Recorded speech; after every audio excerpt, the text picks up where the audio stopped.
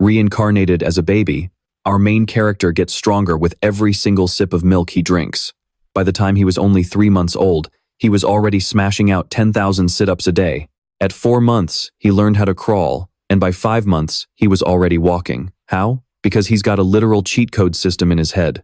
All he has to do is train a specific body part, and its strength will increase infinitely.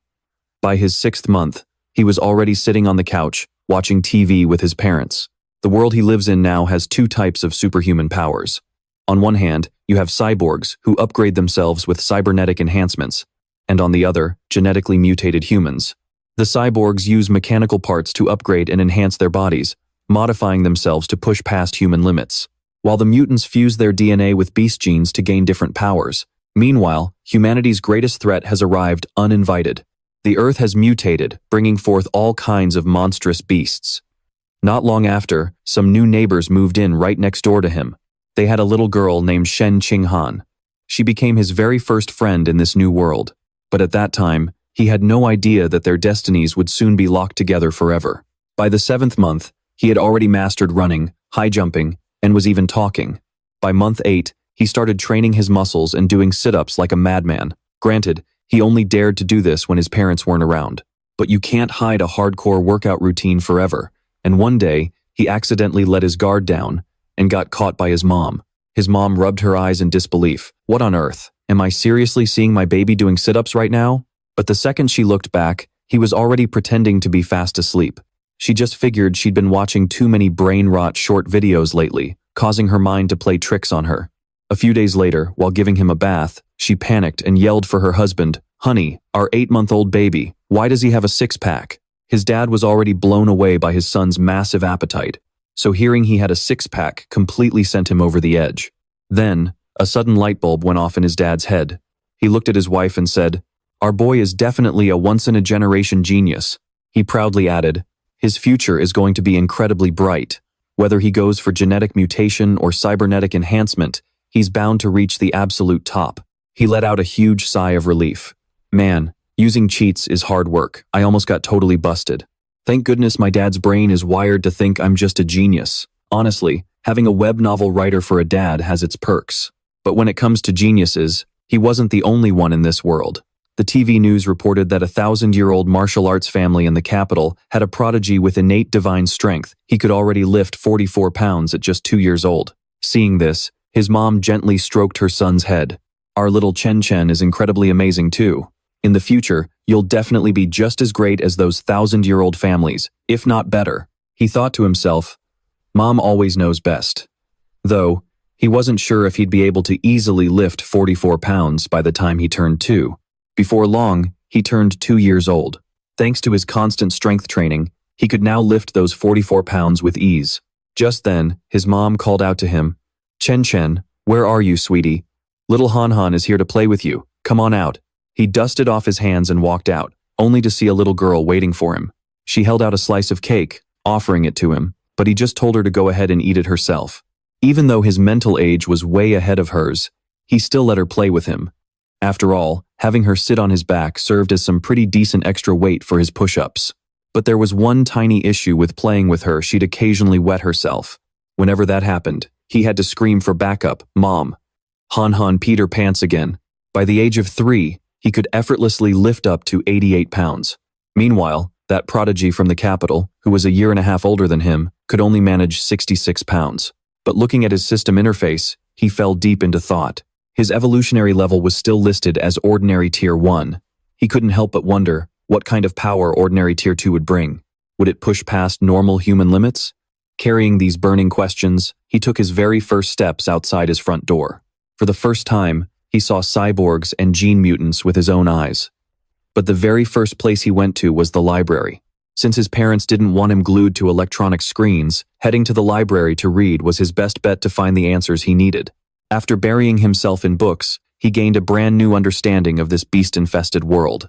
According to ancient stone tablet records, the creatures of this world are divided into 6 distinct tiers: ordinary, advanced, rare, epic, legendary, and mythical. On top of that, each tier has 9 separate stages. Regular humans start at ordinary tier 1. In the face of higher tier creatures, they're nothing more than mere ants. It looks like he needed to speed up his training. That was the only way he'd survive in this dangerous world. Ding, the system chimed. You are reading. Mental power +1, comprehension +1, knowledge +1. Achievement unlocked. Read 100 million words. Reward. Obtained the evolutionary attribute, celestial wisdom. His progress was currently at 10.86 million words. The system knew him all too well. The moment he finished reading, it immediately set up his next mission, protagonist. After that, he begins training both his mind and body. He reads while doing sit-ups, and by 4 years old, he's already devoured 43,960,000 words. Not long after, our protagonist starts going to kindergarten like any other kid. Shortly after starting, he smoothly breaks through to the second stage of the common realm. By this point, he can lift 80 pounds with just one hand and make a vertical jump of 1.2 meters. He can sprint 100 meters in 11 seconds. Meanwhile, poor Han Han keeps wetting her pants, earning her the constant mockery of her classmates, who dub her the bedwetting queen. Seeing this, our protagonist steps in immediately. He leaps onto the teacher's podium and roars, "All of you, shut the hell up. If anyone dares call her the bedwetting queen again, I'll make sure you wet your pants every single day." The other kids are terrified and burst into tears, while Han Han looks up at him with pure adoration. Ding! The system notification rings. You have unleashed your domineering aura, terrifying all your classmates. You have successfully unlocked the title, Kindergarten Boss. Achievement. Dominate the 9 years of compulsory education. Title Kindergarten Boss unlocked. Elementary school boss locked. Middle school boss locked. Our protagonist didn't expect that a simple shout would trigger a brand new quest. The previous quest isn't even finished, and a new one has already appeared. It seems he can have multiple quests active at once, which is actually a great thing. Not long after, he successfully completes the reading quest and receives a biological trait reward, innate wisdom of a celestial. From that moment on, our protagonist works tirelessly, studying and training his way to the absolute peak of life. In the blink of an eye, he and his classmates turn 7, and they successfully receive their kindergarten graduation gifts. During the summer break before starting elementary school, he trains relentlessly, constantly pushing his limits and boosting his strength. Now, his physical power allows him to lift 200 pounds with a single hand, and his vertical jump reaches 2 meters. His 100-meter sprint drops to just 8 seconds. Boosted by his innate wisdom of a celestial, he even manages to master the entire elementary school curriculum in his free time. Before long, he finally embarks on his elementary school journey. Since he's already studying middle and high school material, sweeping all the elementary school academic competition rewards is a complete walk in the park. But the rewards are pretty lackluster. The only real highlight for him is working toward unlocking his next boss title. In his spare time at school, he often tutors Shen Qinghan. Although Shen Qinghan isn't some God-gifted prodigy, her hard work and obedience pay off, earning her second place in the class by the end of the term. And first place, of course, goes to our protagonist. To speed up unlocking his boss title, he doesn't just study, he also dominates athletic events, shattering every single school record in the process. Just when he thinks his school days will be a peaceful, repetitive routine until graduation, a very peculiar transfer student joins his class. What makes her so special is that our protagonist senses an aura on her that definitely doesn't belong to a human. After that, the girl is assigned to sit right behind our protagonist. As she walks past, Shen Qinghan whispers to him, "Xiao Chen, how is her hair so beautiful? She looks just like a flower blooming in the winter cold." But our protagonist is in no mood to answer. He's completely distracted, wondering why on earth Bai Shui carries a non-human aura. Could she be a gene fuser? Or maybe the descendant of one? Over the next few days, as soon as class ends, Bai Shui immediately falls asleep at her desk.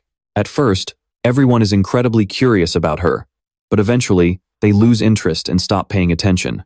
Until 1 month later, when Bai Shui's body begins secreting a strange white fluid. No one knows exactly what the substance is, but it smells awful. And her classmates quickly start avoiding her because of the body odor. One boy goes way too far and pours water over her head, claiming he's helping her wash off because she stinks. You'd think a cold, silent girl like her would snap. But instead, she just bursts into tears. The bullies start laughing hysterically. Han Han can't bear to watch, so she turns to our protagonist, hoping he'll help Bai Shui. Even though he still hasn't figured out the new girl's true identity, he decides to step in anyway. Our protagonist rests a heavy hand on one of the boy's shoulders and says, Hey, wipe the water off Bai Shui's desk, right now. The kid turns pale with fear and stammers, no problem, I'll clean it up right away.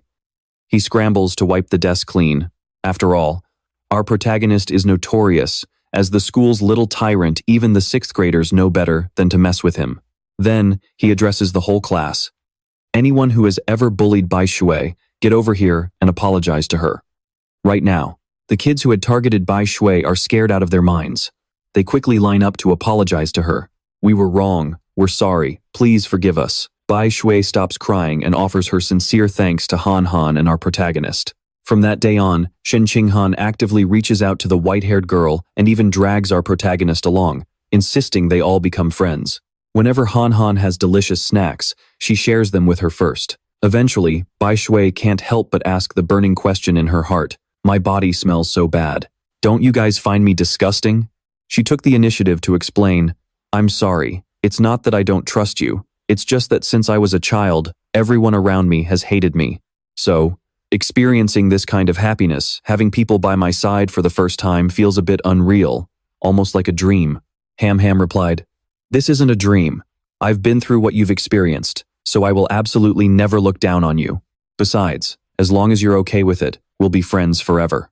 Having gone through a similar ordeal, the bedwetting king fully understood how Bai Shui felt. Bai Shui hugged Ham Ham tightly, tears streaming down her face. Thank you so much, guys.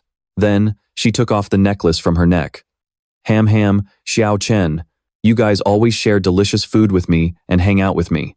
So, I have something I want to give you too. This is a beast's tooth my mom gave me last year as a birthday gift. Now, I'm giving it to you guys. I hope you don't mind it, and I hope we'll be friends forever. Ham Ham accepted the beast's tooth with both hands, then happily said, We'll be best friends forever. Just when Shen Qingham thought their friendship would last forever, the unexpected happened. A cyborg helped Bai Shui complete her transfer paperwork. On top of that, the MC overheard the principal mentioning that her files were classified as top secret. From this, it was clear that Bai Shui's background was anything but ordinary. From that day on, the MC never saw Bai Shui again. Perhaps she was just a passing stranger in his life. Unlike Bai Shui's departure, what happened next was what really caught the MC's attention. The capital prodigy he had been keeping tabs on had successfully fused his genes at just 12 years old. Now, he could lift half a ton with a single hand. This took the MC by surprise. How could someone so young have already undergone gene fusion? Previously, this prodigy could only lift a 100-pound weight with one hand. But right after his gene fusion, he could instantly lift 500 pounds, a 5-fold increase in strength. Yet, the MC was only 8 years old, and even without undergoing gene fusion, he could already lift 300 pounds with one hand. In terms of raw potential, he was clearly a step ahead. The MC had planned everything out this way, and felt incredibly confident about his future.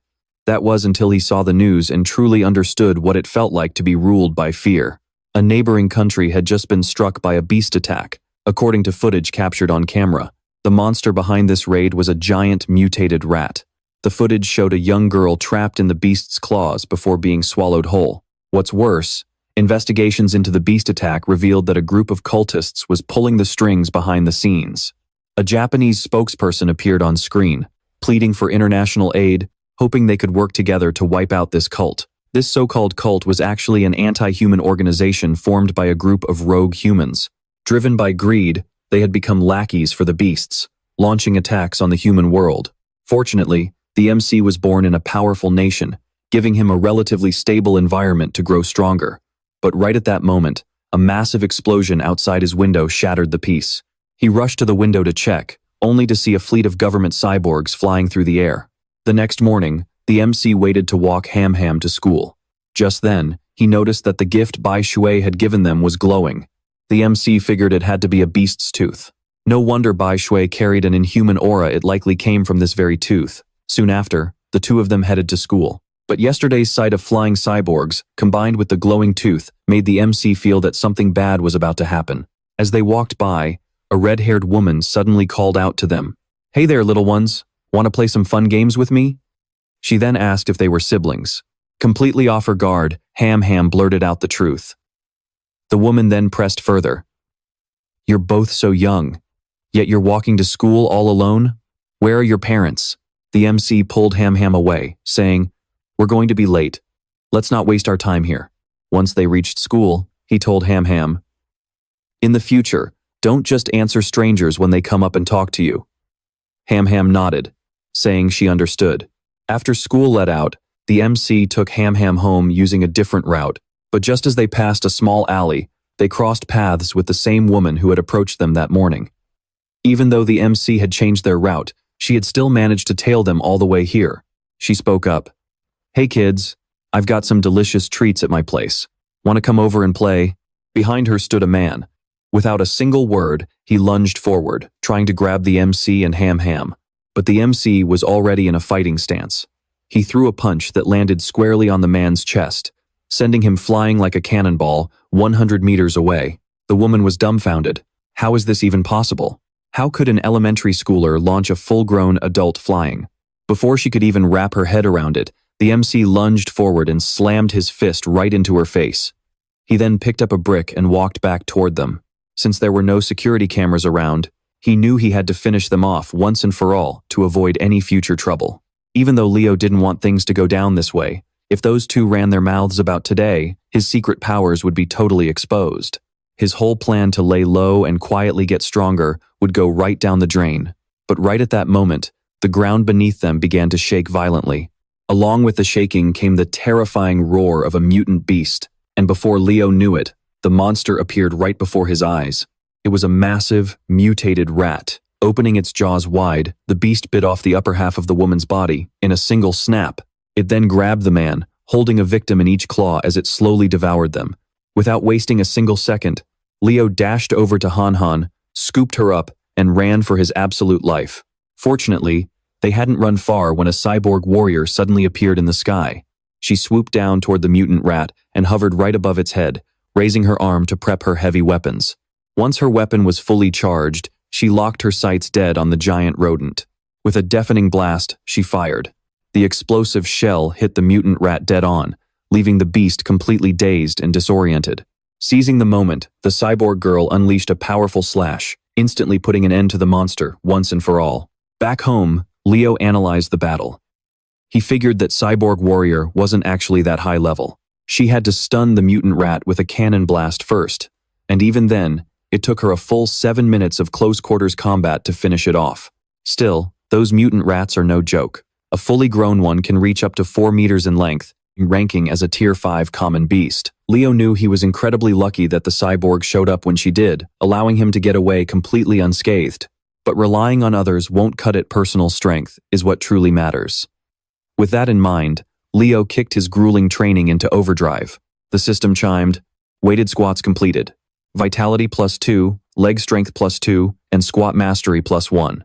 Not long after, Leo and Han Han celebrated their 9th birthday. After making their wishes, they exchanged gifts. Leo handed Han Han a beautiful hairpin. He had hand-carved it himself in a single night, using the crazy focus he got from upgrading his celestial wisdom root. Time flew by, and before they knew it, they both graduated. Right then, the system popped up a notification. Title unlocked. Elementary school boss. If he could just unlock the middle school boss title next, he would gain the powerful Law of the Jungle passive attribute.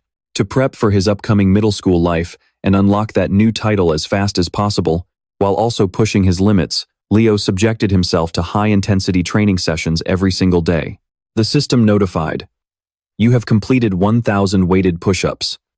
Vitality +2,000, arm strength +2,000, chest strength +2,000, and push-up mastery +1,000. By the time school was about to start, Leo had successfully broken through to Tier 3 Common Beast level.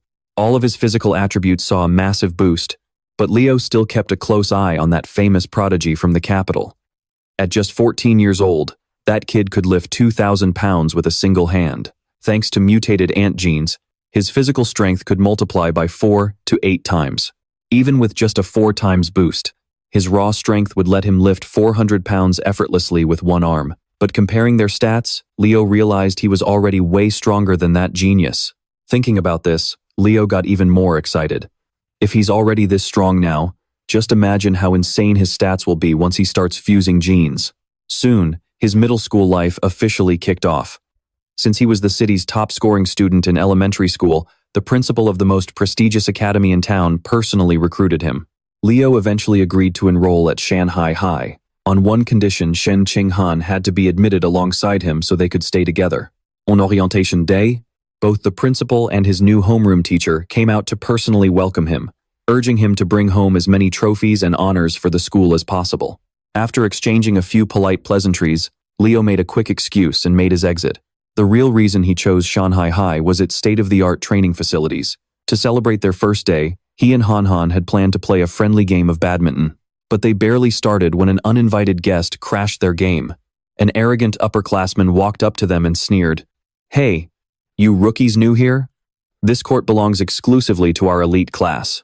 His two sidekicks joined in, tossing trash talk at Han. Hearing them insult her, Leo's expression instantly darkened. "Hey, you seniors.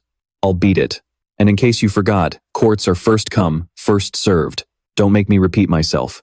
The punk scoffed. "Who says that's a rule? Today, I don't care if God himself shows up, this court is ours." Leo didn't waste his breath. He tossed the shuttlecock high into the air and smashed it straight at the bully. The shuttlecock tore through the air with a deafening sonic boom, shredding the senior's racket and blasting his hat right off his head. The three seniors froze in absolute terror. That speed. Is he even human? Could he be a gene-fused warrior? But he looks way too young for that. If we actually try to fight this kid, he'll crack our skulls open. Terrified, the bullies quickly lined up and bowed deeply to Leo. "We are so sorry, boss. Please forgive us." With that, they turned tail and bolted. Word of his stunt spread like wildfire across the school, and after that, absolutely nobody dared to mess with Zikin anymore. In class, since he'd already mastered the entire high school curriculum, he spent his hours reading advanced external books, and after his nightly training, he'd go online to master all kinds of new skills. Thanks to the boost from his celestial comprehension, Zikin quickly taught himself photography, cooking, driving, swimming, wilderness survival, and so much more. To speed up unlocking the high school overlord title, he didn't just top every single subject, he also represented the school in competitions, bringing home major awards in math, physics, chemistry, computer science, and more. The only reason he didn't take the absolute top spot in every single category was to avoid turning heads. But even by the end of the first semester, he was shocked to find the title still hadn't unlocked. And because of his stellar performances, thousands of girls were totally head over heels for him. But honestly, he couldn't care less about any of that. Aside from tutoring Shen Qinghan, Zichen shifted his entire focus to the school's upcoming athletic events. He figured that winning major school sports titles might finally trigger the unlock for the high school overlord achievement. For this sports meet, he signed up for just 3 events: shot put, high jump, and the sprint. These 3 represented the ultimate test of strength, endurance, and speed. Mastering these 3 meant he basically dominated the entire physical education spectrum. Even though he held back during the matches to keep things from looking too absurd, securing first place was still an absolute breeze. Just as Zikin swept up all the gold medals, he suddenly felt a powerful surge of energy coursing through his veins. The system chimed in, "Notification. Your academic and athletic achievements both rank number 1 in the school, completely overshadowing every other student. Successfully unlocked the title, High School Overlord. 9-year compulsory education completed. You have acquired the attribute, Survival of the Fittest. System description. Your life essence stands above all creation. Devouring the life essence of other living beings will accelerate your own evolution." Zikin rubbed his chin in deep thought. Life essence. What on earth does that actually mean? Suddenly, Qinghan ran up from behind, calling, "Zichen, wait for me." He froze, his eyes widening as a realization hit him. "Aha, that's it." Pointing a finger to the side, Zikin asked, "Qinghan, could you let me borrow that beast fang necklace of yours for a second?"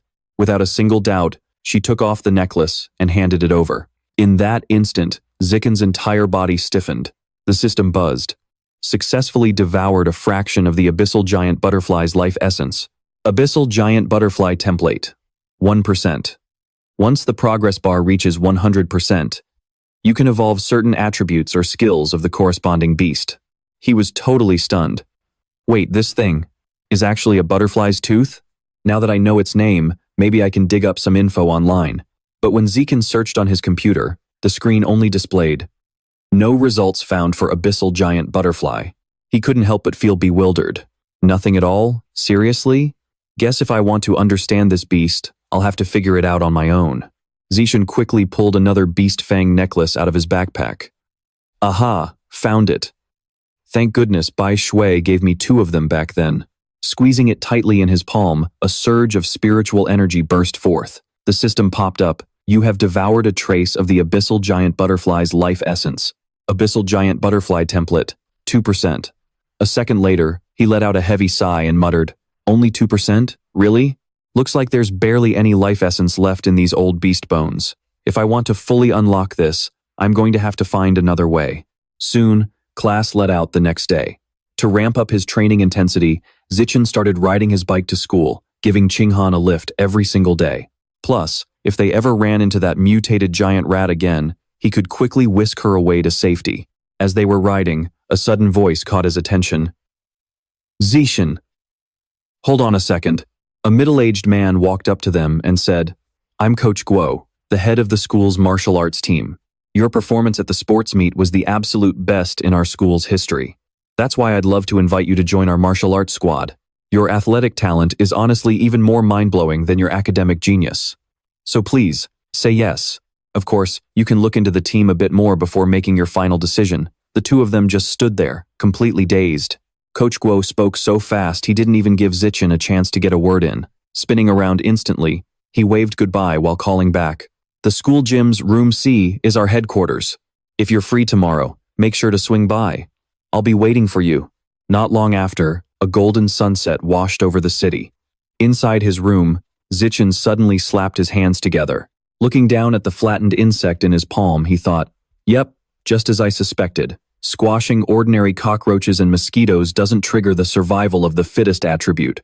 Looks like only powerful, mutated beasts pack enough life essence to be devoured. With that realization, he reached out and grabbed his phone. In a flash, Zichen hopped onto his bike and headed out. With Qinghan sitting on the back, his mind raced, eager to put his theory to the test. So, I decided to head over to the beast meat supermarket inside the mall first to see what they have in stock. Before long, we arrived at the downtown supermarket. Tu Chen picked up a tray of meat, rubbing his chin in deep thought. There is plenty of beast meat here, but since it is all pre-packaged, I can't test my theory without actually touching it. Just as I was wondering what to do, a loud shout rang out. Fresh meat carving starts now. Come grab your cuts, everyone. A big sign immediately caught his eye. Fresh beast meat, completely unprocessed, safe to eat. He couldn't help but smile. He was absolutely thrilled inside. Bingo! The butcher over there is slicing fresh cuts. Tu Chen quickly made his way over, turning back to say, Han Han, wait for me here. I'm going to check out that meat over there. Left standing behind him in confusion, she could only blink and go, Huh? With his eyes sparkling like stars, Tu Chen rushed toward the fresh meat. Han Han probably found it a bit gross. But since I needed to verify my theory as fast as possible, I didn't bother explaining it to her. After all, the truth was right in front of me. The second my hand brushed against it, a surge of strange energy welled up. I was right, after all. Beast meat actually contains an incredibly rich amount of life essence. Seeing him this excited, Qinghan asked curiously, Tu Chen, are you okay? Why is he getting so worked up over a piece of meat? Her face went blank as she asked, Tu Chen, what does beast meat feel like? Is it really that different from regular meat? He scratched his head with an awkward smile. No, not really. It just feels a lot fresher. Do you want to feel it? Qinghan quickly waved her hands. No, thanks. You touching it is more than enough. Tu Chen pointed to another section. Well, since we are already here, let's buy some to taste test. Looking down at the trays of meat, he thought to himself, I can't blame Han Han for being shocked. Beast meat isn't cheap at all. Even the cheapest option, the Shadow Fiend squid, costs nearly 1,000 yuan per pound. Tu Chen picked up a tray of the squid. Let's get this one. Shadow Fiend squid. Qinghan got a little flustered and softly reminded him, Tu Chen, this is way too expensive. Why don't you ask Aunt Xin first before making a decision? He reached out and patted her head to reassure her. Don't worry. My mom told me to buy a bit extra anyway. Tu Chen recalled Xin's instructions. Since you are buying beast meat, go ahead and get a few more pounds. Then invite Han Han over to try it with us. I will transfer the money to you. He pointed to the squid again and added, she is going to whip up a massive feast of beast meat for both our families. Besides wanting to share the food, There was another reason he bought the meat. He was worried that directly absorbing the life essence might cause the meat to spoil. Of course, this was just a guess, so Tu Chen needed to test it on the meat he had just bought. The cashier scanned his QR code.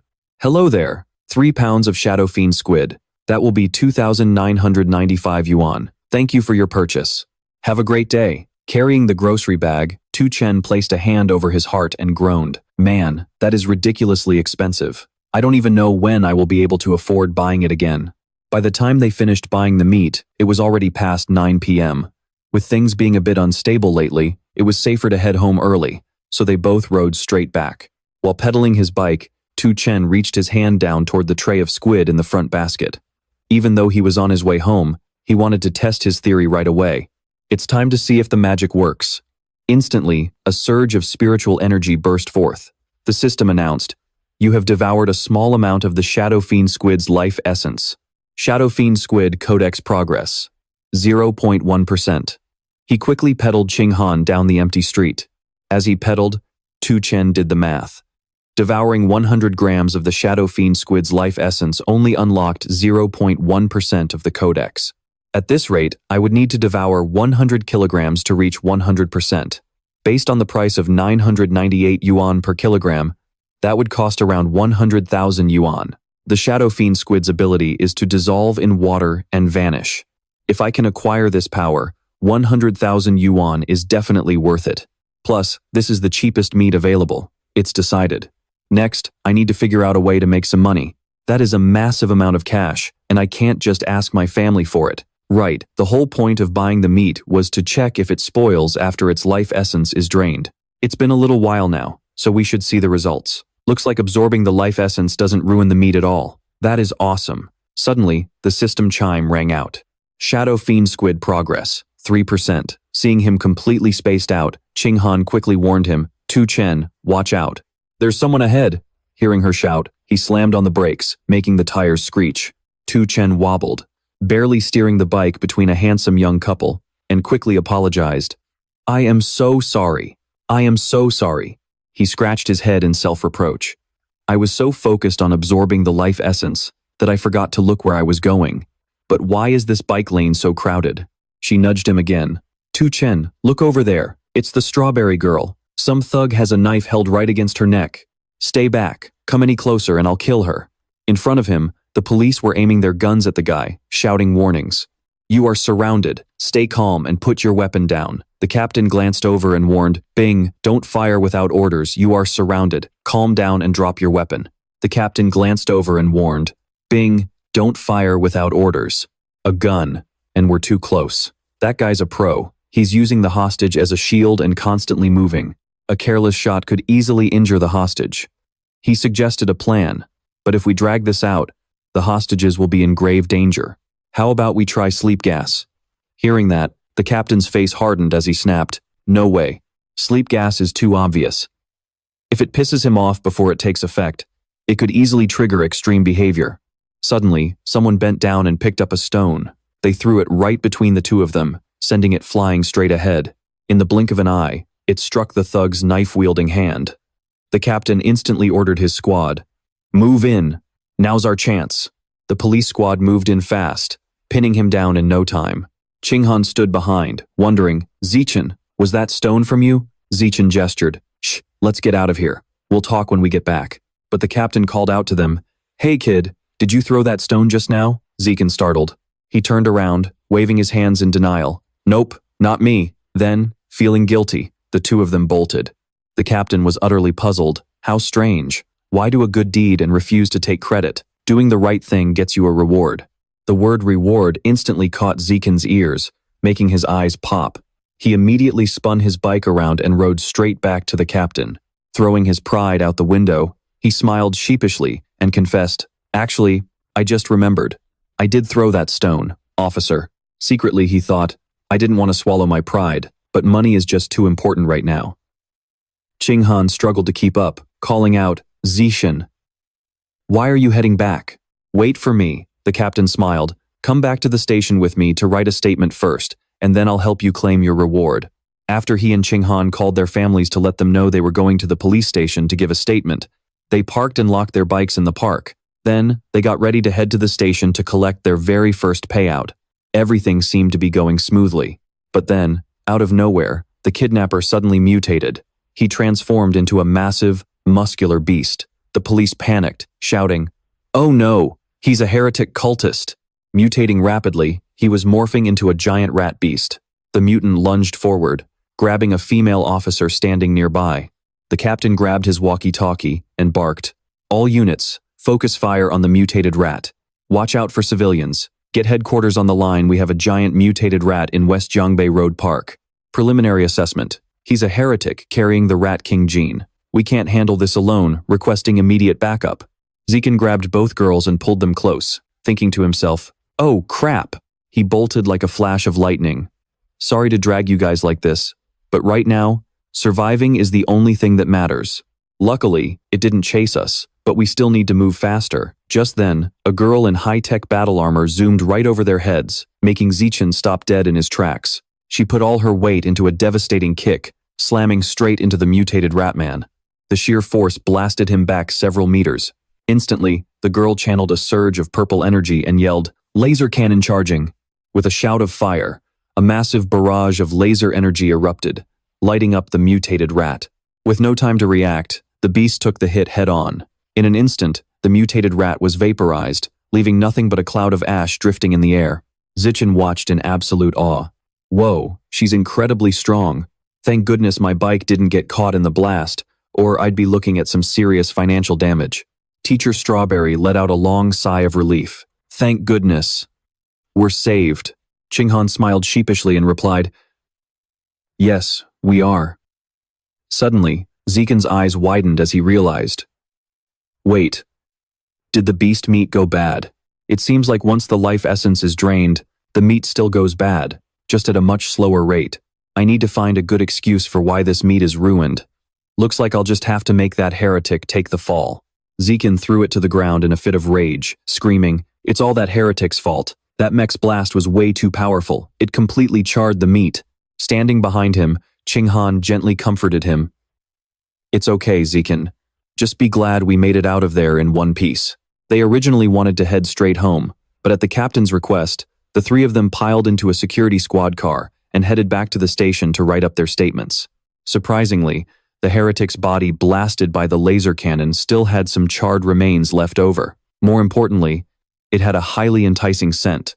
It suddenly hit Zechen. Of course, that horned fang beast from earlier still had some life essence left, which means this corpse must have some too. Does that mean I can absorb the Rat King gene from these remains? He sat in the car, deep in thought. He was just a newly initiated heretic cultist. I wonder how much of the Rat King gene I can actually devour from him. There was only one way to find out. Zekin quietly reached out a finger to touch the glowing red residue, his entire body tensing up in an instant. The system notified, "You have devoured a trace of the giant mutated rat's life essence. Progress on the giant mutated rat illustration has increased by 5%. Zekin was stunned. That much? It seems the freshness of the corpse is directly tied to how much life essence I can absorb.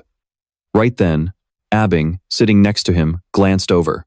Just a heads up, classmate, please sit still and hold on tight. Don't go moving around. 2, then pretended to stretch.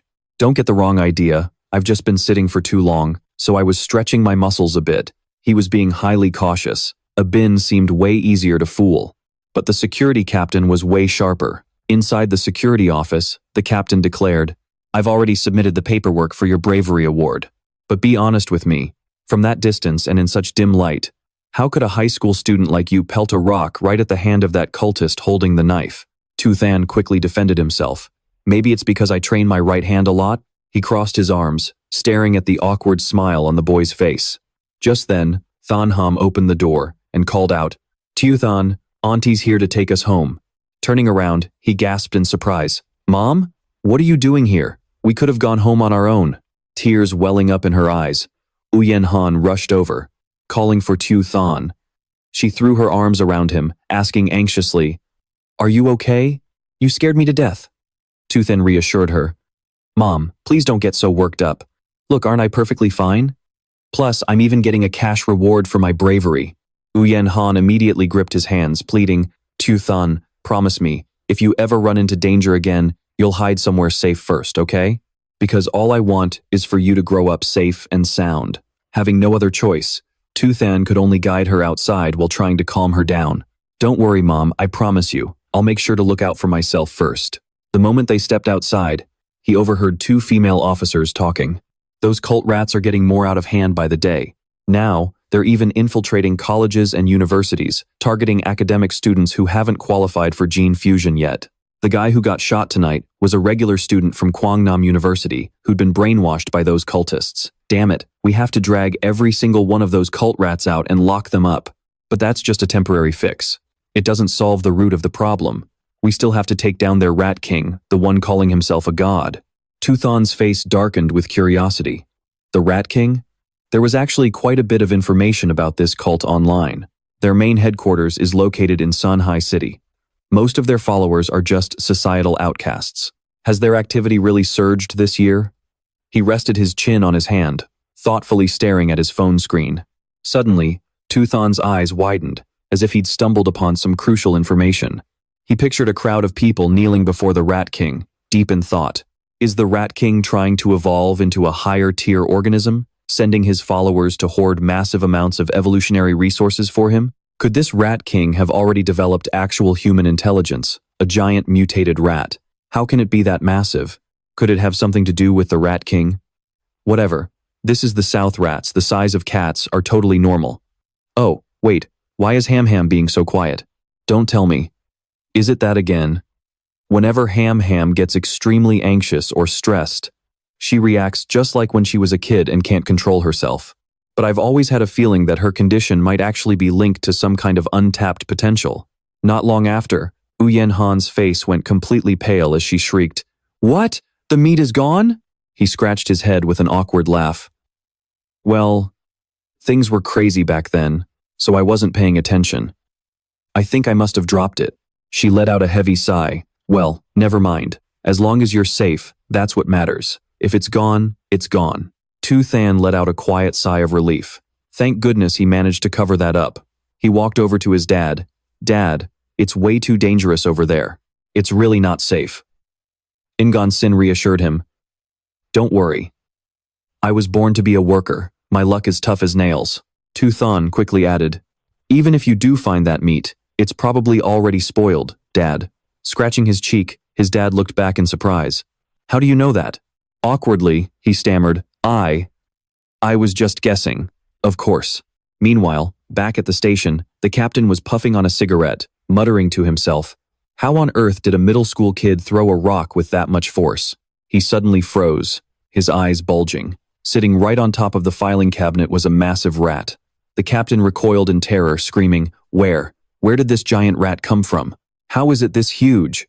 Having spotted its target, the mutated rat immediately lunged down.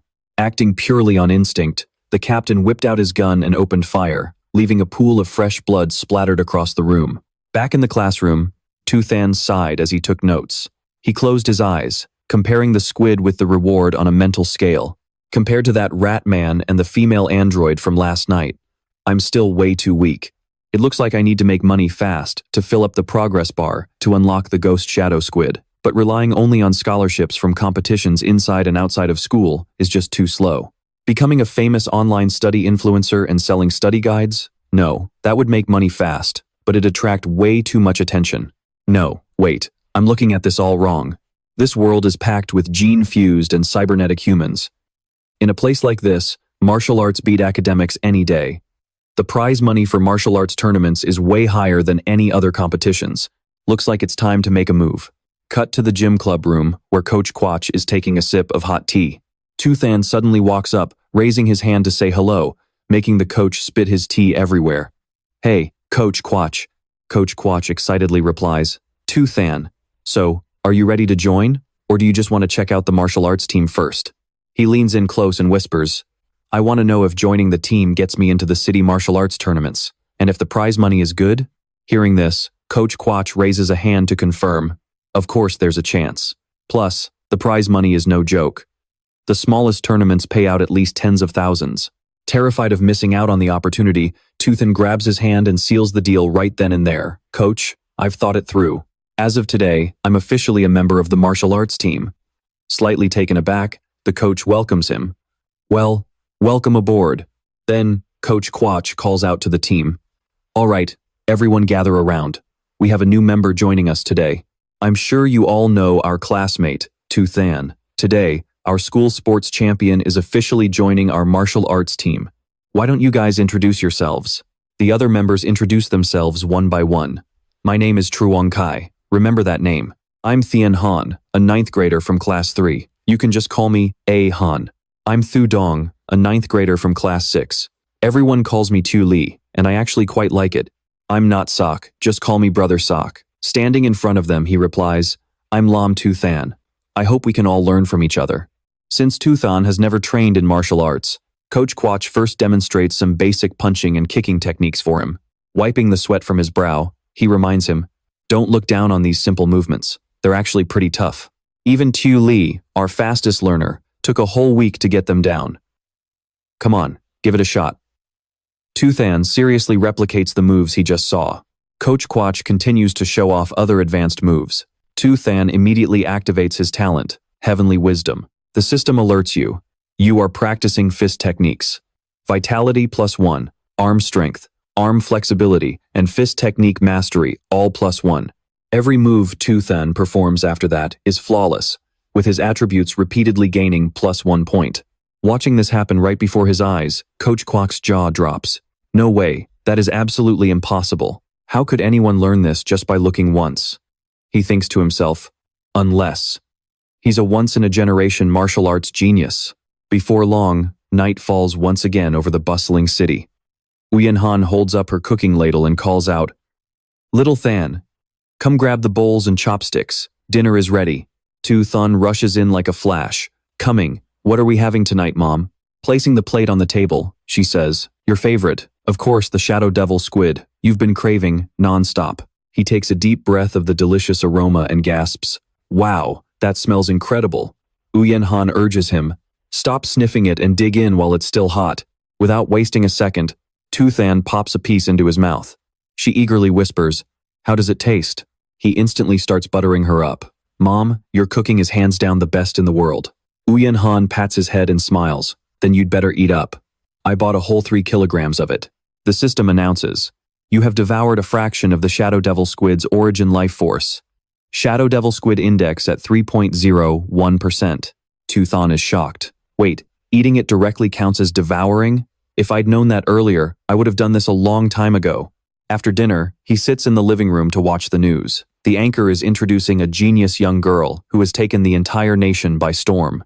At just 14 years old, she successfully fused with an energy core, becoming the youngest cyborg in history. When her energy core is activated, she can effortlessly lift a 2,000-kilogram off-road vehicle with a single hand, sprint 100 meters in just 3 seconds, and jump 8 meters straight up from a standstill. Tu Than rests his chin on his hand, lost in thought. First, the capital's prodigy back then, and now, this genius girl. I wonder who is actually stronger, gene fusers or cyborgs. The news shifts to a tragic report. In other news, Security Captain Ha Xuan Sun was found dead in his office at 11 o'clock last night. According to surveillance footage, he was killed by a giant rat that broke into the security bureau. Remembering his encounter from the day before, he wonders in shock. Could it be the giant rat from last night?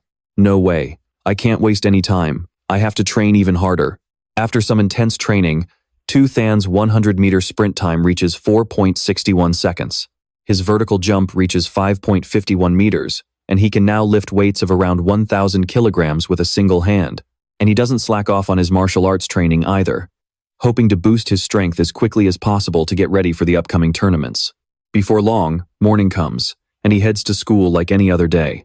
The next morning, Tu Than goes to the gym to learn new martial arts techniques and practice. Out of curiosity, Than Hum tags along with him. Suddenly, an older girl walks up to start a conversation. Hey there, Junior Tu Than. You haven't eaten breakfast yet, have you? I brought you some milk. It's fresh. He walks right past her. No thanks. But I appreciate the thought. Seeing this, another guy was absolutely fuming. Damn it, this jerk stole my championship at the school sports meet, and now he has the nerve to reject a gift from my goddess. Blinded by rage, he rushed over to block his path. Stop right there. Don't you have any manners? If you didn't want to drink it, you could have just taken it and given it to someone else. Like me, for instance. Why did you have to go and hurt her feelings like that, huh? Tu Than calmly retorted. Isn't doing that even more impolite? The guy was left utterly speechless. Then you should just drink the whole thing. Refusing is disrespectful, and being disrespectful is impolite. He calmly replied, but I'm allergic to milk. Refusing to let it go, the guy snapped.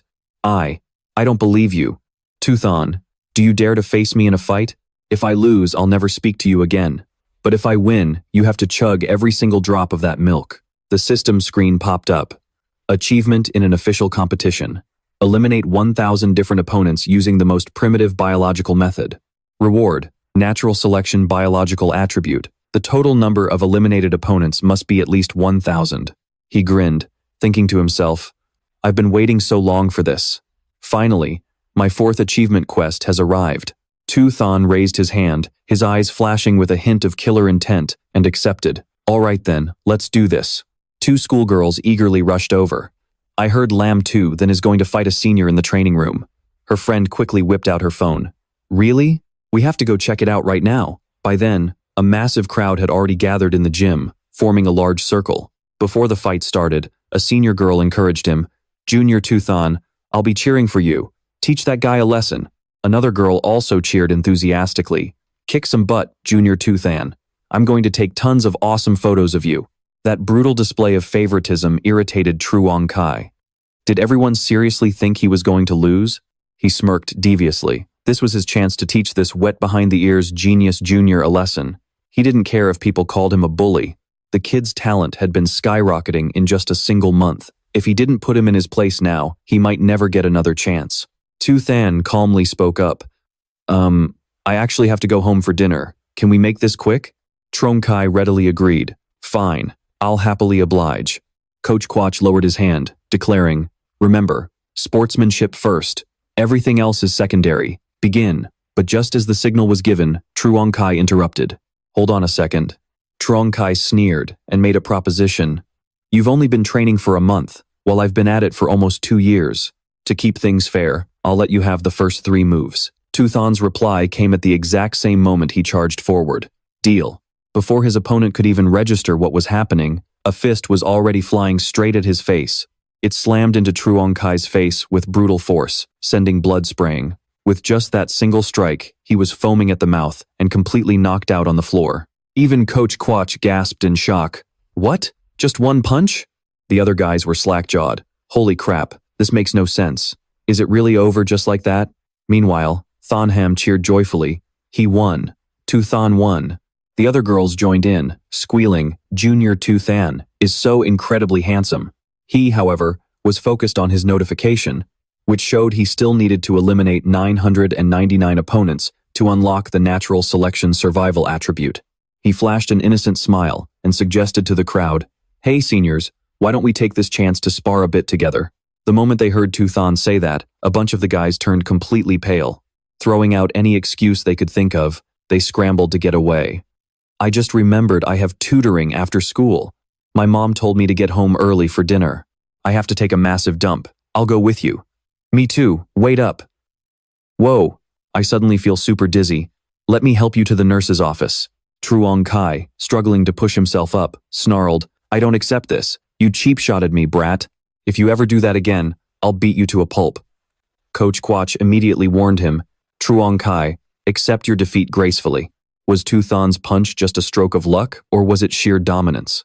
Let's have Tu Li Tu test him out to find out. Hearing his name called made the guy jump in terror. Tu Li Tu, you're up. With no other choice, he reluctantly raised his guard. Pardon me, Junior, but please don't hit me in the face, all right?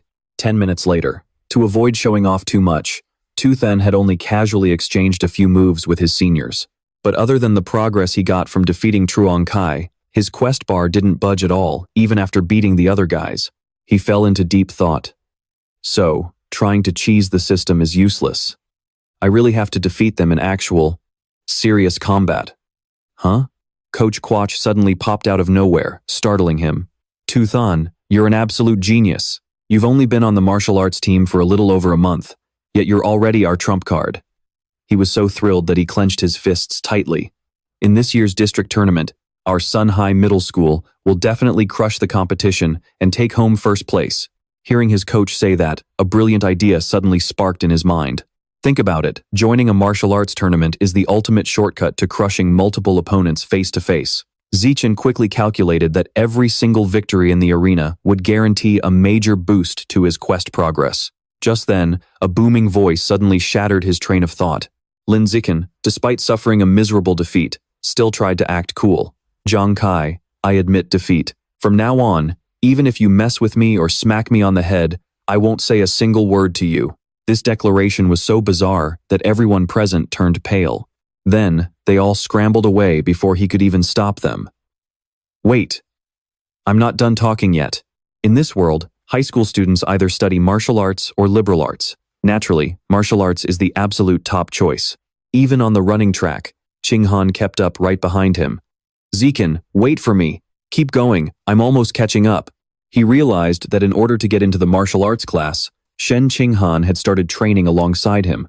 After running 3,000 meters, they would practice martial arts for an hour to sharpen their combat skills. After that, they would do sit-ups and push-ups to build physical strength and stamina. After every training session, he would help Shen Qinghan massage and soothe her sore muscles. But to prepare for the upcoming martial arts competition, Zichen couldn't afford to rest on his laurels. To unlock the natural selection attribute as soon as possible, he had to push himself to the absolute limit. A month later, the day of the competition finally arrived, held in a massive city arena with hundreds of millions of viewers watching. In the contestants' locker room, Coach Guo was reviewing the brackets. "Our Shanghai Middle School got terribly unlucky. We drew the group with Shanghai High School, number 1, the strongest team here." With all this heavy information, Zhang Kai felt even more discouraged. This year, High School number 1 has a total beast who can sprint 100 meters in under 9 seconds. "We're definitely going to get pulverized." While everyone was feeling down, Zichen stepped up. "Coach, I want to go first." Having no other choice, Coach Guo reluctantly agreed.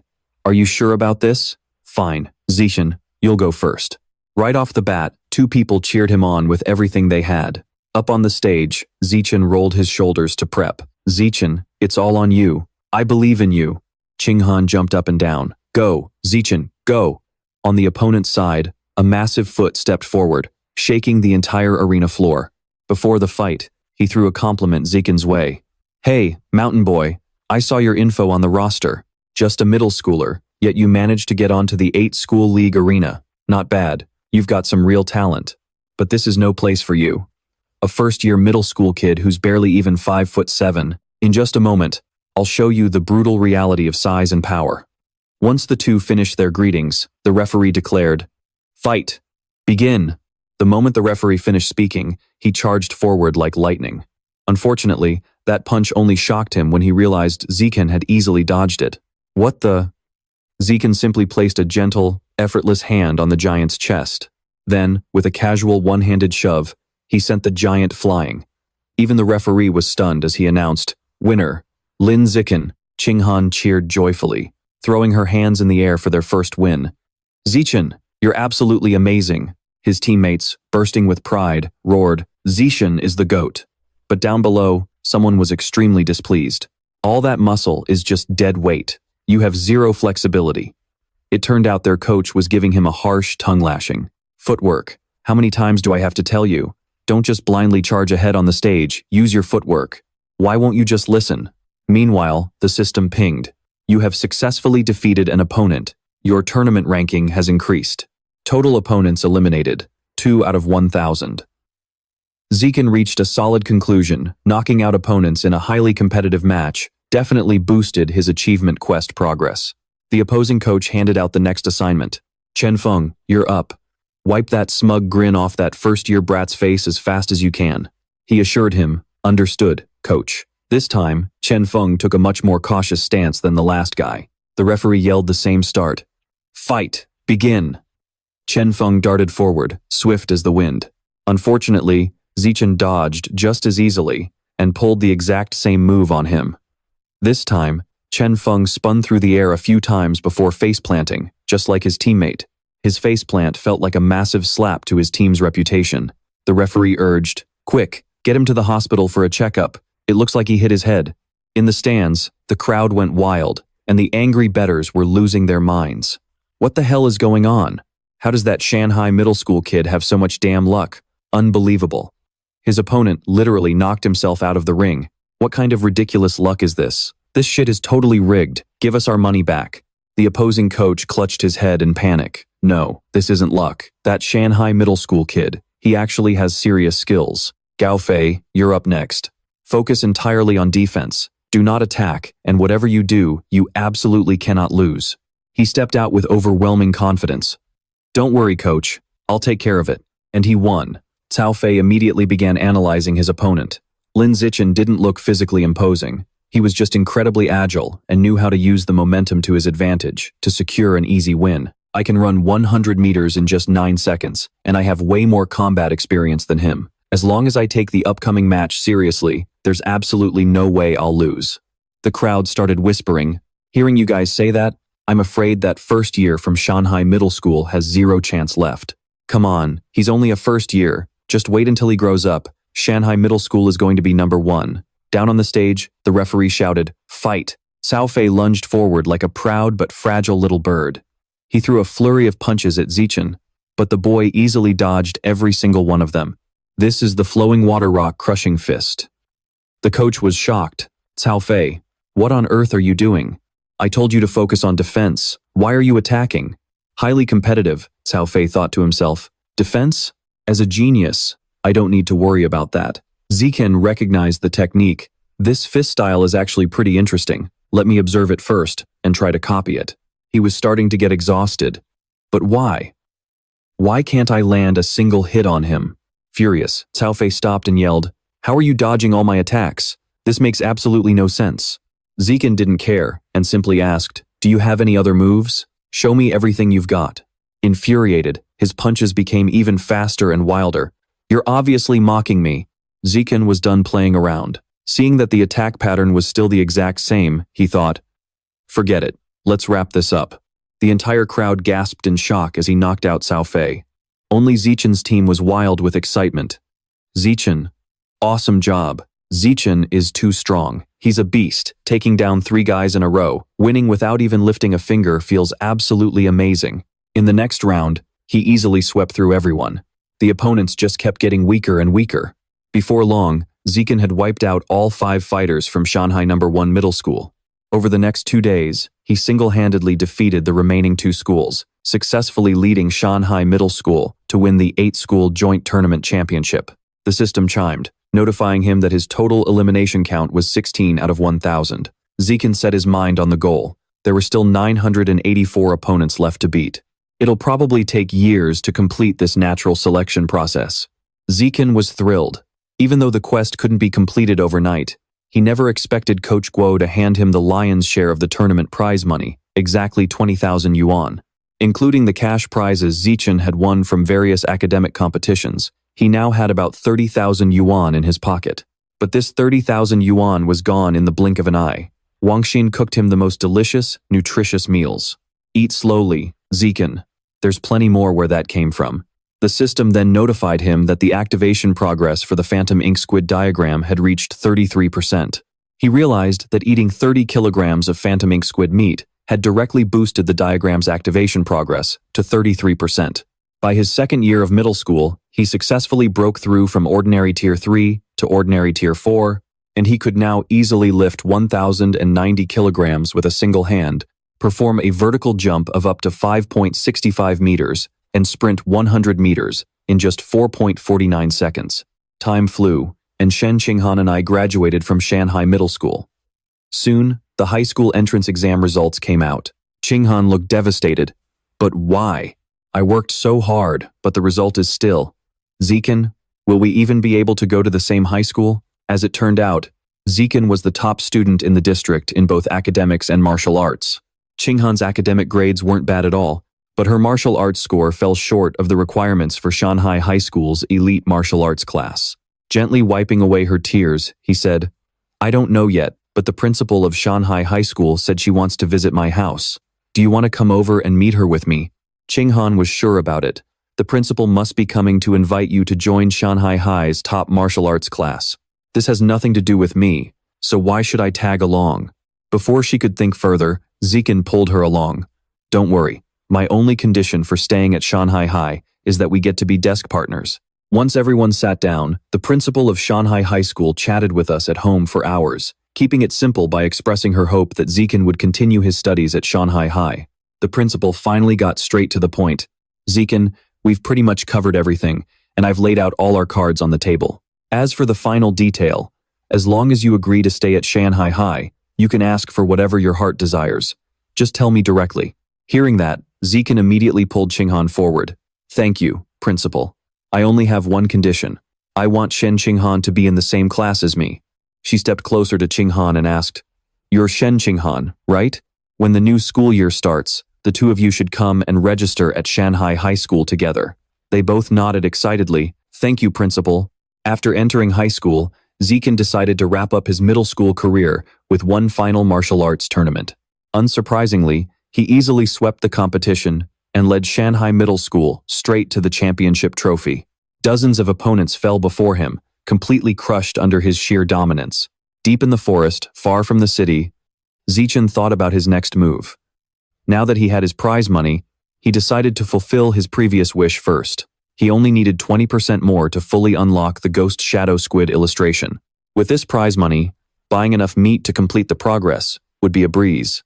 The system announced, Ghost Shadow Squid illustration progress has increased by 80%. Since Zichen didn't know what would happen once the illustration was fully unlocked, or if any uncontrollable events would occur, he had purposely traveled to the mountains surrounding Shanghai City. Without wasting another second, Zichen prepped himself and got to work. No time to lose. Let's do this. The system screen popped up. You have devoured a massive amount of the Ghost Shadow Squid's life essence. He was overjoyed, though a look of surprise crossed his face. The Ghost Shadow Squid illustration progress had reached 100%. You have successfully unlocked the Ghost Shadow Squid illustration and acquired the biological attribute, Water Melding Trait. The Water Melding Trait significantly enhances your affinity with water, allowing you to move through it freely, like a ghost. But Zichen was a little disappointed. Why does this water melding trait seem kind of useless? I need to test it out in a nearby pond right away. I notice my skin doesn't get wrinkly, even after staying in the water for a long time. And I can clearly feel that the water's resistance has dropped significantly when I swim. But is there really nothing else to it? Well, I guess that makes sense. The Ghost Shadow Squid is just a low-level monster, barely even worth fusing genes with. If I want better biological traits, I can just save up and buy them later. Sooner or later, I'll get them all. Or, once I grow stronger, I can hunt mutated beasts and devour them myself. Zichen clenched his fists with determination, thinking of creatures like the mutated giant rat. A few days later, Zichen and Qinghan went to the beach. With less than 1 week left before the new school year began, his mother and Shen Qinghan's family had planned a joint vacation. Wanting to research his water-melding trait further, he had suggested going to the beach. Shivering, Qinghan hugged herself and warned him, Zichen, the water is freezing. Submerging himself, Zichen coaxed her. It's always like that when you first get in. Just take it slow and ease into it. You'll get used to the temperature soon. The system chimed, You are diving. Vitality, full body muscle strength, overall muscle coordination, water affinity, oxygenation capacity, water pressure resistance, and diving skills have all increased by 1. Qinghan refused, complaining, Zichen, stop swimming off on your own. Come over here and teach me how to swim. Only then did Zichen realize, oh right, Qinghan didn't even know how to swim yet. He stopped and swam back. With that, Zichen began to patiently teach her. But knowing Shen Qinghan's athletic talent was pretty average, he figured it would take a miracle for her to actually pick it up. But Zichen was instantly proven wrong. Qinghan ended up swimming better than a fish. Look, Zichen, is swimming seriously this easy? I learned it in like 2 seconds. Not only that, but she could hold her breath underwater for an incredibly long time. Qinghan soon realized, wait, can I actually dive? Zichen jumped as she suddenly popped up right in front of him.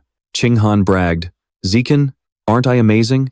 I always hear people say it's hard to open your eyes underwater because the salt burns, but I don't feel any discomfort at all. It actually feels super cool and refreshing. Zichen stared at her, scratching his chin in deep thought. Shen Qinghan's affinity for water is certainly impressive, but there's no way she could master all these swimming techniques in one go. This is way too abnormal. Suddenly, a realization hit him. Wait, That's not right. Memories of her constantly wetting the bed as a kid flashed through his mind alongside her current swimming prowess. Zikin thought, could the real reason Shen Qinghan kept wetting her bed be that she was born with an innate water attribute? That is absolutely mind-blowing. Maybe in her past life, Shen Qinghan possessed some kind of legendary cultivation physique, just like in those Shanja web novels. The two of them continued swimming together.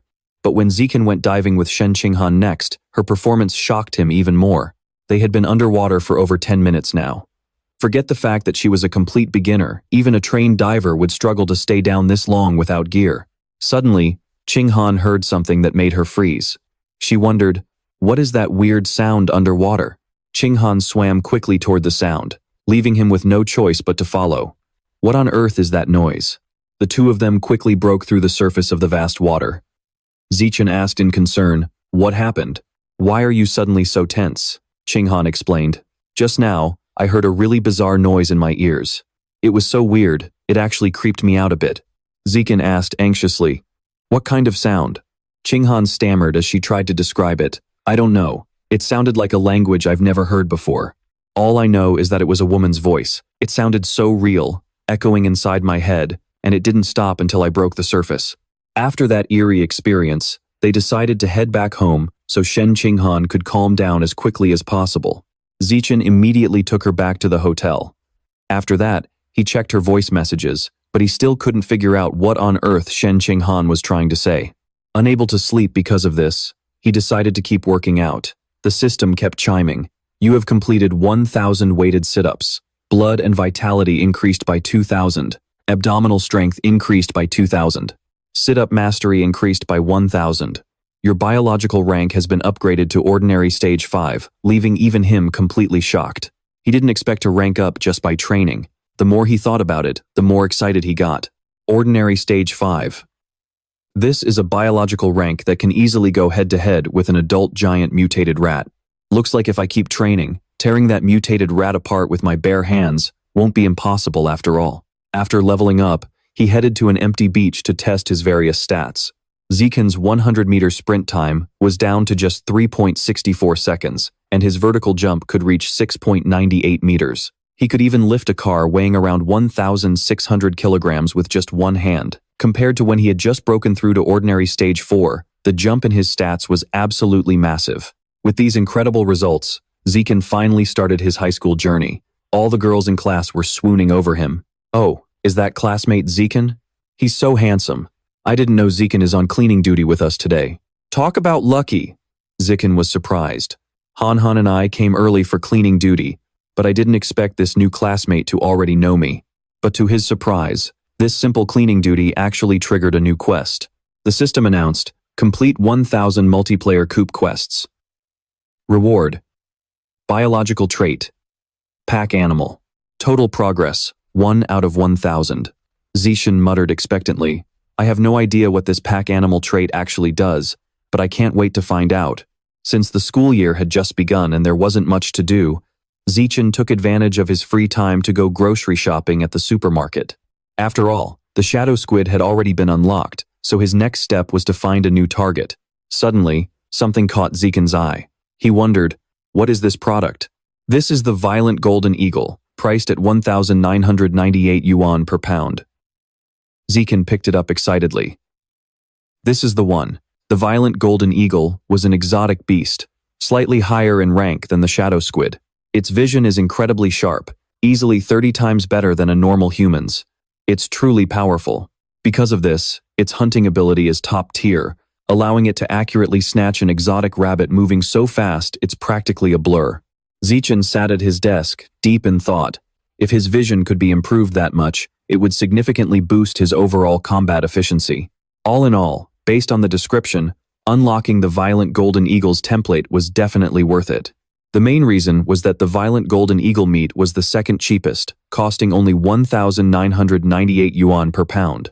He then accessed the system to unlock it and check its functions. Zikin was surprised.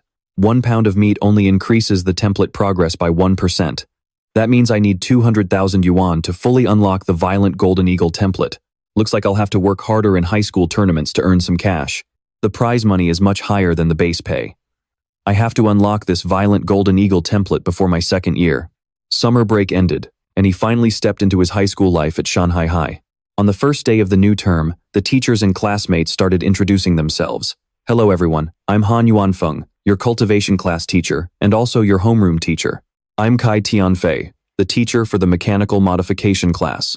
I'm Liu De, your gene fusion teacher. And I'm Cheng Bei, the instructor for the wilderness survival course. Next, it's your turn. Hello everyone, my name is Chu Yu Shi. My specialties are music, chess, calligraphy, and painting. My name is Zhang Yijia. I like watching anime, cosplaying, and playing sports. My name is Peng Huoguang. In my free time, I just like staying home and playing video games. Soon, it was Shen Qinghan's turn to introduce herself. With so many eyes on her, she felt extremely nervous. Hello everyone, my name is Shen Qinghan. I usually enjoy drawing and painting, and I hope we can all get along. His self-introduction was probably the shortest of all, completely unmatched in its brevity. Hi, my name is Lin Zikin. Nice to meet you all. Time flew by, and as soon as everyone finished their introductions, the bell rang, signaling the end of class. Chu Xin piped up and asked her, Qinghan, what score did you get on the high school entrance exam? Surprised, Qinghan turned to look at her. She shyly replied, I got 709 points. What about you, Chu Xin? She said excitedly, that's amazing. You scored 10 points higher than me. I only got 698. So, what did you get on the physical fitness test? I did really badly on mine, only scoring 95 points. It was terrible. Hearing this, Qinghan felt a wave of dread. With a maximum physical test score of 100, scoring a 95 made her an elite among elites. Meanwhile, I only got 79 points, which is 11 points below the standard. There is absolutely no way I can say that out loud. She squeaked. I didn't do as well as you. Chu Xin pressed on. So what was your score? 94? 93? Qinghan's voice trailed off in disappointment. Even lower than that. She pried even deeper. Is it 92, 91, or 90 points? While Chu Xin was rattling on, someone suddenly slammed their hand on the desk, startling her. Tu Than stepped right up and pulled out his phone. Hey, can I add you on WeChat? So Tam blushed instantly. Sure, let me scan your code. Her heart was absolutely racing. She couldn't believe her luck. This handsome guy was actually making the first move. What kind of crazy good fortune was this? Meanwhile, Tu Than and Than Ham exchanged a quick look, and she was secretly thrilled. Thank goodness Tu then stepped in to save her. If those awkward questions had kept coming, she wouldn't have known what to say. It would have been so embarrassing. Right after that, Tu Than went around with his phone. Havu, let's add each other on WeChat too. The guy nodded. Sure. Go ahead and scan mine. Once they were all connected, Tu Than created a 4-person group chat. Just like that, Tu Than had unexpectedly completed another multiplayer co-op quest. Honestly, this mission was so easy it was practically a walk in the park. With the group chat set up, they all started getting to know each other. It turned out Ha Vu was from the neighboring Nam Quan city. He was the heir to a prominent martial arts family and had already won 8 awards, bringing honor to his family name. As for Li So Tam, her family owned a major clothing chain with tons of branches across the district, making her a certified rich girl. Tu Than and Tham Than Ham also shared a bit about their own backgrounds. Before long, the 4 of them became a tight-knit squad who could talk about absolutely anything. Just as they were about to wrap up their chat, Havu spoke up. Hey, who do you guys think is the strongest person in our class? You guys will definitely never guess it. So Tam pointed her finger and said, my money is on Tu Than. I bet he's the strongest. After all, he got the highest score in our district's high school entrance exam. Havu was stunned. Whoa, Tu Than, you're that much of a beast? But even the district's top scorer might not measure up to these guys. Seriously, you won't believe it. Our class has 2 absolute monsters. The principal spent a fortune recruiting them all the way from Nam Quan City. First, there's Vuong Thu Kiat, that guy sitting by the window in the 3rd row on the left. He was the top scorer in all of Nam Quan district. His 100-meter dash is a crazy 7.89 seconds. Then there's that giant of a guy, Lu Kuang, sitting on the right side of the back row. That guy was born with monstrous strength. He can easily bench press 300 kilograms with just one hand. Than Ham looked impressed. Wow, that sounds incredibly powerful. So Tam gasped, covering her mouth in shock. Are you for real? Tu Than let out a quiet sigh of relief. Hearing those stats actually made him feel a lot better. A 7.98-second dash and lifting 300 kilograms? Honestly, those were elementary school level numbers for him. Before long, the bell rang again, and it was time to hand out the textbooks. There were 4 books, each corresponding to one of the 4 core courses. Since Tuthan had already self-taught himself all 4 subjects back when he was a kid, he decided to find a quiet, secluded spot to cultivate during his free time. After all, the threat of the rat god cult was still looming over them. The police had only captured the low-level cultists so far, but traces of the Rat King were still popping up everywhere. Because of this, he knew he had to push himself to break past Tier 6 so he would be strong enough to face them head-on. That afternoon, their first practical class was wilderness survival, preparing them for future explorations. The instructor asked, "Does anyone here know how to start a fire by rubbing 2 pieces of wood together?" Havu muttered, "Nobody uses that skill in real life anyway. Who'd waste time learning it?" But he was immediately slapped in the face by reality when he saw other students already doing it. The teacher looked on, absolutely thrilled. "Well, look at that. How are you two so incredibly skilled at this? So just rubbing 2 pieces of wood together is enough to start a fire?" Lu Kuang smirked proudly. "Sir, back in middle school, I took a summer extracurricular course specifically to learn this," Thu Kiat chimed in. "And I self-taught myself online when I was still in elementary school." Once the 2 boys from Namquan City finished their demonstration, the rest of the class began practicing on their own. It didn't take long before Tuthan also showed his teammates how to easily friction light a fire by working the wood together. After that, the martial arts class basically became a personal stage for the 2 guys from Namquan City to show off. Vianfong announced, "Today, I will teach you a special breathing cultivation technique," but right on cue, the 2 of them shouted in unison, "Instructor, we already learned that one." Even though they looked a bit ridiculous showing off, they indeed knew their stuff. As for Tuthan, even though he had already mastered all of this, keeping a low profile was his golden rule. In the blink of an eye, over a month had passed. Nguyen Phi addressed the class. "It's been over a month since the new school year started, so it's time to test your progress. For this exam, I've set up some cash rewards. First prize is 888 yuan. Second prize is 666 yuan. And third prize is 333 yuan. Tuthan was genuinely surprised. He didn't expect a cash prize, especially with the top spot getting 888 yuan. That reward was incredibly generous. It was almost enough to buy half a caddy of ferocious giant condor meat.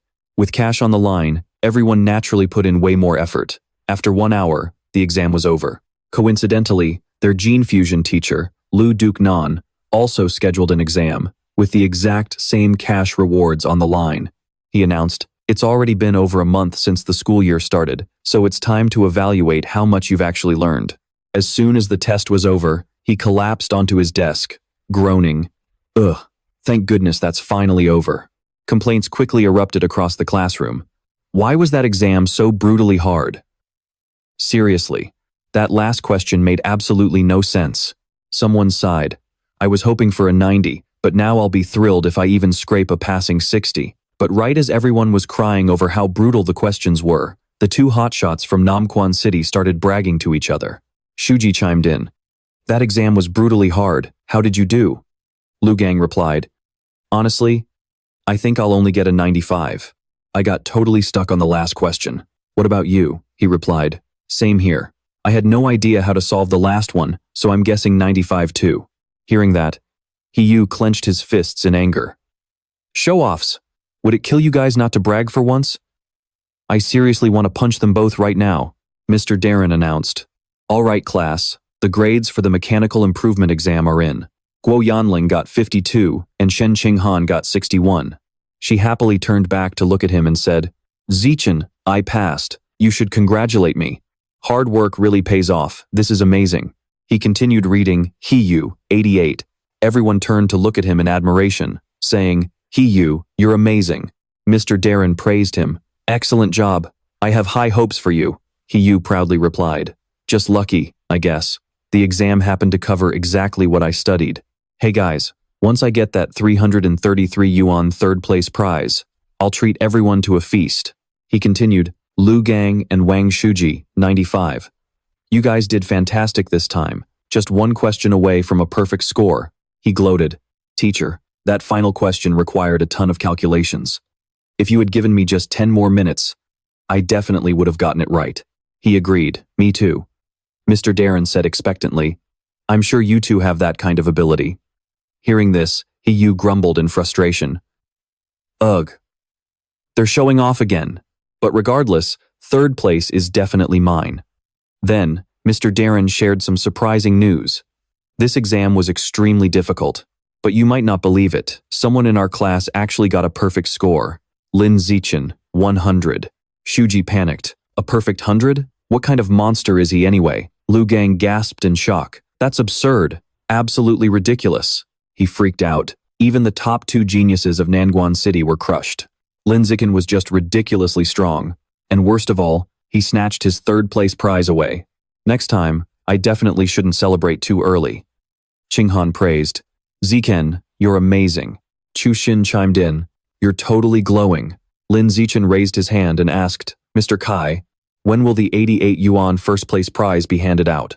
Mr. Darren replied, Don't worry, I'll put the cash in a red envelope and send the reward to our class group chat.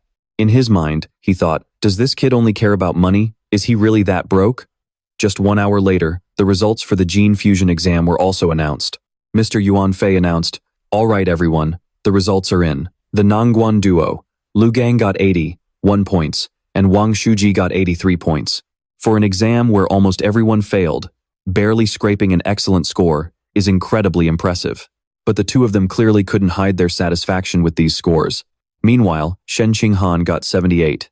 With this score, she could easily make it into the top 5. As for Zichen, he scored another perfect 100 and continued pocketing the prize money. Yu, Wang Shuji, and Lu Gang took quite a mental blow. Wang Shuji complained, that test was incredibly hard. How is it even possible to get a perfect score? Lu Gang agreed. I honestly feel like. Is it possible he knew the answers beforehand? Mr. Yuan Fei frowned and retorted. No way. Absolutely impossible. All the answers on this exam were formulated by him. They can't even be found online, so cheating is absolutely out of the question. The two of them were completely dumbfounded by this. Yu chuckled to himself. Well, that's just hilarious. If you can't do it, you can't do it. But being a sore loser and accusing others of cheating, you guys are a total embarrassment to Nangguan City. She agreed. Seriously, Wang Shuji is so classless. Toxic people always love to start drama. The lunch break flew by. This afternoon, Class 1 of Grade 1 would be taking their wilderness survival exam. Ms. Cheng Bei laid out the requirements.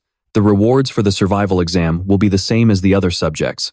First place gets 1,888 yuan, second place gets 66 yuan, and third place gets 33 yuan. The exam consists of 3 main events: climbing, swimming, and starting a fire by friction. Shuji frowned in frustration. Lu Gang, we couldn't beat him in the written exam this morning. So we have to save face this afternoon no matter what, Lu Gang agreed. You don't even need to tell me that. I am definitely going to crush him and avenge our previous humiliation. Soon, the exam kicked off. The first trial was tree climbing and mountain climbing. Grades were based on climbing speed, and Lin Zichen took first place in mountain climbing. Just as expected, the Nangguan duo were left eating his dust. The two of them thought in dismay, are you kidding me? This Lin Zichen is insanely overpowered. I gave it everything I had, yet I couldn't even catch a glimpse of his shadow. Ultimately, Lin Zichen also claimed first place in the tree climbing contest. But right now, Zichen cared more about Shen Qinghan. She hadn't even finished climbing yet, so it was no surprise that Qinghan finished dead last. But it was no big deal, she would regain her confidence once they reached the swimming event. In the next phase, which was fire making, he had to keep going head-to-head with the Nangguan duo to secure the prize. The two of them shared the exact same thought. How is Lin Zichen so fast at everything? His hand speed is practically superhuman. I don't remember him being this fast in class. In the end, Lin Zichen successfully sparked a fire in just 58 seconds. Swimming was the final event. This time, Lin Zichen completely crushed the Nangguan duo again, delivering a major blow to their confidence.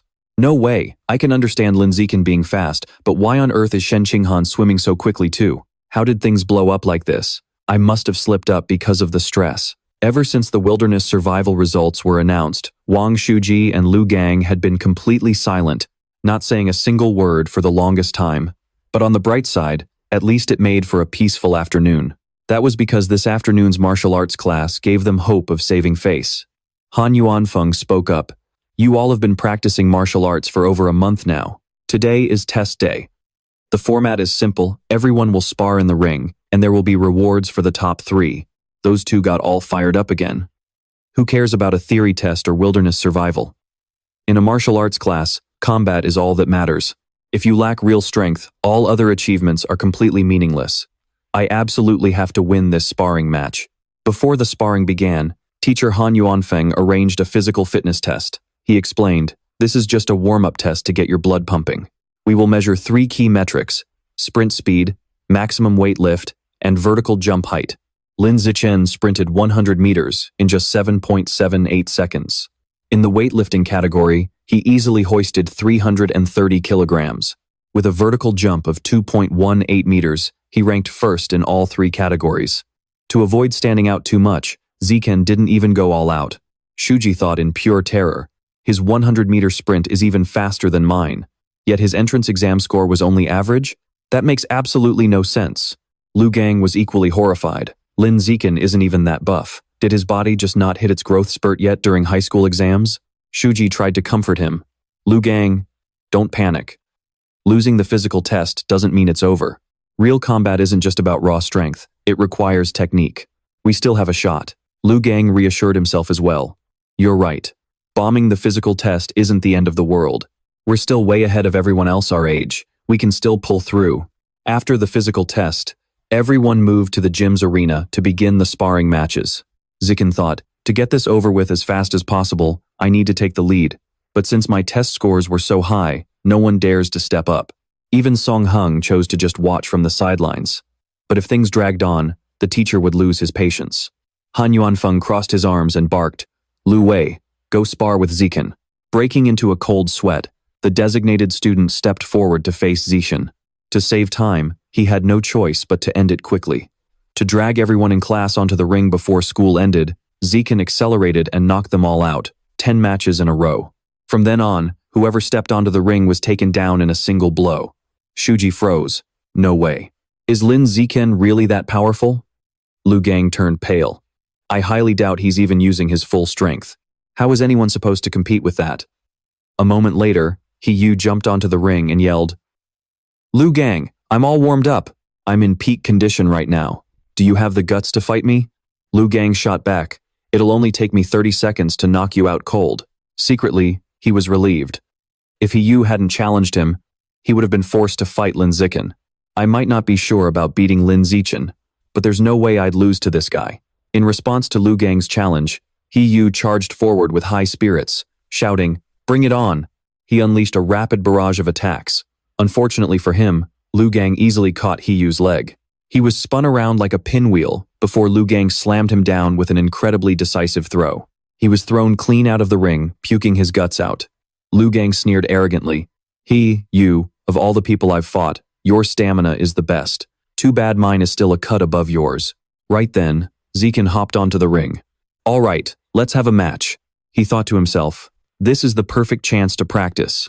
Otherwise, no one else will dare step up to this ring.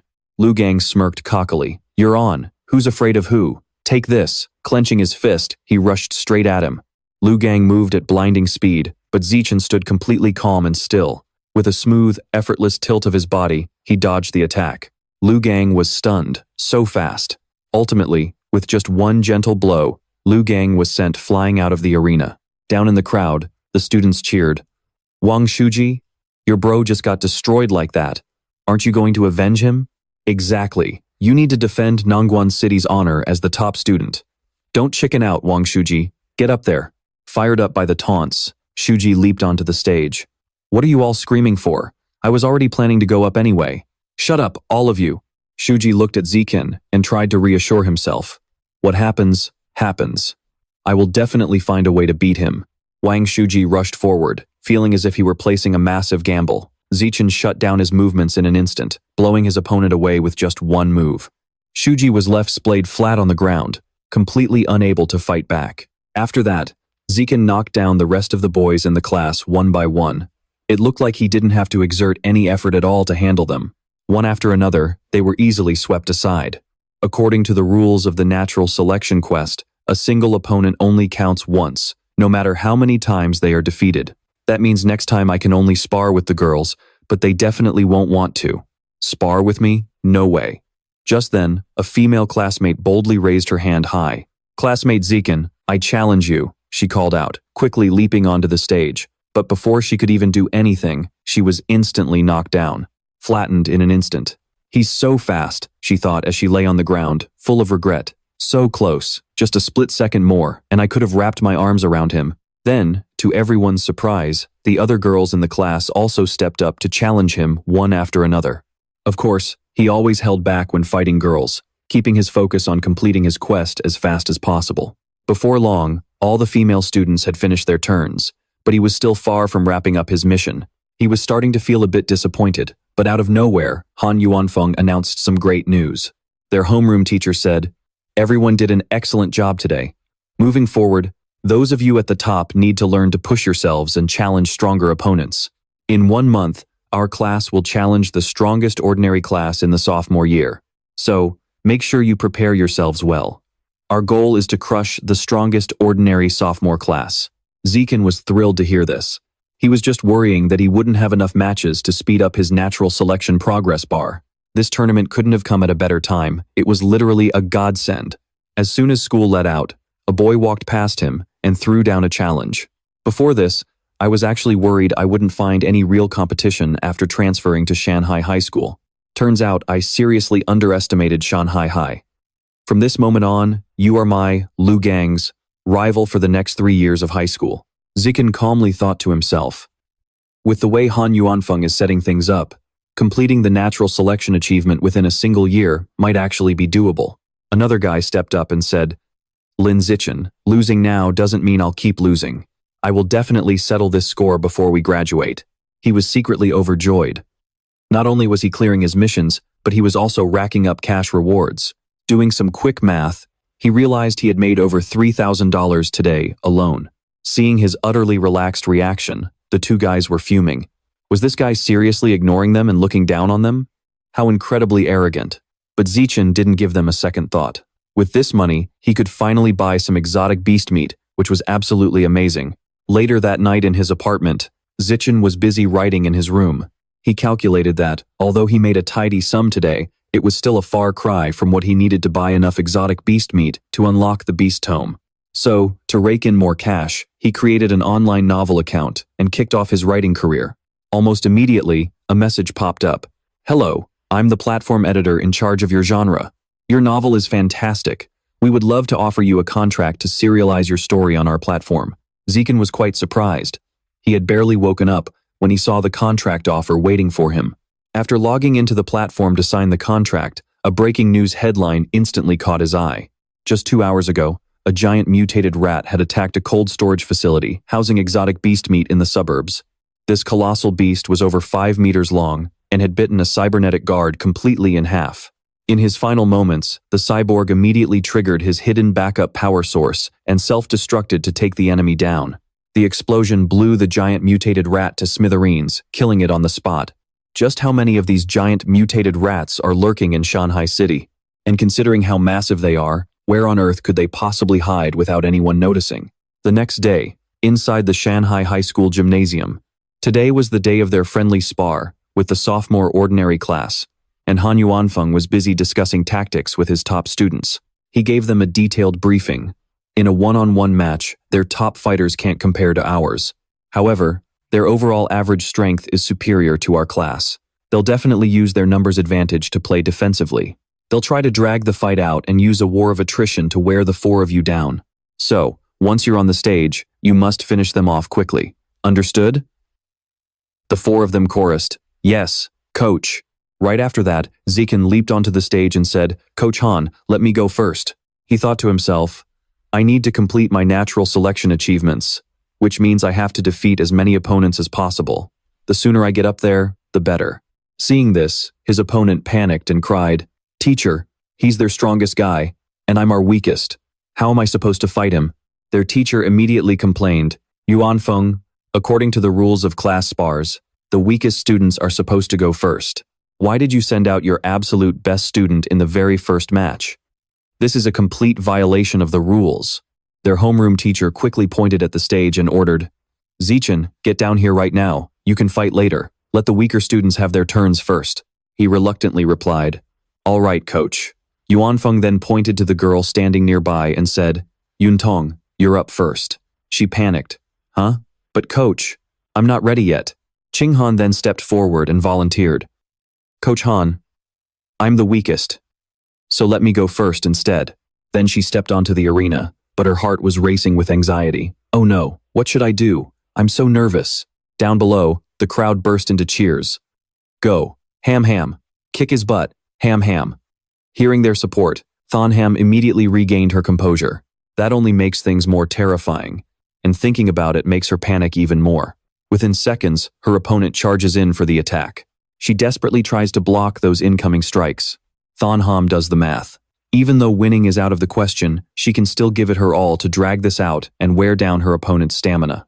3 minutes later, her opponent is visibly exhausted. She realizes that if things keep going like this, she'll run completely out of gas, so she has to end this fast. With a sudden burst, she delivers a crushing blow that knocks Thon Ham down. Blown right out of the ring, Thon Ham immediately scrambles up and runs off. The homeroom teacher praises her. Than Ham, you did great out there. Using defense to drain your opponent's energy was very smart. Tu Thon walks over, gently pats her head, and says, Not bad at all. Holding your ground for over 3 minutes against an upperclassman who's been training for more than a year. That's some massive progress. Feeling comforted, she shyly mutters, Hee hee, thanks. Just then, another opponent steps into the ring, confidently thinking, her stamina is completely drained. This is my chance to take her down. She charges in for a quick strike, but with only a few basic moves, she can't break through. In no time, she takes a direct hit and gets knocked out in just a few moves. Crying out in pain, she screams, Ow. Let me go, I forfeit. Her opponent scoffs. Haha, you just rushed in blindly without any defense. Are you seriously looking down on the ordinary class? She struts over smugly and says, I might not have your raw talent, but I've been training a whole year longer than you. You'd better put in another year of hard work before you even think about challenging me. At that moment, So Tam steps onto the stage and says with absolute confidence, Ham, let me get revenge for you. Just watch me take down this upperclassman. So Tam rushes forward and instantly knocks her opponent out with a single blow. Thon Ham cheers excitedly. So Tam, you're amazing.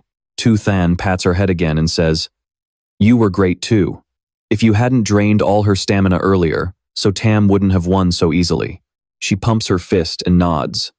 2 hours later, the ordinary class teacher looks over at Vian Fong with supreme confidence. Hey Fong, your class only has 4 people left. Looks like we're definitely winning that free dinner bet. Shrugging his shoulders, Vian Fong replies, It's way too early to call. Let's just wait and see. He thinks to himself, Lam Tu Then, Vuong Thu Kiet, Luke Kwong, and Ha Vu. They are the real powerhouses of Class 1. The real battle starts now. Vian Fong turns to Ha Vu. Ha Vu, you're up next. Ha Vu leaps onto the stage with swagger. Understood, boss. Raising his fists, he says, My hands have been itching for a fight. Tell me, senior, are you ready to take on these iron fists? His opponent scoffs, Kid, could you stop acting like a cringy middle schooler? Ha Vu fires a kick straight into his face, yelling, How dare you ruin my cool entrance? Get lost. The guy cries out in pain and crashes hard to the ground outside the ring. Putting his hands on his hips, Ha Vu looks down at him arrogantly. Seriously? With that pathetic level, you dared to call someone else stupid? What a complete joke. Suddenly, a heavy footstep shakes the ground as a guy with a bowl cut storms forward, snarling, Hey brat, you think you're pretty tough, huh?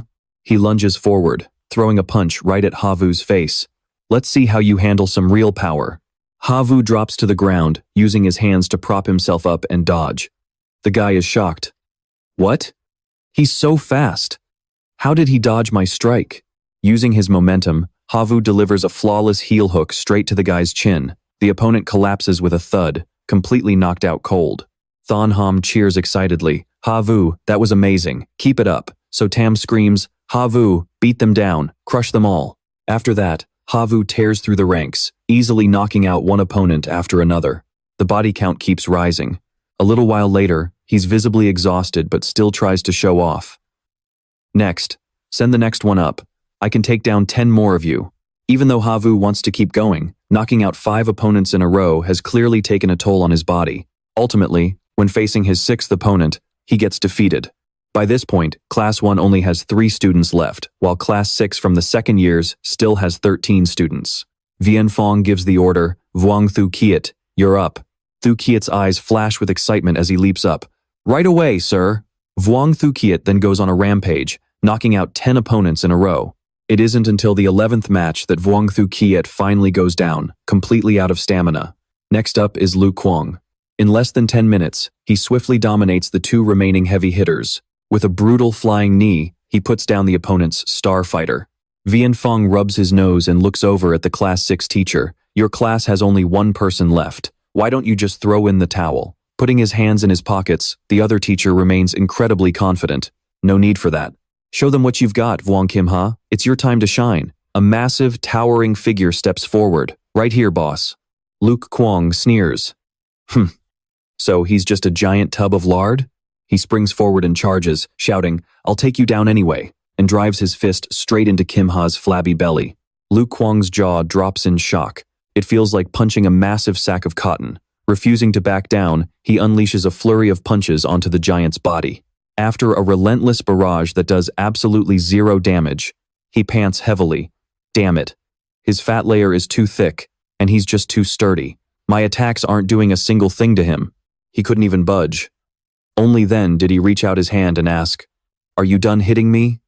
Since you're finished, it's my turn. Jinha casually grabbed him by the neck with one hand, leaving him thrashing around like a caught chicken. He panicked.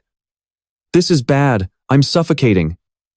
This guy's strength is absolutely terrifying. He sent Lu Gang flying right out of the ring. Yuan Feng thought in disbelief. Wait, that can't be right. How come I don't remember any student in your class being this ridiculously strong? The Class 6 teacher smirked. Oh, my bad. He just transferred here this semester, so it's only natural. You wouldn't know. Looks like you're going to lose this time. Don't forget our bet. Whoever loses has to treat the other's entire class to a meal. He was so frustrated but couldn't do a thing, tears streaming down his face. So he had Wang Jinha as his trump card. No matter how strong Lin Zichen is, there's no way he can defeat this monster. Sigh, I was too careless. He totally played me. He walked over, patted Zichen on the shoulder, and said, Zichen, it's your turn. Just do your best and test your limits. You'll gain a lot of valuable experience from this, so don't worry about winning or losing. He stepped forward with a reassuring smile. Don't worry, Teach. I'm going to win. Jinha was surprised. Wait, is this kid the best fighter in their class? Seeing how skinny the kid looked, he lost interest and said, Hey, Junior, I'm not really a fan of picking on people smaller than me. The 3 girls cheered from the sidelines. Hey, fatty, don't get cocky. Zichen is definitely going to beat you, fatso. Just wait until you get beaten into a meatball. Go, Zichen, teach this dead pig a lesson. Those arrogant words pierced Jinha's ears like arrows. He snapped, Hey, Junior, in a moment, I'll just stand right here and give you 10 free moves. He sneered. That way, you and your little fan club won't get salty and talk trash behind my back later, saying that I'm just a bully who won without a fair fight. Zichen scratched his head helplessly. All right, whatever you say. Jinha patted his own stomach and said, So bring it on, Junior. I'm not going to budge a single inch, so go ahead and hit me with everything you've got. Without holding back, Zichen delivered a powerful punch straight to his stomach. Jinha's jaw dropped from the sheer impact as he was launched into the air like a soccer ball before crashing heavily back down. Everyone who witnessed the scene stood frozen, in complete silence for 5 whole seconds. The entire Class 1 erupted in joy. Zichen won. He actually won. Jinha sat up, scratching his head in confusion. Wait, how did I end up over here?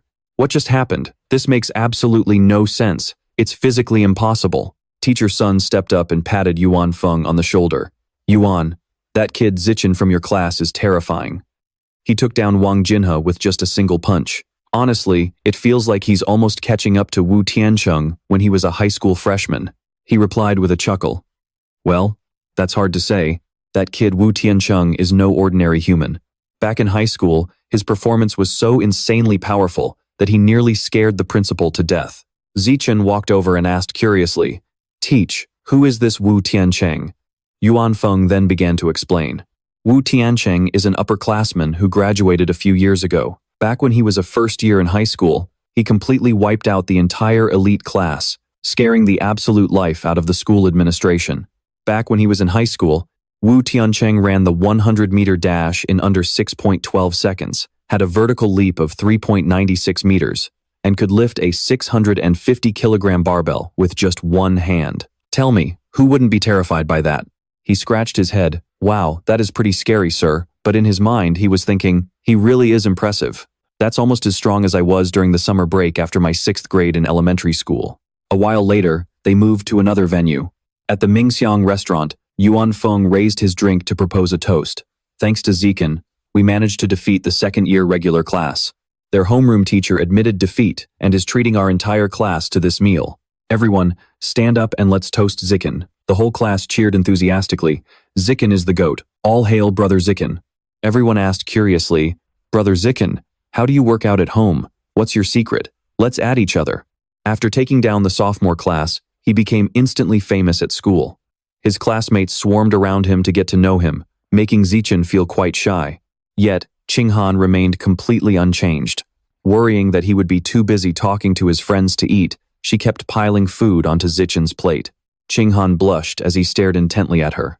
Feeling flustered, she quickly excused herself. Zichen, I'm going to the restroom for a bit. But what truly remained unchanged was her uncontrollable urge to pee.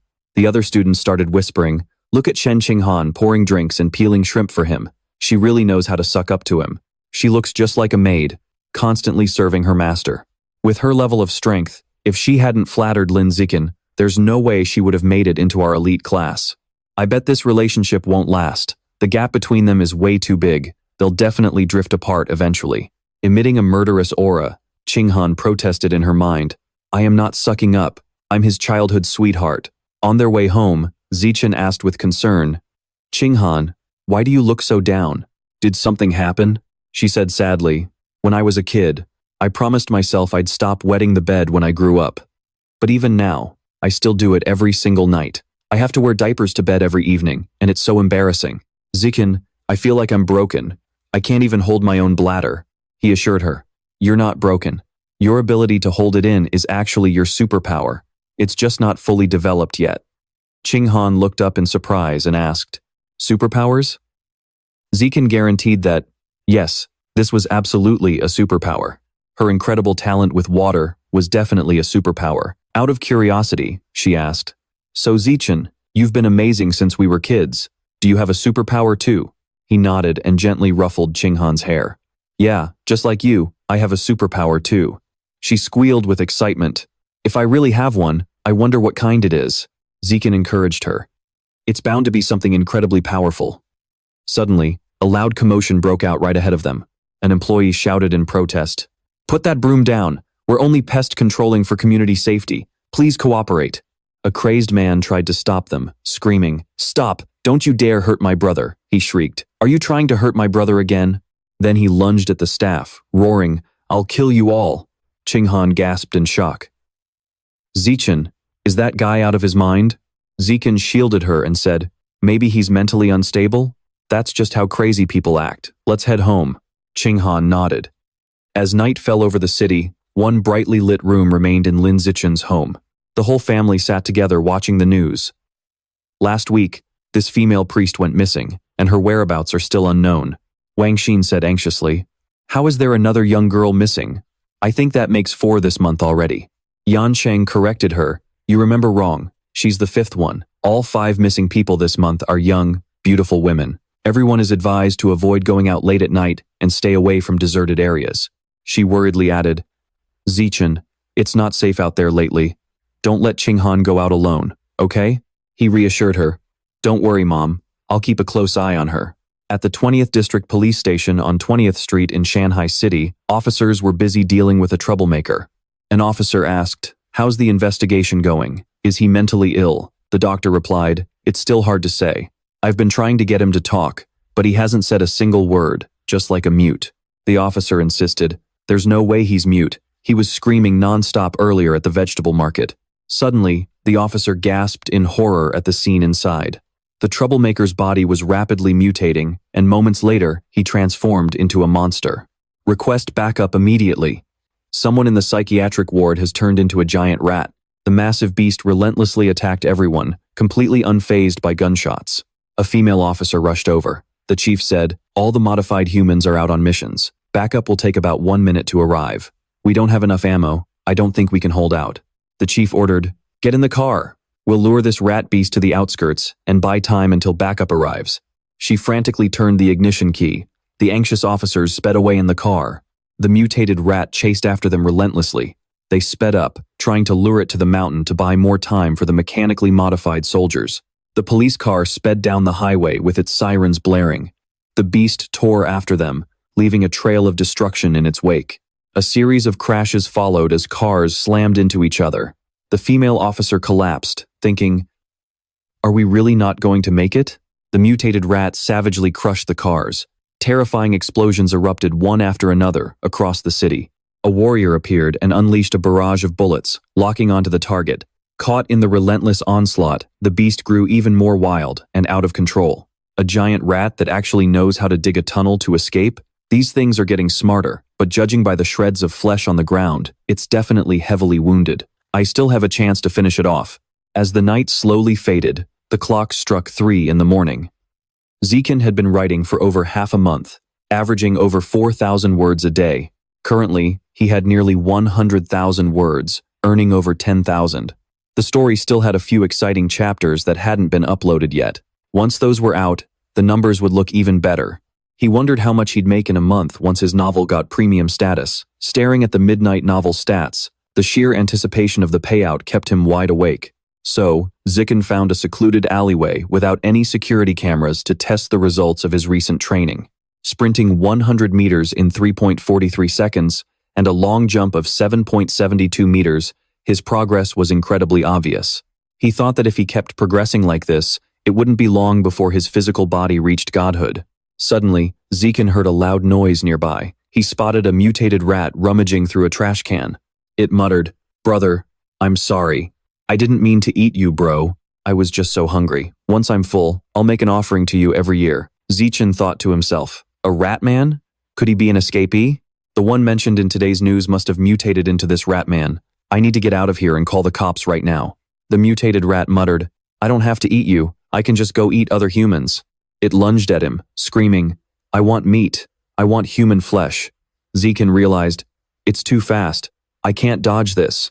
He turned to face the beast, telling himself, "I have to fight for my life." Zekin threw a series of strikes, kicking the mutated rat so hard it tumbled backward. The beast gasped. "This kid looks like a weak student. So how the hell does he have this much strength?" The two stood in a tense standoff, sizing each other up. Then, he grabbed a large rock and hurled it straight at the mutated rat's head. Zekin thought, "I can't give it a chance to strike back. I need to land one more heavy blow and finish it off first." Next, he kept throwing rocks as weapons to attack. Zekin let out a sigh of relief as he looked at the beast, which was no longer moving. Touching the mutant rat's corpse, Zekin assessed the situation. "Is it really dead? I can devour its life essence. It looks like it's completely dead. But getting only 2 points of essence is really a bit low. Last time, I got 5 points. Could it be because of the difference between the Rat King's genes and those cultists? Whatever, I should head back first." Suddenly, a robotic foot landed from the sky. A young woman exclaimed in surprise, "Who on earth took down this rat man?" Meanwhile, under the cover of a gloomy night, the cult leader carried an unconscious woman to the sacrificial altar. He knelt down devoutly. "Great rat god, please enjoy your offering." The great rat god then materialized and scolded him. "Why is there only one woman? Are you trying to starve me? This isn't even enough to get stuck in my teeth. Or do you want to be part of the sacrifice too?" Terrified, the cult leader begged, "I wouldn't dare. Please, great rat god, let me explain." "My lord, the young women out there have become extremely cautious lately. They don't go out at night, and during the day they travel in groups, making them incredibly hard to capture." Angered, the beast ordered, "The next time, bring me some young men instead." "Understood, great rat god." He obeyed. Instantly, the great rat god tossed a piece of meat to the cult leader. He chewed on it ravenously, thanking the great rat god for the reward. Meanwhile, the captured woman was wrapped tightly in the beast's massive tongue. The great rat god quickly swallowed the sacrifice, turning the entire area into a grim, blood-red scene. The beast demanded, "Stop bringing me ordinary humans next time.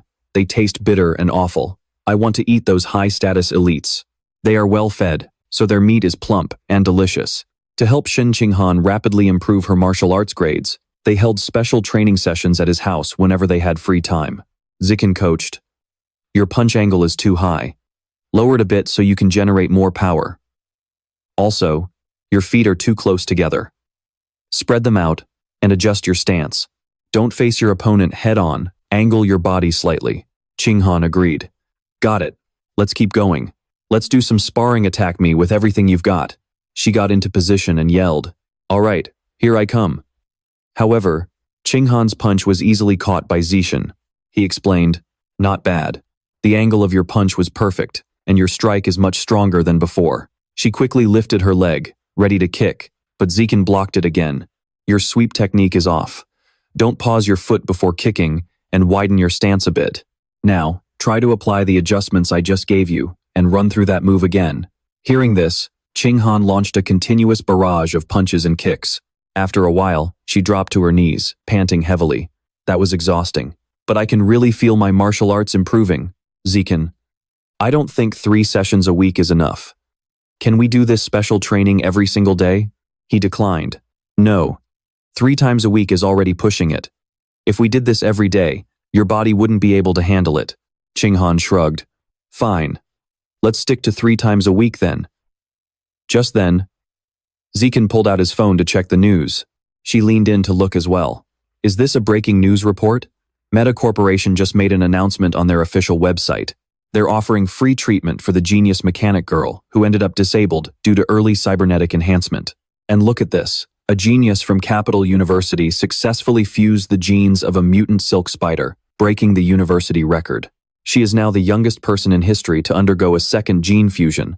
A Capital University genius? Could she be that famous child prodigy from the Capital?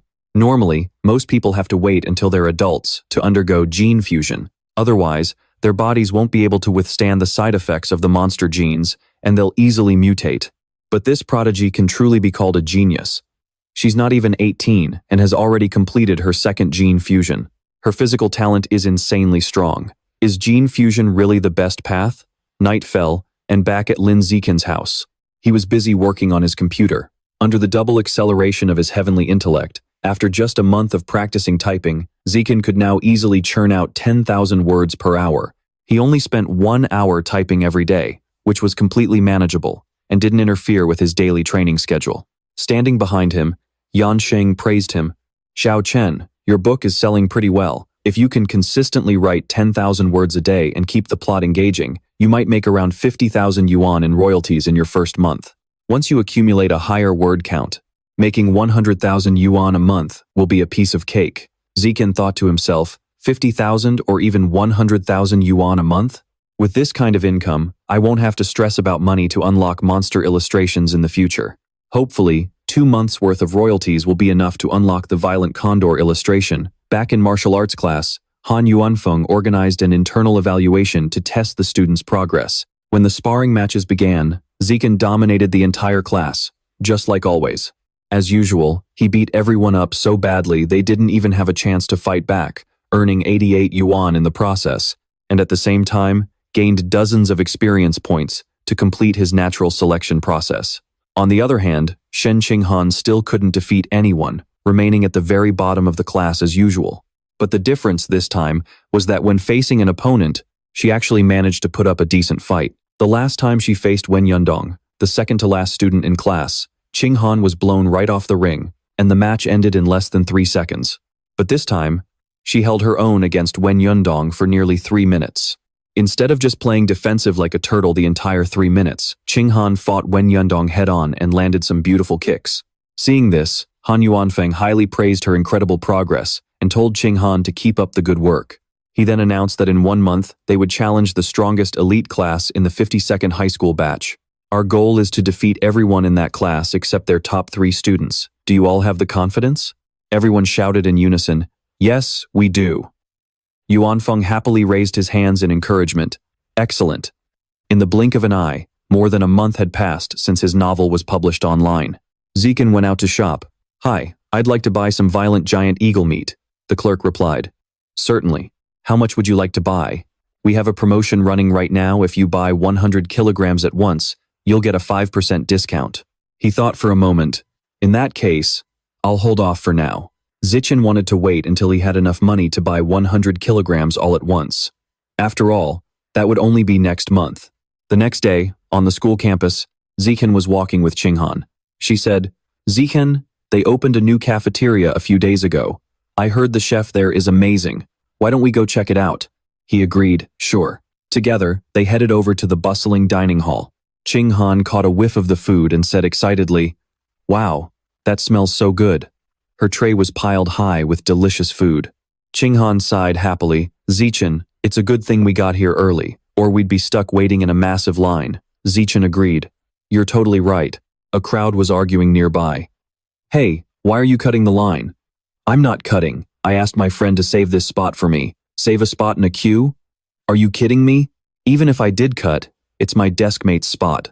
What's it to you? Are you out of your mind?" "Yeah, I'm cutting. What are you going to do about it?" Qinghan asked worriedly. "Zichin, look, Yu is arguing with someone over there. Should we go check it out?" Zichin shook his head. "I don't think we need to." Yu looks so fierce he's already scaring the line cutter away. Intimidated by Yu's aggressive vibe, the line cutter walked away in anger, muttering, "Stupid brat." The atmosphere in the cafeteria instantly turned tense. Suddenly, a group of guys cut right in front of him. He snapped, "What do you think you're doing? What's your problem?" One of them replied, "Nothing much. We're just cutting in front of you." Yu fumed. "Is this a joke? Go get in the back of the line." He suddenly froze as he realized he couldn't even budge them. Anxiety started creeping into Yu's mind. "I can't push them at all." Qinghan realized something was wrong. It looks like Yu is being bullied. Zichin stepped forward, tapped one of the guys on the shoulder, and said, "Excuse me, classmate. Please go to the back of the line." The guy aggressively pointed his finger. "And if I don't, what are you going to do about it?" Zichin calmly pulled out his phone. "I'll report you." The guy sneered angrily. "Wow, running off to report us like a little snitch? How pathetic." Zichin replied calmly, "Personally, I think cutting the line is way more pathetic." Unable to win the argument, they stormed off in frustration. Meanwhile, in a mansion within Shanghai City's wealthy district, the cult leader announced, "Dum Chang is dead." Before his death, he went crazy, ran to the trading market, provoked the security team, and ended up losing his life. Someone chimed in, "Good riddance. That idiot did nothing but run around causing trouble everywhere. I wanted him gone a long time ago. Otherwise, he would have dragged us down sooner or later." The leader spoke up, "Now, this young man here is our newest recruit. He will be taking over Dum Chang's position in the future. Take some time to get to know each other. Also, the rat god told me that ordinary people taste too bitter and are hard to eat. From now on, the rat god wants to feed on high society elites. Keep this in mind, and do not offer any unsuitable sacrifices." The crowd began to murmur anxiously, "But leader, targeting upper-class citizens is extremely dangerous." "Exactly. If one or two ordinary folks go missing, no one cares. But if high society elites disappear, it'll cause a massive uproar." The leader instructed, "Then target the spoiled, useless sons of wealthy businessmen who are too incompetent to raise them. That way, the risk will be much lower. Since you're still a rookie, you don't need to target the elite just yet. First, capture an ordinary, young, and handsome guy to practice on. When the time comes, deliver him as an offering to the divine child serving under the rat god." He promised, "Rest assured, leader, I will present the most handsome sacrifice in the city to the divine child." Back in the classroom, Yu was talking. "I did some digging over the past few days and found out that those line cutters are from Class 3, which is the strongest elite Class 2 we're about to challenge. Those guys have absolutely no manners. I can't believe them." Zichin calmly remarked, "Being smart doesn't mean they have good character." Suddenly, he gasped at the news on his screen. Zichin thought to himself, "Another rich heir went missing? That makes it the 5th wealthy heir kidnapping case already. What's more, the motive is definitely not money, since not a single kidnapper has asked the families for a ransom. Could these bizarre kidnappings actually be linked to the mysterious rat god cult?" The next day, Class 1 was set to challenge Class 3, the strongest elite class in the school. The people who cut in front of Yu last week kept glancing over at him. Yu immediately fired back with the exact same hand gesture. Before long, both teams finished warming up and the sparring match began. Just like before, Shen Qinghan was the first to step up to fight. She was up against a tough opponent who struck with ruthless precision. Qinghan couldn't fight back and was overwhelmed by a non-stop barrage of attacks. She realized that the elite class upperclassman was simply too strong. Even her defensive turtle style couldn't hold her off. With a swift, decisive blow, the upperclassman finished her off. Every single kick was delivered with absolute precision. Not only Shen Qinghan, but even Li Chuxin and the others were completely helpless against this upperclassman. It wasn't until a slightly stronger, short-haired classmate stepped up that they finally managed to defeat her. But another upperclassman from the opposing side quickly took back control of the match. In less than 10 minutes, this female senior had defeated 9 people in a row, including 3 boys.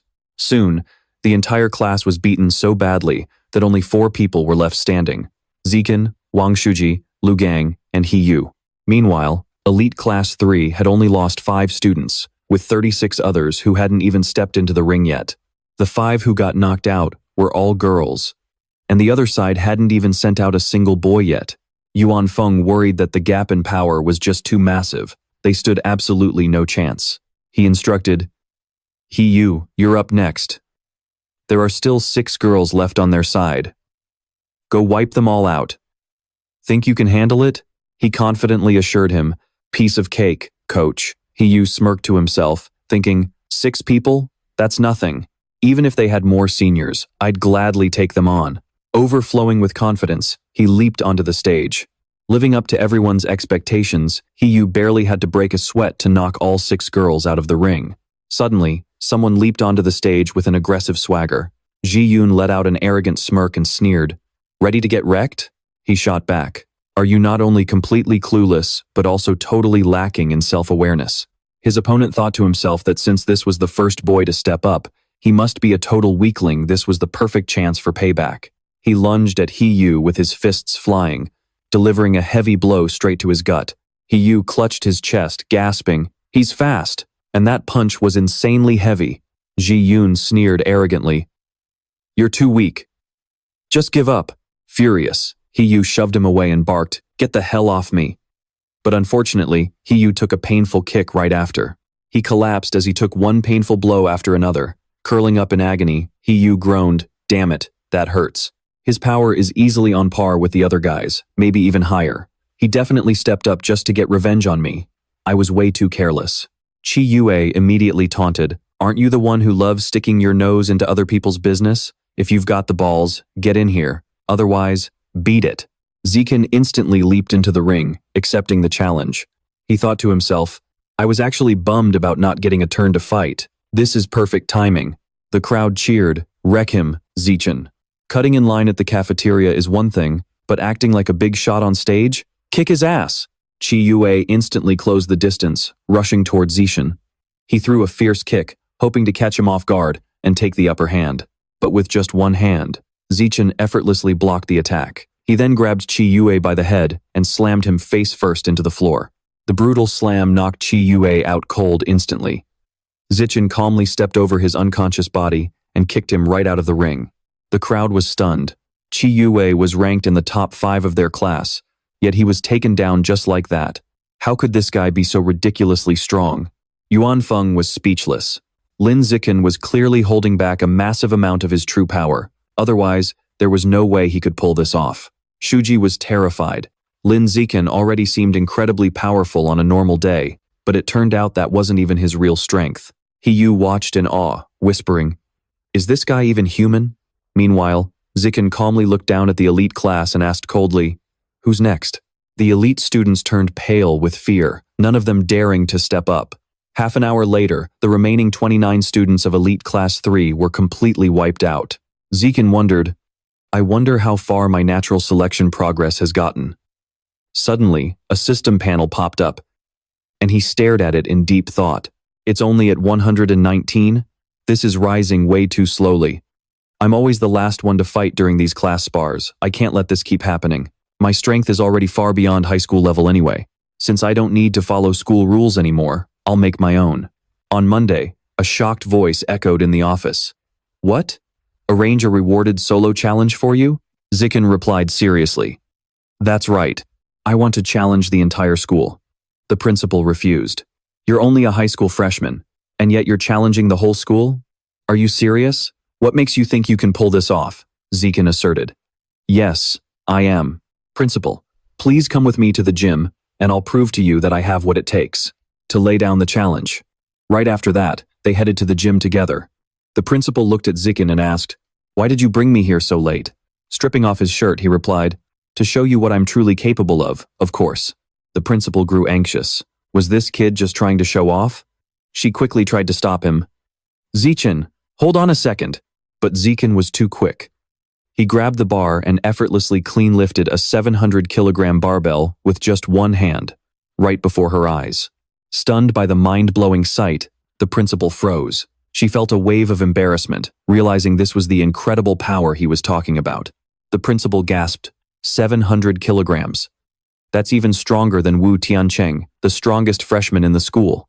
No problem, I will arrange a solo exhibition match for you to challenge the entire school. Scratching his head, Zikin said, "Principal, just make sure to set up some rewards. Without proper rewards, no one will have the drive. It is best to set up two kinds. First, a participation reward to encourage everyone. Second, an accumulating prize pool. The more people who challenge me, the bigger the pool grows. Whoever manages to defeat me gets the whole thing. And if nobody can, it all goes to me." Nodding in approval, she said, "Don't worry, leave it to me. I will do exactly as you say." Zikin added, "Also, Principal, keep my true strength a secret. If they find out, no one will dare to step up." The principal agreed. "All right, I'll do whatever you want." A while later, in the principal's private office, she took out some documents and asked Zikin, "What do you think of this setup for the challenge?"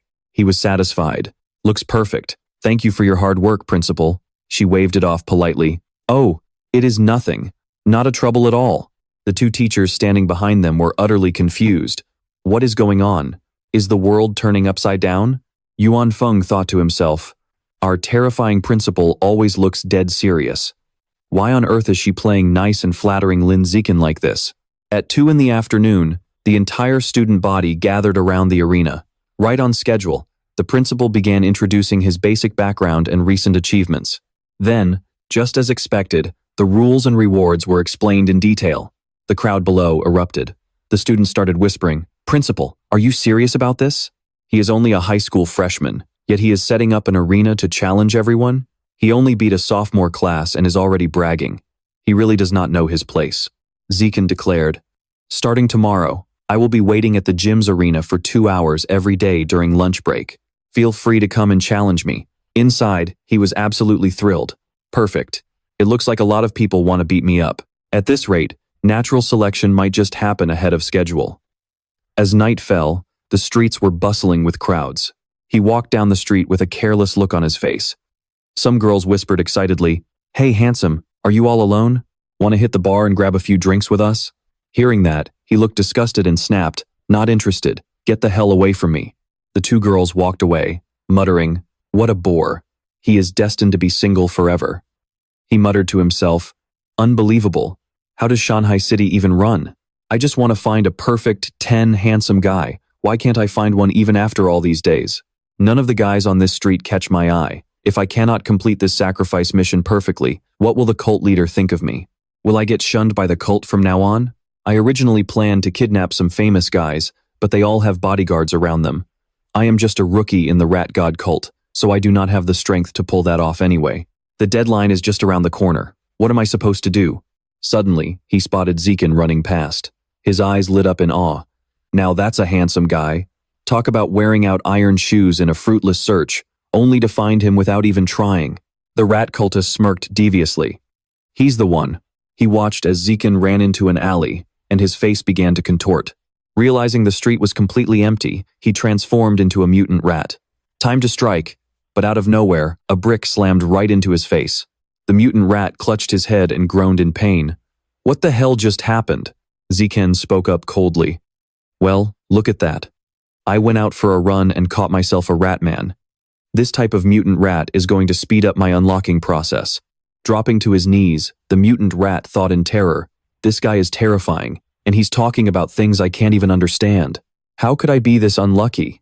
The mutant rat began slamming his head against the ground repeatedly, leaving Zikin utterly confused. "What is this?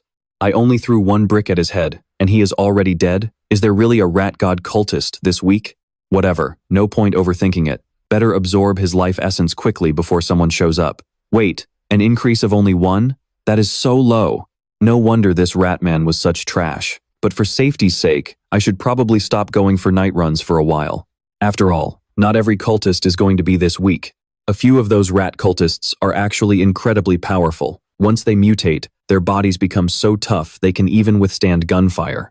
The next morning, Zishan woke up to the news that at 3 in the morning, the municipal police headquarters, guided by the Shanghai Institute of Evolution, had launched a massive raid and wiped out a whole nest of the rat god cult. Sitting down on a chair to dry his hair, he muttered, "Wait, has the rat god cult really been wiped out?" The one who defeated the Rat King this time was Ngo Thien Tua, an instructor from the Sunhai Academy, a high-level genetic fusion cultivator. During that battle, Thua unleashed a rapid-fire combo on the mutated rat, and within moments, his massive power completely crushed it. The entire clash lasted barely 30 seconds, ending in an absolute, overwhelming victory. Watching the footage, Lam Tu Than was genuinely amazed. This was the true power of a high-level cultivator. Meanwhile, in a brightly lit skyscraper across town, a senior boss raised his glass and asked, "Thua, still no word from your teacher?" Thua sighed and replied, "Still missing. The group of powerhouse cultivators who went to Riot Zone 36 back then. There's still no trace of them." Curious, the senior boss asked about the current state of Riot Zone 36, and Thua replied that it was relatively stable. "Otherwise, I wouldn't even have time to be here." Although during the cleanup back then, a few small fry managed to slip away in the chaos. The senior boss gasped. Small fry? The city's entire security headquarters was completely helpless against that Rat King. Yet to a genius high-level cultivator like you, I guess it really is just small fry. Well, since you're already here, why don't you head back to our alma mater and give a guest lecture? Thua chuckled and shook his head. "Come on, man. I'm a busy guy. I actually have a real job to do." His senior grinned. "Hey, offering some guidance to those adorable students is a real job too, you know." Deep inside a dark abyss where only moonlight could reach, the real Rat King was absolutely furious. At first, it had only eaten stray animals, but then it graduated to tender, young humans. And after consuming high society targets, it had even managed to take on a human form. "I went through so much trouble to bring you here just so you could expand our pack and dig these tunnels. Yet you went around eating people and causing such a massive scene." Seething with rage, the Rat King raised his foot, ready to crush his subordinate. He roared, "Tell me, do you deserve to exist?" The mutated rat trembled violently, begging, "My lord, please, just give me one more chance." The Rat King stared down coldly. "A chance? Sure, I can give you that." But he slowly raised his claws toward his subordinate's head and added, "But you have to pay the price." Within moments, only the agonizing screams of the mutated rat could be heard. With a disgusted look, the Rat King muttered, "Ugh, sewer rat eyes smell absolutely foul." He eagerly shoved his subordinate into his mouth, but surprisingly, the taste was delicious.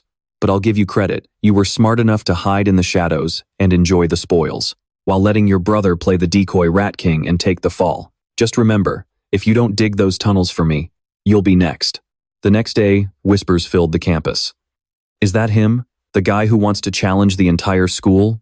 Lam Tu, then is only a freshman. He really doesn't know his place. Look, he's heading to the gym. Let's go watch the drama unfold." Ignoring the gossip, Tu Than casually pulled out his phone. The headline read, "9 surviving remnants of the rat god cult have escaped." Staring at the bounty, he thought, $50,000 for an escapee? But if I do run into them, I should play it safe, avoid danger, and put safety first before chasing money. A short while later, a massive crowd gathered inside the gym, eager to watch the spectacle. Standing on the ring, Tu Than scanned the crowd. "Quite a turnout, huh?" His eyes sharpened. "Well, that just means more rewards for me." Thonham stepped up and announced, "Anyone who challenges him gets to enter a lucky draw. Awesome prizes are up for grabs on a first-come, first-served basis." The students went wild. "I heard they've got the latest gaming console and the new fruit phone. Wait, if we win, do we get to touch Thonham's hand?"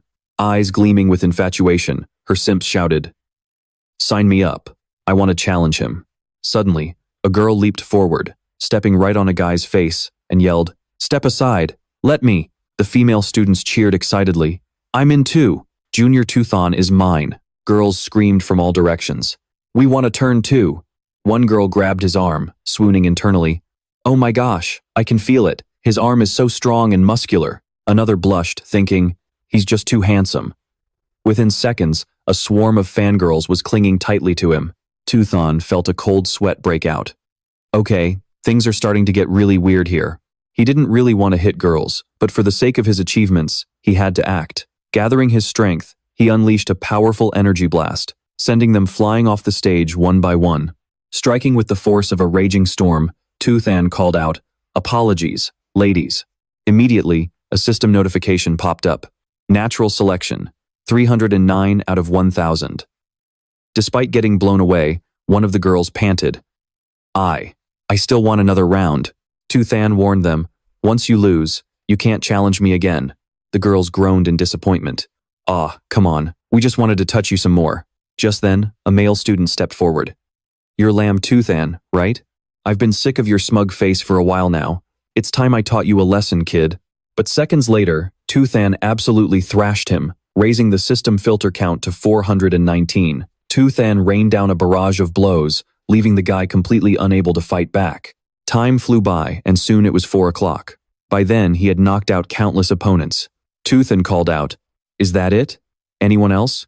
A proud voice instantly rang out. "I'm up!" The crowd immediately began to buzz. "It's Neem Tu-hien, the absolute powerhouse of the elite class. Sophomore year of high school." Someone asks, "Hey, who do you think is going to win between these two?" After all, Yan Shaoxian is in the elite class. The regular sophomore class isn't even in the same league. Back then, he took down an entire group of guys by himself, only to be crushed by Chen Wuxing, who was a whole level above him. Shaoxian jumps into the ring and yells, "Junior, I used to be just as reckless as you, but after getting my butt kicked, I realized there's always a bigger fish out there. Today, I'll teach you your first lesson in life. A true genius should never be so impatient." Zichen couldn't care less. He asks the referee, "Sir, can we start now?" The referee agrees, and the match begins.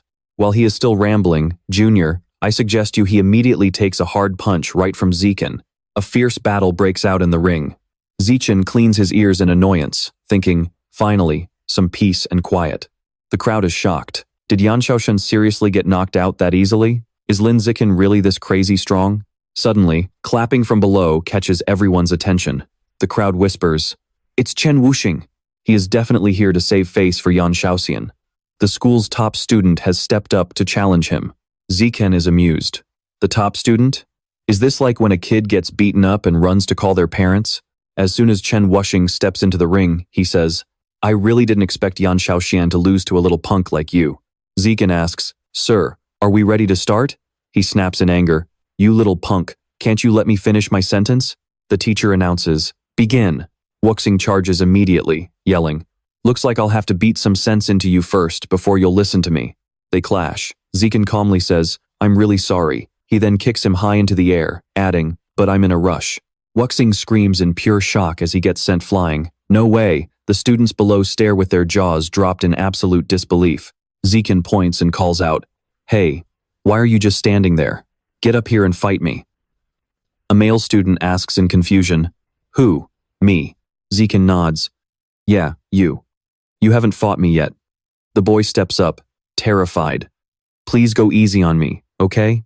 Zichen thinks to himself, "Well, since I'm already here, if it weren't for the chance to win a prize from these challenges, I would have quit a long time ago." And then, Zichen knocks him out, with the system announcing, "Progress +1."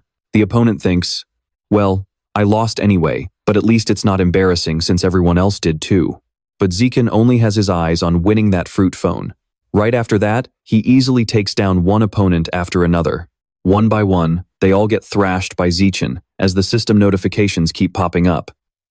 With swift, effortless moves, he sends his opponents flying right out of the ring. The system announces, "During competition, please use the most primitive biological methods." Zichen suddenly gets pumped up. Looking at the system, Zichen thinks a raw, simple boost to damage stats is extremely practical. However, the system doesn't specify the exact damage boost. He jumps down from the ring as the challenge comes to an end. The crowd starts to disperse. The students whisper, "Is it over already? I wanted to watch more." Then, Zichen and Qinghan leave the gym.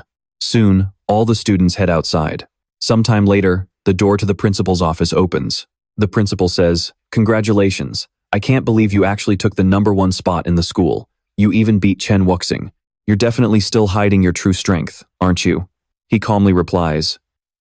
Yes, but just a little bit. She smiles. I think it's a lot more than that. Not long ago, Chen Wuxing took the special admission exam for Kyoto University. He could lift 690 kilograms with just one hand. Based on that, your number must be at least 800 kilograms. Zikan replies, You're incredibly sharp, Principal. It's 790 kilograms. In his mind, he thinks, I still can't let her know my true strength. The principal laughs. I knew it.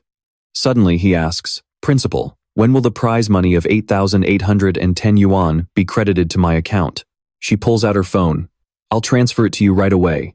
She sighs to herself. This kid seriously only cares about money. The principal says, Zichen, from now on, you'll represent the school. He interrupts her. Principal, Shen Qinghan and I both really love swimming. Can we use the swimming pool in the gym? We'd like to use it whenever we want, and nobody else should be allowed in while we're there. She nods.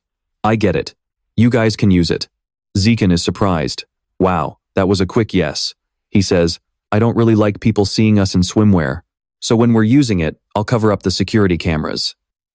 The principal thinks, a teenage boy and girl alone in a pool is one thing, but covering up the cameras too? She imagines an embarrassing scene. Is this kid planning to?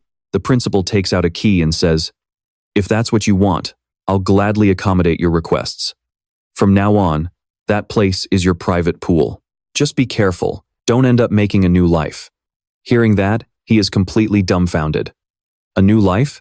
A moment later, Zichen and Qinghan leave the office. Holding the key, he thinks, now I can finally figure out what kind of power Han actually has. She speaks up, Zichen, there's something I need your help with. Curious, Zichen asked. What is it? Qinghan pleaded. I've signed up for a singing contest, and I've pretty much mastered my solo parts, but I really need someone to practice the chorus with me. Xiao Chen, could you practice with me tonight? He agreed. Of course I can. Before she left, she happily chimed. That's amazing. Deep down, Zichen wondered, does she really care about this competition that much? I hope this helps boost her confidence. As night fell and the city lights flickered on, Qinghan happily showed off her singing talent in front of him. Jianye said worriedly, Honey, they're both grown up now. Isn't it a bit inappropriate for a young guy and a young girl to be alone in a room together? Shumeng snapped back. They're childhood sweethearts who grew up playing together. Since when is it an old man's place like you to object? Hey, old man Shen, I suggest you mind your own business. After her explanation, he kept his mouth shut. Those voices easily reached Zichen's ears. He said, Han, we've been practicing for 30 minutes already. It's almost time for our study session. Tomorrow after school, let's go to the school pool to practice. Don't forget to bring your swimsuit. She agreed. Okay. Qinghan waved goodbye to Xiao Chen, and he replied, See you tomorrow. Left alone, she couldn't help but think shyly, the pool? Shuffling through her clothes, Qinghan wondered, which swimsuit should I wear?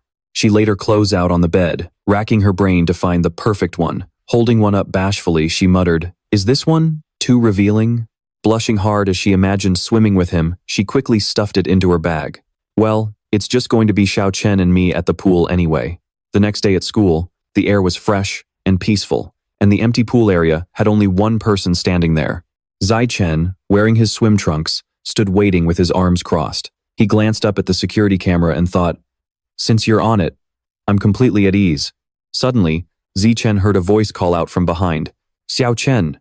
It was Qinghan, running toward him in a stunning swimsuit. She said apologetically with a graceful smile, Sorry to keep you waiting. Zichen cautioned her.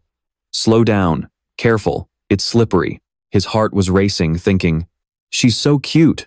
Blushing, he said, Come on, let's get in the water and start training. With that, they both dove into the water to start practicing. Zichen held Qinghan's hand as they gazed affectionately at each other, her eyes sparkling with pure happiness. As they locked eyes, Qinghan pointed upward, signaling him to go to the surface. Zichen wrapped his arm around her and swam up. Once they surfaced, Qinghan wrapped her arms tightly around his neck. Zichen asked gently, What's wrong, Han? Splashing the water, she murmured, Zichen, the water is passing right through my body. Scooping up some water, Qinghan said, Look. Instantly, the water droplets slipped right through her hand. Amused, she giggled, It went right through my hand again. Then she wondered aloud, This is so weird. Why is the water just flowing through my body like this? Zichen fell deep into thought. Could this be Han Han's superpower? Suddenly grabbing her hand, he requested, "Let me see your hand for a second." Zichen realized that other than the water passing right through her, there was absolutely nothing unusual about her body. Taking her by the hand, he pulled her along. "Let's go over there. Let me help check the rest of your body to see if water can pass through any other parts." Zichen's sudden action made her face flush bright red. After quite a while, Qing Han was lying on a bench with an embarrassed expression, whispering, "Xiao Chen." At this moment, Zichen was dripping water onto her body to test it. Confused, Qing Han asked, "How much longer is this going to take?" He analyzed, "I've tested it 3 times, but everything else is completely normal. It seems like only your hands have this ability for now." As he helped her sit up, she murmured in realization, "Oh, is that so? Xiao Chen, you know how I've had a weak bladder since I was a kid? Could it be because water somehow leaks into a certain part of my body?" Zichen replied, "That's definitely a possibility. Next time you feel like you really have to go, make sure to let me know right away. Oh, and try to pay close attention to your body. See if any other part feels the same way your palms do." Sweating internally, he thought, "Man, I almost sounded like a total creep just now." Right then, Qing Han looked down at her hands, overcome with joy. In other words, I'm not a useless girl after all. I actually have a superpower related to water. One day, when my powers are fully unlocked, I'll be able to stand proudly by Xiao Chen's side as his perfect match. When night fell, the streets bustled with crowds of people. Inside a certain shop, the clerk warmly greeted, "Hello, welcome to our store." Suddenly, a black card was tossed onto the counter, catching her completely off guard. Zichen calmly placed his order, "I want 100 pounds of violent condor meat. Please deliver it to this address." Taking the card, the clerk gasped in shock. "Right away, sir," she thought to herself. "It's him again. Just who is this wealthy young master? He is insanely generous." A short while later, the delivery girl arrived and said politely, "Please don't forget to leave us a 5-star review." Holding the large delivery box, he thought, "I just received 120,000 yuan in royalties this morning, bringing my total savings to almost 210,000. Buying 100 pounds of this violent condor meat should be enough. Let's see what kind of surprise its beast pattern will bring me once it's unlocked." Right after, the system interface flashed, "Devour successful, health restored." Eventually, Zichen found himself in another dimension that looked just like a vast ocean. Massive waves crashed down, soaking his hair. At the exact same moment, a giant clawed foot reached down and snatched an octopus. Standing firm, he stared at the system notification. "You have successfully unlocked the violent condor chart. Your sky, eye, vision range, and motion tracking capabilities have been enhanced." Immediately after, Zichen's eyes flashed with a strange, golden glow. Beams of light shot out from his eyes, scanning across the city. Zichen locked his gaze onto a pedestrian who was completely glued to their phone. Reading the screen clear as day, he thought to himself, "This eagle eye really is incredibly powerful." With that, Zichen finally headed back to his familiar home. Stepping inside, he noticed his parents intensely watching the news. The news anchor reported that a triple gene fusion subject had recently mutated in public, causing hundreds of casualties. Gene fusion was a dangerous mistake. Throughout history, only demons have ever wished to become human. No human in their right mind would actually want to turn into a monster. But if we try, we can become higher-level beings. Someone stood up to argue, "That is just a fairy tale. Without gene-fused fighters, we wouldn't even be able to stop a single bullet." Yan Sheng spoke up, stating flatly, "Gene fusion is like an unpredictable bomb. Once a mutation triggers, it is an absolute catastrophe." Wanan disagreed, "You are worrying over nothing. The government regulates this so strictly that the chances of that happening are practically zero. Besides, instead of worrying about mutations, we should worry about passing down their legacy. After all, they lose the ability to reproduce." He nodded in agreement. "That is true. That is why people need to preserve their genetic material before undergoing fusion, or find a partner to have children first." Hearing his voice suddenly made her startle. Wanan turned around. "Oh, Zichen, you are back?" She panicked internally, wondering if they had said something inappropriate in front of their son. Yan Sheng scratched his head awkwardly too. "Since Zichen is back, let us eat first." Sitting down at the dining table, Zichen broke the silence. Tomorrow, our school is hosting a singing competition. Han Han signed up to perform too. His father gasped in surprise. Really? Then our whole family has to go and cheer Han Han on. His mother enthusiastically agreed. Absolutely. Han Han is just like a daughter to me. Zikan quietly ate, watching his parents' lingering awkwardness. The following evening, the school stadium was packed and buzzing with energy. Yansheng and Wanin were particularly hyped, shouting, "Shen Qinghan, you are the absolute best." Meanwhile, inside a quiet classroom, Zikan and Qinghan had some privacy. He was carefully applying her makeup while she dozed off. She slowly fluttered her eyes open and asked, "Zichen, why do you keep staring at me like that?" Zichen gave her a warm, gentle smile and said, "Because you look absolutely beautiful." Those words made Qinghan blush intensely. She tightly clutched the hem of her skirt to calm her nerves, right when Chushin walked in. With a teasing smirk on her face, she asked, "Are you two done flirting yet?" Qinghan quickly stammered, "I just asked Zichen to help because he is good at makeup. It is not a confession or anything." She giggled, covering her mouth. Sure, I get it. A husband and wife have way more than just simple puppy love, right?" Acting like a pro makeup artist, Zikan thought to himself that having too many skills could be a curse. Then, Chushin turned to leave. "Well, I do not want to be a third wheel. Just wanted to remind you that once the next two finish, it is our turn to hit the stage." She shut the door as she left, and Qinghan called out, "Got it, thanks." Zichen began packing his makeup kit. "Let me walk you out so you can get ready." Suddenly, as Qinghan stood up, her entire body began to tremble violently in sheer discomfort. She stumbled over, grabbing the edge of his shirt. "Zichen, I." But before she could finish, Qinghan could not hold it in any longer and ended up wetting herself. Mortified, she whimpered, "I could not hold it again." Tears streamed down her face. "Zichen, what am I going to do? It is almost time for Chuksan and me to perform, and we have been practicing for so long. If all our hard work goes down the drain just because I peed myself, she is going to hate me forever." Zichen quickly tried to soothe her. "Please do not cry. If you cry anymore, we will have to redo all your makeup." She kept sobbing, but right at that moment, a brilliant idea flashed through Zichen's mind. His eyes lit up as a perfect solution clicked. Spotting the white curtain hanging by the window, he muttered, "That is it." Zichen quickly bent down to grab a pair of scissors from a desk drawer, then reached up and yanked the white curtain down. He began carefully and precisely cutting the fabric. Meanwhile, Qinghan was still crying. Completely confused by what he was doing, she watched as Zichen finished and held up a freshly fashioned outfit. "All done. Hurry up and go change in the restroom." Qinghan blushed deeply. "No need, Zichen. Just turn around. I will change right here." Hearing this, Zichen's face flushed bright red with embarrassment. He whipped his head around and stammered, "Sure." Next, she slowly slipped her wet dress down. Every rustle of fabric drifted directly into Zichen's ears. Both of them were incredibly flustered, their faces burning as red as ripe tomatoes.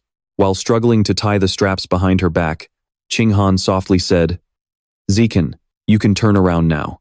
"Zichen, thank you so much. Maybe crying like that actually helped, because I do not feel nervous anymore." Zichen gently patted her head. "Let us go. Let us hope your performance goes smoothly." Up next on stage, let's welcome contestant pair number 20, Lai So-tam and Tham Than Ham. Moments later, the results are in. The grand champions of this year's school singing competition are none other than Lee So-tam and Tham Than Ham. Standing in the crowd, he couldn't stop cheering and clapping for her hard work. Meanwhile, the teacher was absolutely fuming, screaming about which little rascal ruined the window curtains. That's how the two of them ended up pulling detention to clean the classroom. Than couldn't help but wonder, is this our punishment for shredding those curtains? Suddenly, a system notification popped up and startled him. Multiplayer cooperation accumulated. Strength increased. Seeing that, a sly grin spread across Than's face. Talk about an unexpected bonus. Afterward, the girls kept showering her with compliments. Ham, you sounded absolutely amazing. Do you want to go to karaoke with us after school? You're so talented. Could you give me some pointers? Ham happily beamed. Sure, I'd love to.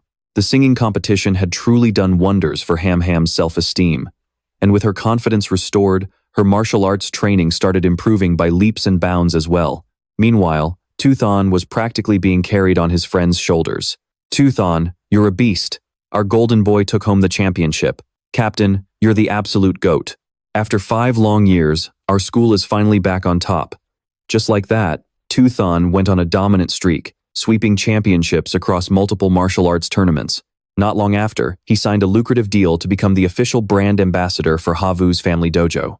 Between his advance ambassador payment and his novel royalties, he had racked up 900,000 credits. He grinned with excitement. This was almost enough to unlock his next beast diagram. The delivery guy greeted him with a warm smile.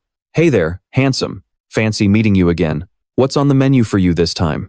A stealth dragon, a lizard notorious for its unmatched camouflage. Toothan quickly absorbed its power, and the system pinged. "You have successfully devoured a massive amount of life essence. The stealth dragon diagram has been unlocked. You have acquired the biological attribute, active camouflage. This allows you to suppress your vital signs, drastically reducing your physical presence." Toothan thought it over. This ability is actually incredibly versatile. Not only does it make me nearly invisible for dodging or pulling off sneak attacks, but it can also mask my actual power level. Now that the important stuff was taken care of, he realized he still hadn't picked up the cake his mom asked for. Right. Better go grab that cake before heading back home, he muttered to himself. Suddenly, a harsh shout echoed nearby. "Stop struggling, keep moving." Toothon glanced over and saw a woman being marched past under extremely heavy guard. Just then, Tronkai walked up with a smile. "Hey, Toothan, what a coincidence seeing you here." Toothan gasped in surprise. Senior Truong-kai, he looked down, his eyes instantly drawn to the mechanical gear on Truong-kai's leg, filled with curiosity. Truong-kai shrugged and explained, "Back when I flunked out of high school, I went through a pretty wild phase. Ended up wrecking my motorcycle, shattering my leg so badly they had to amputate it. Luckily, I managed to sign up for a cybernetic enhancement trial with the Kothan Corporation. I never imagined it would completely turn my life around, taking me from a disabled guy to a cybernetic warrior." Toothon gestured toward the prisoner. "And what about her?" Truong-kai lowered his voice.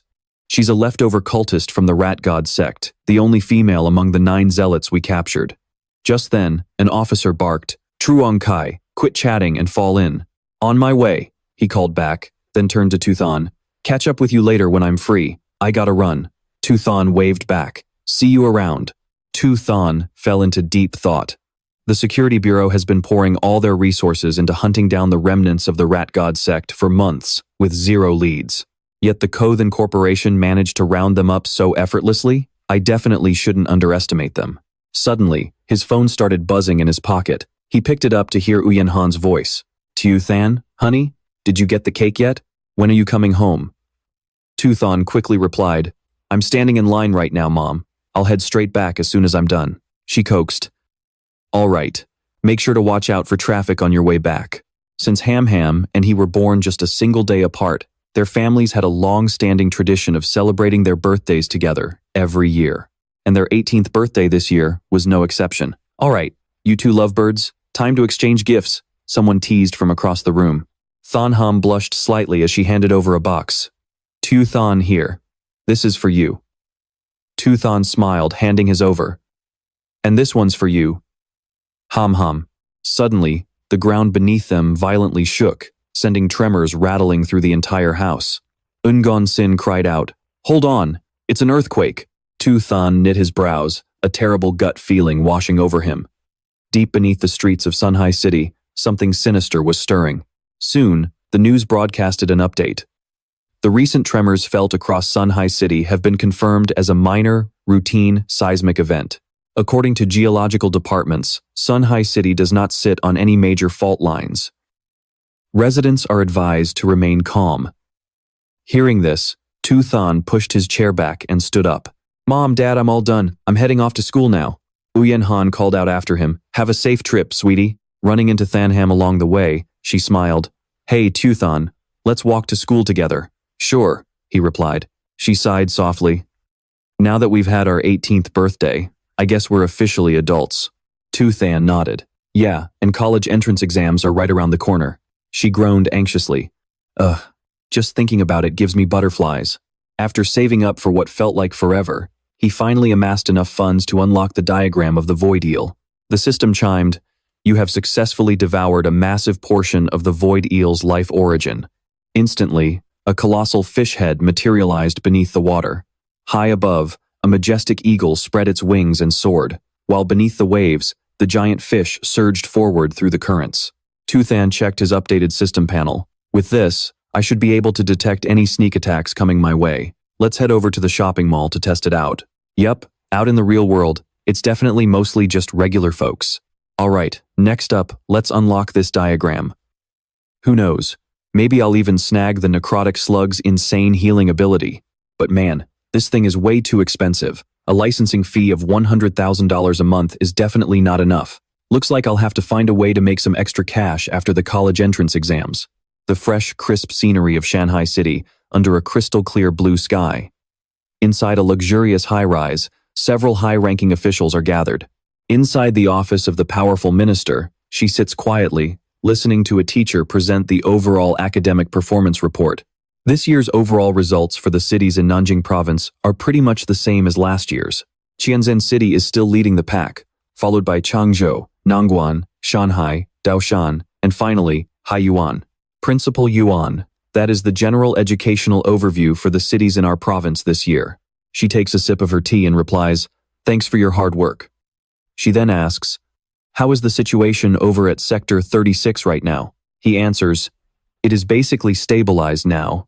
Otherwise, I wouldn't even have the time to oversee the provincial college entrance exams." He thinks to himself, "Thank goodness. Otherwise, the entire Nanjiang province would have been doomed." She stands up and says, "I don't have anything else for you here. You may go back to your duties." The teacher nods. "Understood.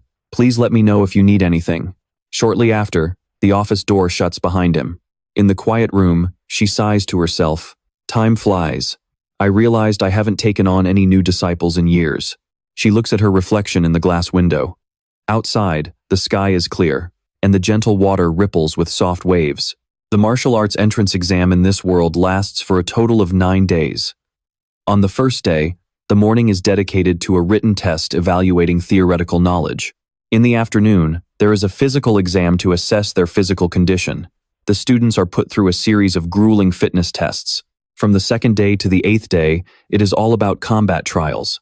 Every martial arts student in the province is sent into the deep jungle for wild survival. On the 9th day, they undergo compatibility testing for genetic fusion and mechanical modification. And today, June 7th, is the very first day the students step into the college entrance exams. Qinghan and Zikin walk down the long path together. Suddenly, she gently tugs on the hem of his shirt, trying to get his attention. With tears welling up in her eyes, Qinghan says, "Zichen, I'm so nervous. What if I pee myself during the exam?" Zikin quickly flashes a warm, reassuring smile. He pulls her into a hug and says, "There's no need to worry. Your theoretical knowledge is amazing, and you're already wearing your diaper anyway. Just do your best when you get in there." Qinghan blushes. "I'll do my best. You have to do your best too." Zichen replies, "We'll do our best together." A while later inside the exam room, he is completely focused on his test. Soon, Zichen gets bored. "I'm already done, and there's still a long way to go before time's up. Why don't I just brainstorm some novel plots?" Later, seeing her looking all gloomy, he wonders, wait, did Hanhan not do well on her test? He reassures her, "We're martial arts students, so just passing the written exam is more than enough. You don't need to stress over getting a perfect score." Qinghan pouts. "Actually, I did really well on that part. No comfort needed." "Curious," Zichen asks. "Then why does your face look so pale?" She glances at him shyly and blushes. I really need to use the bathroom. Wait here for a bit, I'll be right back." Zichen calls out, "Hurry up, the physical exam is about to start." When the results are announced, Lin Zichen's final score for the single-arm lift is a staggering 950 kilograms. The other students are completely shocked, muttering about how insanely strong he is. His performance in the 100-meter sprint was also incredible, and he even managed a vertical jump of 1.9 meters. He is just too powerful. Qinghan walks over, wiping the sweat from her forehead. Zichen asks with concern, "Hanhan, how did you do?" She replies, "I finished the 100-meter sprint in 9.32 seconds, did a vertical jump of 1.62 meters, and did a single-arm lift of 125 kilograms. Even so, I'm still nowhere near your level, Zichen." Zichen pats her head gently. "But you're already a total star student." Yu walks over, "Hey Zichen, Hanhan, the written exam scores are out. I heard Wang Shuji and Lu Gang both got over 80 points. I missed it by just 1 point. How about you guys? Qinghan anxiously says, I'm checking mine right now. Suddenly, she squeals with excitement. 82 points! Hiyu praises her. Wow, that's even higher than me. You're amazing, Han. Then, both of them turn their heads to look at him. Hiyu asks, what about you, Zishan? Zishan calmly holds up his scorecard showing a perfect 100. Hiyu looks at him in awe. You are insane, Zishan. But secretly, she can't help but think with a bit of annoyance. Seriously, this guy is a total monster, as always. As they walk down the street later, Qinghan speaks up. Zishan, the week-long combat trials start tomorrow. I wonder what the forest at the test site is going to be like. He takes her hand in his. Don't worry, I'll be right there by your side to protect you. Qinghan beams, I'll stick to you like glue. Crowmask speaks up. The combat trial starts tomorrow. When the time comes, make good use of your position as a security guard to help neutralize and control the top 10 geniuses. He hands over a box. Inside this box are 10 demon seeds. Crowmask emphasizes. They will give you a major helping hand. If you pull this off, I'll introduce you to the higher-ups and make you an official member of the organization. Hearing this, the man hesitates. I'm not in any rush to become an official member. Right now, the only thing I want is a mutant fruit. He sneered. Kid, you are so short-sighted. A mutant fruit can only help you evolve to the 7th rank at most. But if you join us, you could become a high-level being. Hearing that tempting offer, he couldn't help but gulp. He nodded and agreed. You're absolutely right, sir. Becoming an official member of the organization first will make me much more valuable. Meanwhile, the students were about to arrive at the testing ground for their practical combat evaluation. As the announcement warned the students to get ready to disembark, Zichin gently shook Qinghan. Han, we've arrived. Time to wake up. She rubbed her eyes, waking up groggily. With sparkling eyes, she asked, Are we already here? Just then, the speaker blared, Examinees at gate number 9, please get off the bus and proceed to the assembly area. There are numerous scorecards hidden throughout the forest, each marked with a number representing its point value. These cards are placed in hard-to-reach spots, like treetops, steep cliffs, or guarded by wild beasts. Some are even strapped directly onto mutant beasts. Each wild beast and mutant beast is monitored by security personnel. You can call for emergency help if needed, but doing so means instant disqualification. The mutant beasts are located deep within the forest, so examinees must stay calm.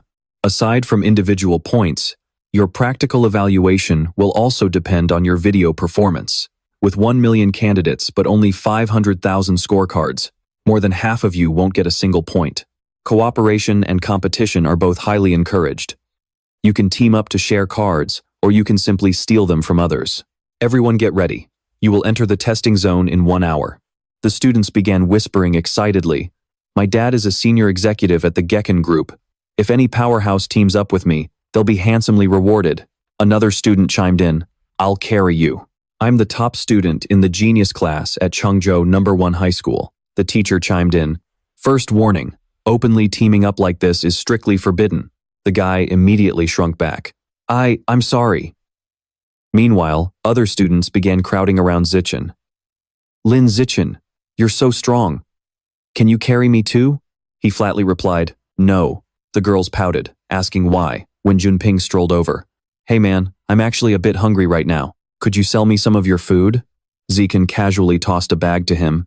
No need to pay. Just take it as a gift. Junping was surprised. Wow, you're actually that nice? How about we team up? I'm Hong Junping, from the elite rocket class at Changquan High. Zikin shook his head. Thanks, but we'll pass. Junping shrugged and turned around. Fair enough. Thanks for the snacks though. Qinghan looked puzzled. How bizarre. There are so many food stalls around here, yet he chose to come all the way over here and ask us? Zikin grinned. His intentions weren't that simple. After all, I'm hanging out with a gorgeous girl. She blushed instantly. Wait, so he was just trying to hit on me? He grabbed Qinghan's hand. Time's almost up. Let's head out too. To give her some time to adjust to the pace, they decided not to head deep into the forest just yet. Instead, they focused on gathering scorecards along the outer edges first. Zikin activated his special skill, the Eye of the Sky. Instantly, his surroundings shrank down, mapping out clearly in his vision. Zikin pointed. There's a scorecard right at the top of that tree. Go grab it. Got it. Qinghan agreed. She leaped up into the branches, waving the card triumphantly. Zikin, look, I got it. Right after that, He used his godlike vision to point out another one. From then on, they repeated this routine over and over. Zikin's eyes glowed with a brilliant golden light. He kept guiding Qinghan, pointing and saying, "And there's another one right here." Before long, she had a massive stack of scorecards in her hands. Qinghan squealed with excitement. "Zichen, you are absolutely incredible. How on earth are you doing this?" Just as they were celebrating, a voice called out, "Well, isn't this a coincidence?" Junping waved and approached them. "Looks like we ran into each other again. I've already gathered 28 points, and a guy like me always repays a favor tenfold." Secretly, he thought, "Damn, she is so cute. I have to get her number today." He smiled and suggested, "Why don't I lead our team? We can split all the scorecards. We find 3 ways." Zikin pulled Qinghan behind him and said flatly, "We don't need a team, but if you really want to repay that favor, just hand over all the cards you have." Hearing this, Junping's smile faded, his brow furrowing in anger. Junping stepped forward, cracking his knuckles. "Hey buddy, this path is getting a little too narrow." He threw a heavy punch straight at Zikin, snarling, "Way too narrow." Zikin casually ran a hand through his hair and chuckled. "Yeah, you're right. It is pretty narrow." Before Junping's fist could land, Zichen delivered a swift, effortless punch straight to his gut. Junping doubled over, his face contorting in pure agony as he coughed up blood. Zichen casually snatched his scorecards, took Qinghan's hand, and walked away. "Thanks for the points," Zichen called out. Qinghan looked back anxiously. "Zichen, is he going to be okay?" Zichen shrugged. "He'll live. I barely even tapped him." Over the next few hours, he kept helping Qinghan harvest scorecards, even teaching her how to use them as throwing weapons to hunt wild boars. Zichen guided her. "Aim carefully before you strike. Remember, you have to be fast and precise." They picked wild fruit to share, and whenever someone tried to ambush them, they gave them a harsh lesson. Together, they easily dominated every opponent they crossed paths with. Whenever they got tired, they leaned against each other to rest, secretly wishing this peaceful time could last just a little bit longer. Qinghan whispered, "Zichen, we've finally reached the inner zone where the mutant beasts roam. But Zichen, it looks like we're too late. All the mutant beasts are already gone." Qinghan sighed in disappointment. "It's such a pity. If we had gotten here sooner, you definitely would have claimed the title of mutant-slaying genius." Zichen smiled warmly to comfort her. "There's nothing to regret, Han Han. Honestly, that title doesn't really mean anything." He gently takes her hand. "All right, it's time for us to head back."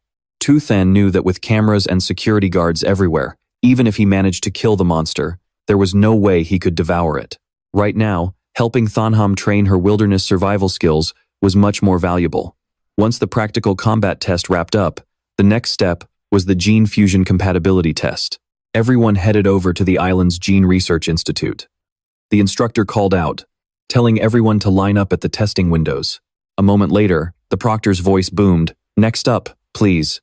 Thanham asked curiously, "Tu Than, are those reagents over there used for the gene fusion compatibility test?" He replied, "Yeah, that's the flowing cloud jellyfish gene reagent. The genes of this particular monster actually share a massive compatibility link with humans. It easily triggers a unique chemical reaction when it comes into contact with human blood. That's why they use it as a standard reagent to test gene compatibility." The testing process itself is simple. They draw fresh blood from the candidates right on the spot, and then they mix it with the flowing cloud jellyfish reagent to see how it reacts.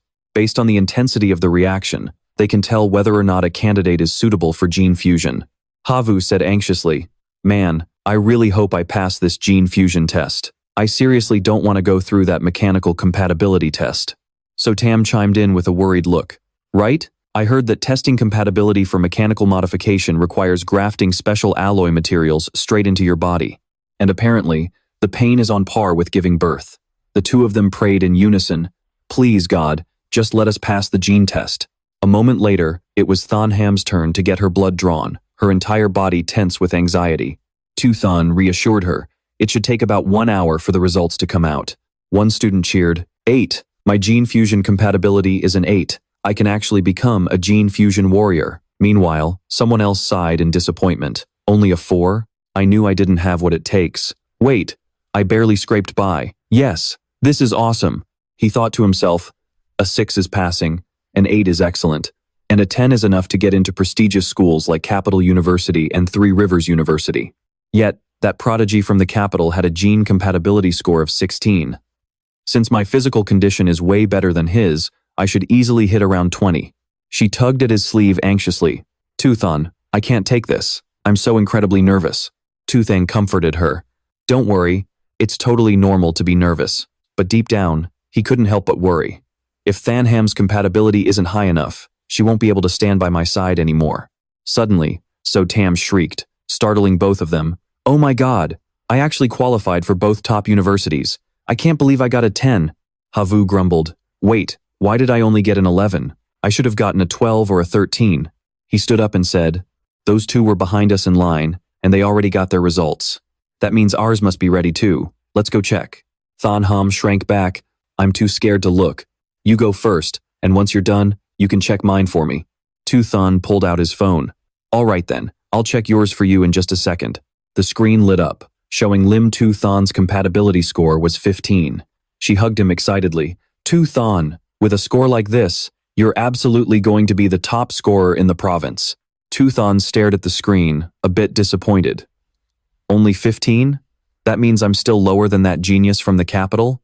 It seemed raw physical strength wasn't the only deciding factor for compatibility. He shook off the thought and looked at her.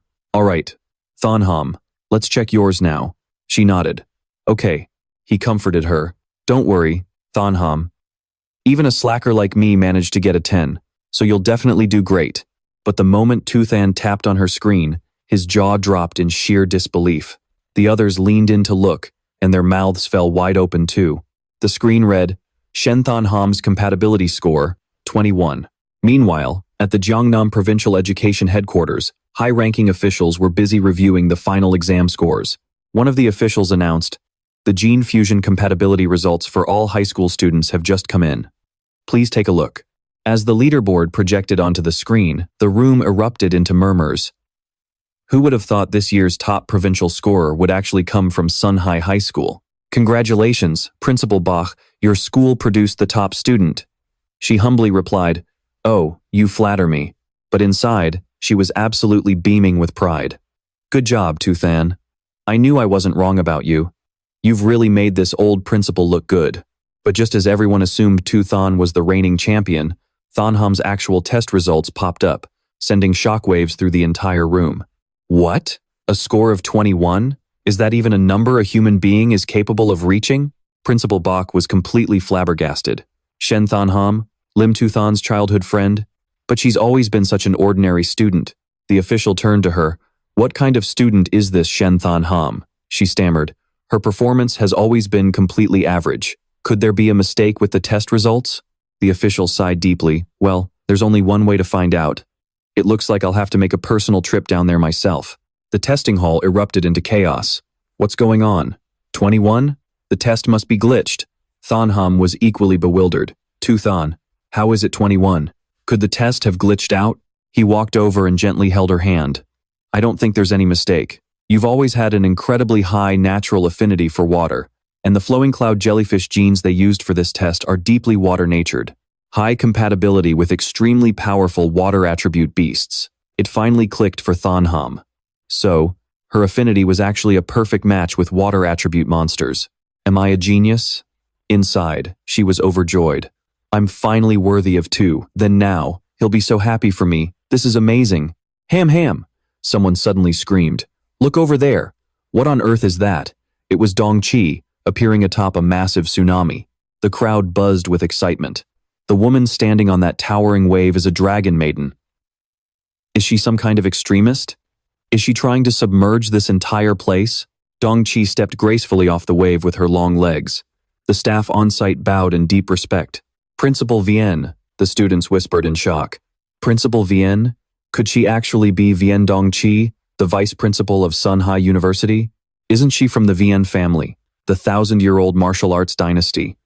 Word has it that the Vienne family once killed a dragon and fused with its genes. Isn't that a water attribute gene fusion? No wonder she can control the waves. Walking over, she looked at her and asked, Are you Thanham? Overwhelmed by her powerful aura, she nervously replied, Yes, that's me. Dongqi waved her hand and ordered, Draw her blood 3 more times for a retest. The staff bowed respectfully. Understood. So Tam chimed in, Oh my god. Who is she to demand 3 more vials of blood? Ham, are you okay? Thanham raised her arm. My arm feels a bit numb. The doctor called out, Thanham, please come with me for a moment. A moment later, she walked into her office. Sorry to bother you. Dongqi slowly turned her chair around and smiled. The results are in. It is truly hard to believe, but all 3 tests came back as 21. Thanham was stunned. Really? She got straight to the point. I want to take you in as my disciple. Thanham could not believe her ears, pointing at herself. Take me as your disciple? Dongqi said, become my disciple, and riding the waves like I do will be effortless for you in the future. She replied timidly, but this is so sudden, can I have some time to think it over? Inside, she thought, I should ask Tuthan first. She continued, there is no need to think about it. Becoming my disciple only brings you benefits, with absolutely no downsides. I am both the Minister of Education and the Vice Principal of Sunhai University. With a master-disciple relationship, the university you will enter is Sunhai University. Do you have anything to say? She blushed. No, ma'am. Dongqi pulled out her phone. Good then. Come on, let's add each other on WeChat. Thanham pulled out her phone to scan the code, thinking, I am completely being swept along here. She added, by the way, besides you, I have another disciple. She started training 10 years before you did, but since you are about the same age, she will be your senior sister. I already sent you her photo, and I will introduce the 2 of you when the time comes. She looked at the picture of the girl, Thien Tuyet, and was shocked. Is this? Thanham could not help but recall the past, softly whispering the name, Bach Tuyet. Thanham hurriedly asked, Master, what is my senior sister's name? Dongqi was surprised. Lak Thien Tuyet. Why? Did you know her before? She shook her head. When I was in elementary school, I had a close friend named Bak Tuyet, who looked exactly like senior sister, but she transferred schools soon after. I was wondering if senior sister might be Bak Tuyet. She replied with absolute certainty, that is impossible. Thanham, your gene fusion compatibility level is higher than anything I have ever seen. Now, I will examine your whole body to see if there is anything special about it. She agreed. Yes, master. Then Dongqi placed her hand on Thanham, releasing a wave of energy to scan her body. Suddenly, her expression changed, her brows furrowing deeply. Dongqi pulled her hand back, her voice sounding strangely bewildered. She quickly grabbed her hand. Is there something wrong with my body, master? Dongqi shook her head. No, it is because everything is so normal that it is strange. This is clearly a body with a compatibility rate of 21. To protect you, I will change your recorded score to 16 and make it public, preventing anyone with bad intentions from targeting you. Thanham replied obediently, Yes, master. She looked at her phone. It is getting late now. I have said all I needed to say, so you may go back. She walked to the door, turning around to say, Goodbye then, master. Right after that, the heavy door slammed shut. Dongqi sat alone in the room and made a call. The voice on the other end asked, How did it go? Dongqi replied, Dad, the girl I mentioned earlier with the 21 fusion rate, I have taken her in as my disciple. He was pleased. Good, well done. You must nurture this disciple by all means. Dongqi continued. I also investigated her background, and it is perfectly clean. What is more, the runner-up, Tuthan, is her childhood friend. Her father commented, It is not that simple. Your disciple will definitely become highly successful in the future. When that time comes, the rewards we reap will be beyond imagination. Furthermore, regarding this genius disciple's terrifying talent, under no circumstances must anyone else find out. Dongqi acknowledged, I understand, Dad. As night fell, Tuthan rode his bike with Thanham on the back, speaking in a disgruntled tone. You are really something, you know? Why did you suddenly take on a master out of nowhere? She replied gloomily. I feel weird about it too. It was just too sudden. He reassured her. Well, never mind. Let's just wait and see for now. If she does not have any bad intentions, then having her as a master is fine. But if she turns out to have a bad character, I'll just wait until my wings have grown strong, and then I'll take the initiative to end this master-disciple relationship myself. Thanham agreed. Uyenhan waved her hand as she ran out from inside, calling out, Tuthan, hum, you two are back? She added, You came back just in time. Tonight, let's head to the Minhuang restaurant to celebrate, she asked. I heard Ham became the provincial champion this time. That is seriously amazing, Tumong said happily. Ham can attend the same university as Tuthan now. That's so wonderful. A moment later, everyone raised their glasses in unison, congratulating Ham Ham and Tu Than for becoming the provincial champion and runner-up. Non Sin waved his hand. It's getting late. Everyone get home safely. Tham Kien replied. You too. Let's get together again next time. As night fell, only the light of the full moon remained. Inside the house, a knock sounded at the door. Uyen Han quickly ran to open the door, calling out, "Coming." Looking at Thon Ham's blushing face, she teased, "Is Ham Ham here to sleep over with Tu Than again?" Thon Ham shyly explained, "No, it's not that. It's just, there are some really important things I need to talk to Tu Than about in person." She rushed into the house, her face bright red. "Aunt Han, I'm going in to see Tu Than." Uyen Han fell into deep thought. An important matter that had to be said in person. Could she be planning to confess her love? She ran to his bedroom door and knocked. "Tu Than, I have something really important to tell you." Tu Than opened the door, looked at Thon Ham, and asked, "What's going on?" She stepped inside and replied, "It's about the master I accepted this morning." He was surprised. "Your master?" Thon Ham sat on the bed, hugging a pillow, and said, "My master gave me a full-body checkup today. The results show that there's nothing special about my body. I'm just like any normal person. As for my body leaking water, she couldn't detect anything at all." Tu Than thought to himself, could it be that even Dong Chi, who can control massive waves on the sea, still can't figure out the secret inside Ham Ham's body? It seems her body is way more mysterious than I ever imagined. He touched her shoulder, advising her, "For now, let's not let anyone else know about this. If word gets out, there's no telling what the consequences might be. Once we get stronger and more knowledgeable, we can slowly look into it. There's no need to rush." Thon Ham agreed. "I'll do whatever you say." She pulled out her phone. "Oh right, there's one more thing. When I was still at the base, my master told me that I have a senior disciple sister. I saw a picture of her, and she looks a lot like Bak Tuyet." He took the phone to look, falling into thought. She did look a bit similar, but her vibe was completely different. Tu Than spoke up. "But where is this background? Do you know?" Thon Ham looked at the picture again and shook her head. "I don't know. Let me ask my master." Her text read, "Master, where did senior sister take this photo?" Dong Chi replied, "The origin." She asked further, "Where is that place?" She replied, "I only know it as the origin. I couldn't find out anything else." Thon Ham recounted it to Tu Than. She only knows it's called the origin, and she couldn't ask about anything else. He sat down next to her. "Then let's worry about it later." A while later, Thon Ham crawled onto the bed to lie close to Tu Than while he looked at his phone. Resting her face against the pillow, her eyes filled with deep thought, Thon Ham spoke up. "Tu Than, do guys really like women wearing cheongsams?" Hearing that question, Tu Than fell silent. Could she have been influenced by that master of hers? He imagined her wearing a cheongsam, blushing as he said, "They look nice." But in his heart, he thought, if Ham Ham wore one, she'd probably look incredibly beautiful. Suddenly, Thon Ham leaned over and pressed herself against Tu Than. "So, do you like them?" He blushed. "Yeah, I do," she continued. "What about fishnet stockings? Black, white, or skin-toned?" Tu Than was flustered. "Why are you asking such weird questions? But if I had to choose, probably black or white." Thon Ham immediately placed an order for the cheongsams and fishnet stockings. She got all of them. He was utterly confused. What is she suddenly doing?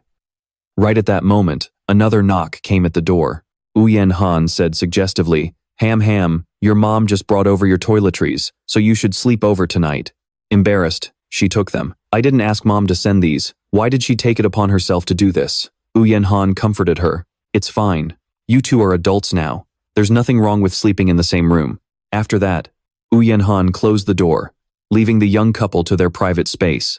Thon Ham looked at Tu Than, both of their faces red as tomatoes. She walked over and emptied the bag. "It's fine. I'll just change and go to sleep." Suddenly, Thon Ham flinched in shock. "What is this?" She read the packaging and screamed, "Ultra-thin natural condoms?" Thon Ham shyly tossed them aside. "Why on earth did mom put these in here?" She scrambled off the bed in a panic. "I'm going to change first." Watching her flustered retreat, he sighed. "What on earth was that?" Tu Than spoke up. "We're off. Hold on tight." He and Ham Ham had both been accepted into the Evolution Academy of Sun Hai University. Thon Ham wrapped her arms tightly around Tu Than's waist, laughing happily as she urged him. "Let's go." Just like him, Thon Ham had signed a contract with the martial arts hall run by Havu's family. Today, they were heading to the hall to participate in a promotional event. Just then, a voice called out, "Hello there." Who would have thought that shortly after heading out, they would run into a group of strange people who went as far as blocking the two of them? Chuanwu spoke up. "Are you classmate Lin Zikan?"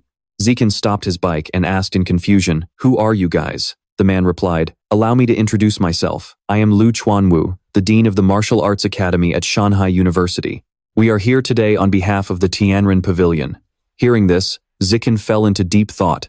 The Tianren Pavilion had made headlines before as a conservative organization strongly opposed to gene fusion and cybernetic body modification. They were quite popular online, but mostly because the comments were constantly blasting them for being a bad influence on the younger generation. He said, "I'm here on behalf of the Tianren Pavilion to invite you to join us." Zikan coldly walked past him and replied, "Please get out of my way."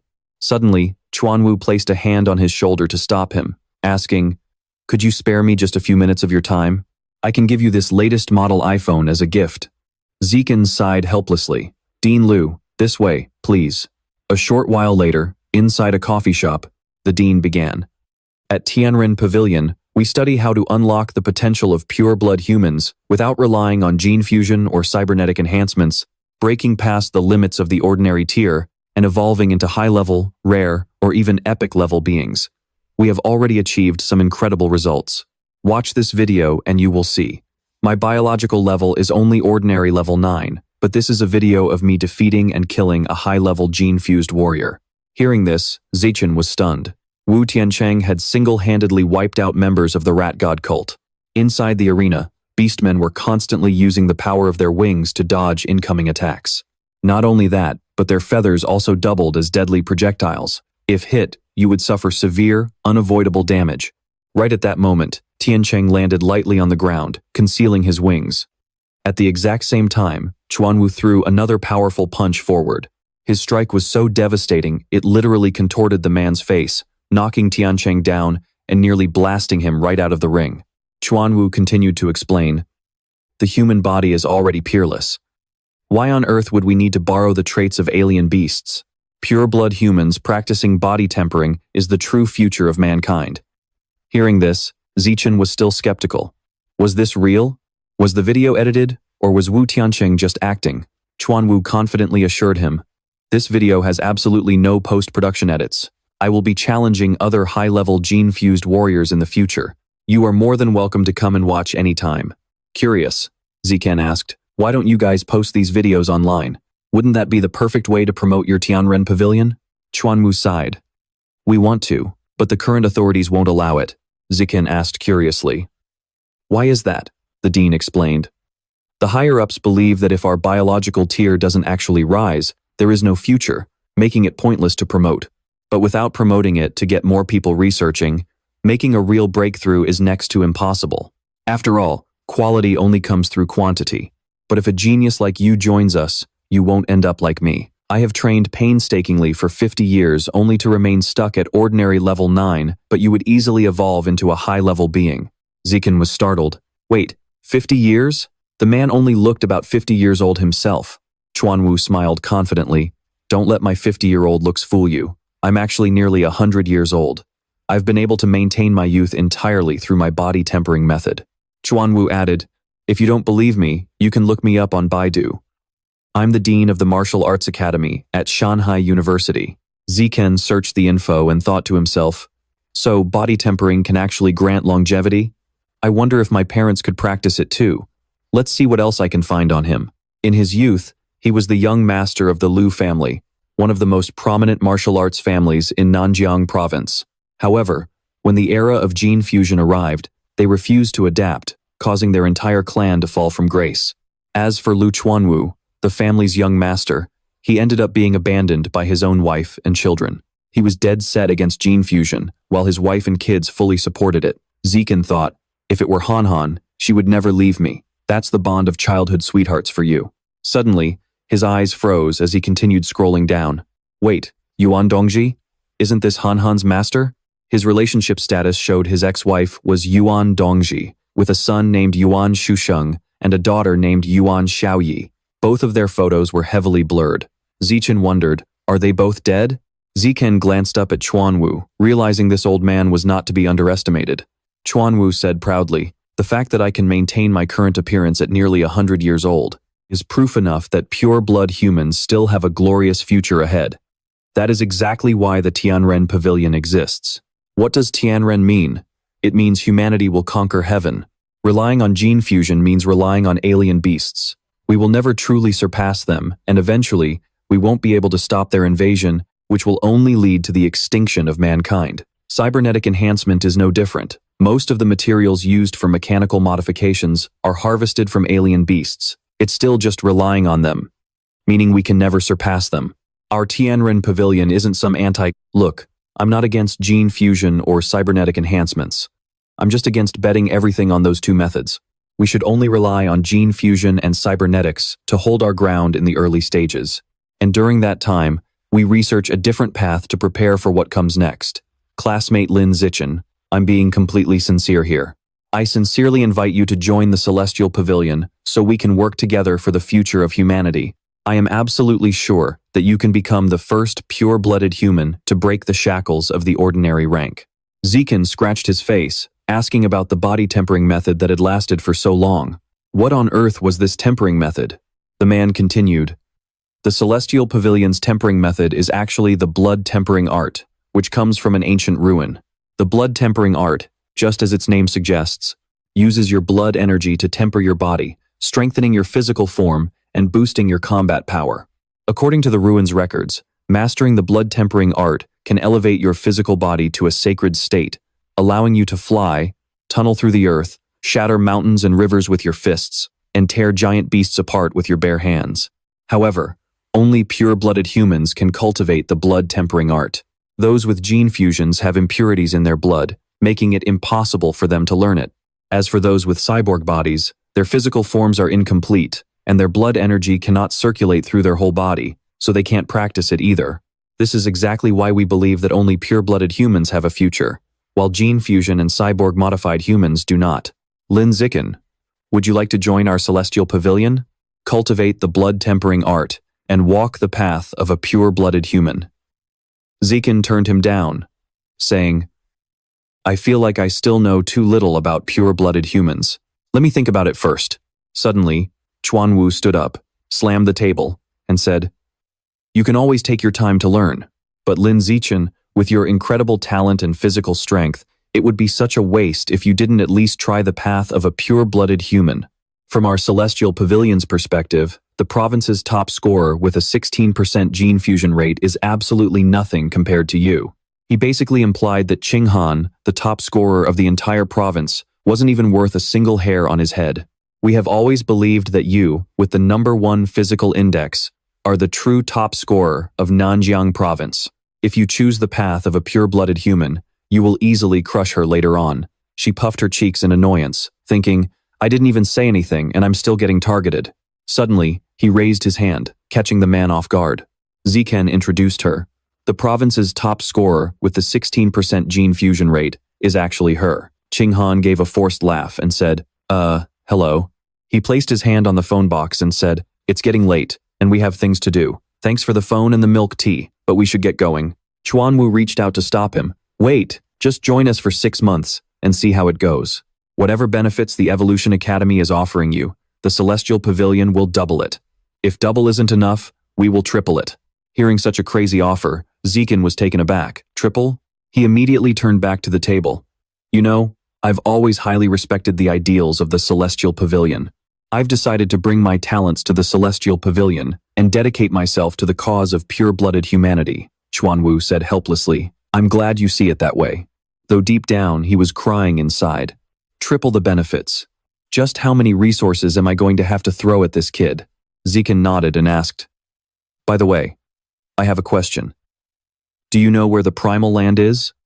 The man was surprised that this kid actually knew about the Primal Land.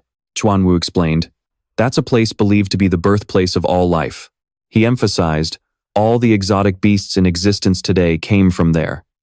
Zichen thought to himself, the birthplace of life, the source of exotic beasts, the Primal Land. So humans actually know about these beasts, and they can even enter the Primal Land. He voiced his curiosity. So, Does the beast meat at the mall come from there too? Chuanwu assured him, of course. Otherwise, what little meat is left on Earth would only go to the higher-ups. Ordinary people wouldn't stand a chance. Zikan asked, do you have any videos of the primal land? The man shook his head. No, all electronic devices are disabled there. The only way to record anything is by drawing it. He realized, so that image was actually a drawing. Just then, a phone started ringing. A voice on the other end said, hey, handsome boy and pretty girl, the martial arts gym's promotional event is about to start. When are you guys getting here?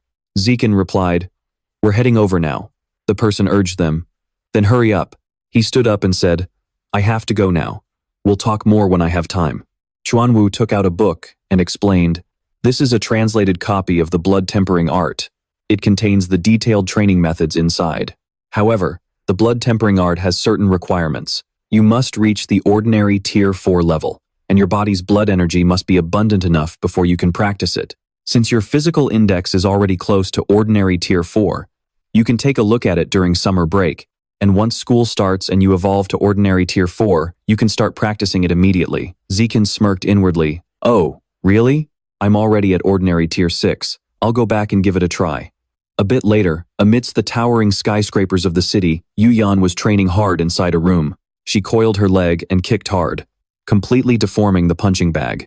Seeing Chuanwu arrive, Yuyan stopped her movements. Wiping away her sweat, she asked, Director, what's making you so happy? Guess what? He was bragging.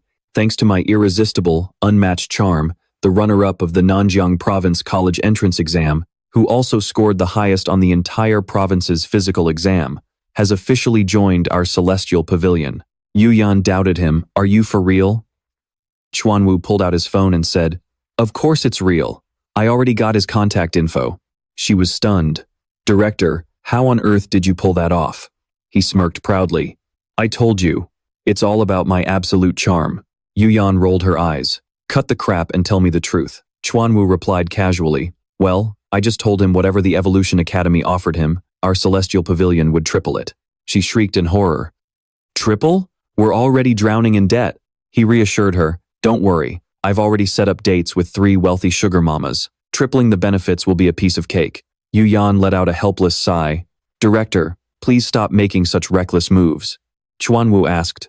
Yuyan, back when you were practicing the blood tempering technique, how long did it take you to sense your vital energy? She replied, that was 10 years ago. If I remember correctly, it took about a week. He asked, and what about controlling it? Yuyan responded, 2 months. Chuanwu nodded in satisfaction. As expected of the runner-up of the capital's college entrance exam back then, your talent is truly outstanding. I used to think of myself as a genius, yet it still took me 2 whole weeks just to sense my vital energy. Yuyan's expression suddenly darkened. Please, don't bring up that capital runner-up title anymore. Ever since I gave up gene fusion to join the Celestial Pavilion, I haven't evolved into a high-level being. I don't even know how many people have been laughing at me all these years. He patted her shoulder to comfort her. Let them laugh. Once you evolve into a high-level being in a few years, won't you easily wipe the floor with them?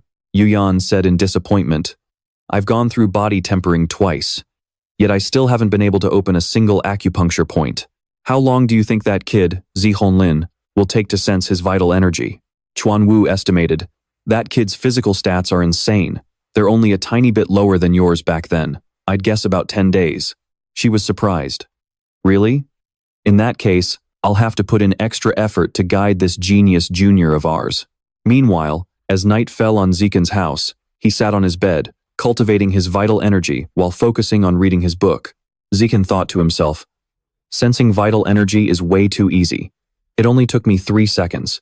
The next step is controlling the vital energy to start body tempering. He decided to start the tempering process with his right hand first. The system popped up. You are using vital energy to temper your skin. Half an hour later, Zikan thought, I've finished the first round of tempering on my right hand. Let's test its durability with a knife first. Even after just 1 round of tempering, it's already completely impervious to blades. No wonder Chuanwu Lu, who went through tempering 3 times, could withstand Tiancheng Wu's feather barrage. I wonder just how ridiculously strong my body will become after 5 rounds of tempering. 3 hours later, he gasped for air and analyzed. At this rate, It'll take less than a week to complete the first full round of tempering on my entire body's skin. Now that the skin on both my arms is tempered, I've used up about 1/3 of my vital energy. Suddenly, Zichen's phone buzzed with a message from Qinghan. "Zichen, are you asleep yet?" He replied, "Not yet." She texted, "I've got a surprise for you." She suggested, "Can you come over to my room to check it out?" Zichen asked curiously, "What kind of surprise?" Qinghan replied, "If I tell you, it won't be a surprise anymore." He agreed. "All right, I'll head over right now." Zichen stood up, completely baffled. What on earth could this surprise be? Why is she calling me over so late? Aunt Meng opened the door and said, "Zichen, are you here to see Han Han?" He replied, "Yeah, she messaged me on WeChat saying she had a surprise for me and told me to come over and see it." She covered her mouth with a knowing smile. "Well then, hurry upstairs to her room before she gets too impatient waiting for you." A moment later, Zichen knocked on her door and said, "Han Han, I'm here." Qinghan called out from inside, "Come on in." Zichen pushed the door open and stepped into her room. He looked at Qinghan, who was completely wrapped up in a blanket, and asked in confusion, "What are you doing?" With her face completely flushed, she said, "This is the surprise I prepared for you." Zichen asked, puzzled, "What kind of surprise requires you to wrap yourself in a blanket?" His face grew hot as his mind started to wander. She doesn't mean offering herself to me, does she? Or is she going to show me her glow-in-the-dark watch? Qinghan suggested, "Just come over and you'll see." Her face was burning red as she watched Zichen approach. "Go ahead, pull it off and look." Shyly, Qinghan buried her face in the pillow, not daring to look at him. Zichen's face flushed with heat, his lips tightly sealed, as he reached out and decisively pulled the blanket back. As the blanket fell away, Zichen gasped, his eyes widening in absolute shock at the sight of Qinghan wearing a form-fitting cheongsam. She asked timidly, "Do I look good in this?" He nodded repeatedly, his face bright red as he stammered, "You look beautiful." Twirling a strand of her hair, Qinghan asked, "I even bought a pair of black fishnets. Do you want to see me put them on?" Zichen accepted the offer. "Sure, let's see how they look." She then pulled out a pair of black stockings and began putting them on. Qinghan's movements were slow and gentle. The longer Zichen watched, the hotter his body felt, his lips tightening unconsciously. Once she finished putting them on, she asked, "Do they look good?" He replied instantly, "They look amazing on you." She teased, "These fishnets feel really nice to the touch. Do you want to feel them?" Zichen reached out, touched them, and replied, "Wow, they really do feel amazing." Qinghan asked curiously, "So, which feels better to touch, the fishnets or my legs?" "Better?" Tuthan replied, "Touching your legs definitely feels way better." She agreed, "Yeah, I think so too." Just then, Aunt Tumong's voice called out from outside, "Tuthan, your mom just dropped off some of your personal stuff. I'll hang it on the doorknob, okay? Grab it when you can." Tuthan got out of bed, walked to the door, and said, "Got it, thanks Aunt Tumong." He then brought the basket his mom sent inside. Peeking inside, he saw a box of condoms. Tuthan sighed in disbelief. Of course his mom would pack that. He tossed it back into the basket and muttered with a sigh, "We haven't even kissed yet. What's the rush?" Thanham walked down and said, "Tuthan, it's getting late. Just sleep here tonight. I'm putting on my diaper now, so turn around and don't look." Tuthan immediately faced the door. She walked over and said, "All done. Let's turn off the lights and go to sleep." Tuthan agreed, "All right." A moment later, they were lying in bed, facing each other. Tuthan started the conversation. Ham, why does your bed smell so good? Did you spray something?" Thanham smiled and replied, "That's just my natural scent on the bed. If you don't believe me, take a sniff." "He didn't buy it. How is that even possible?" he asked, surprised. She stayed quiet, just lying there staring at him. Tuthan stared right back at Thanham. Her face turned as red as a tomato. Suddenly, she parted her lips slightly, and without even realizing it, Tuthan slowly leaned in. He wrapped his arm around her neck, pulling her closer. The two shared a deep, passionate kiss filled with genuine emotion. As Tuthan kissed her passionately, Thanham's eyes suddenly flew open. She pushed him away, gasping and stammering, "Wait. Wait a second." Seeing Thanham rush out of bed, Tuthan asked in confusion, "What's wrong?" Blushing furiously, Thanham covered her legs and muttered, I peed myself." Instantly, the atmosphere became incredibly awkward. Suddenly, Tuthan spoke up, "Wait, How did you feel just now? Was there a massive surge in your mental energy? She replied shyly. My heart was racing, pounding like crazy, and then my body suddenly got super hot, and, well, I peed. My mind was definitely racing like crazy just now. He put the pieces together. Just as I suspected.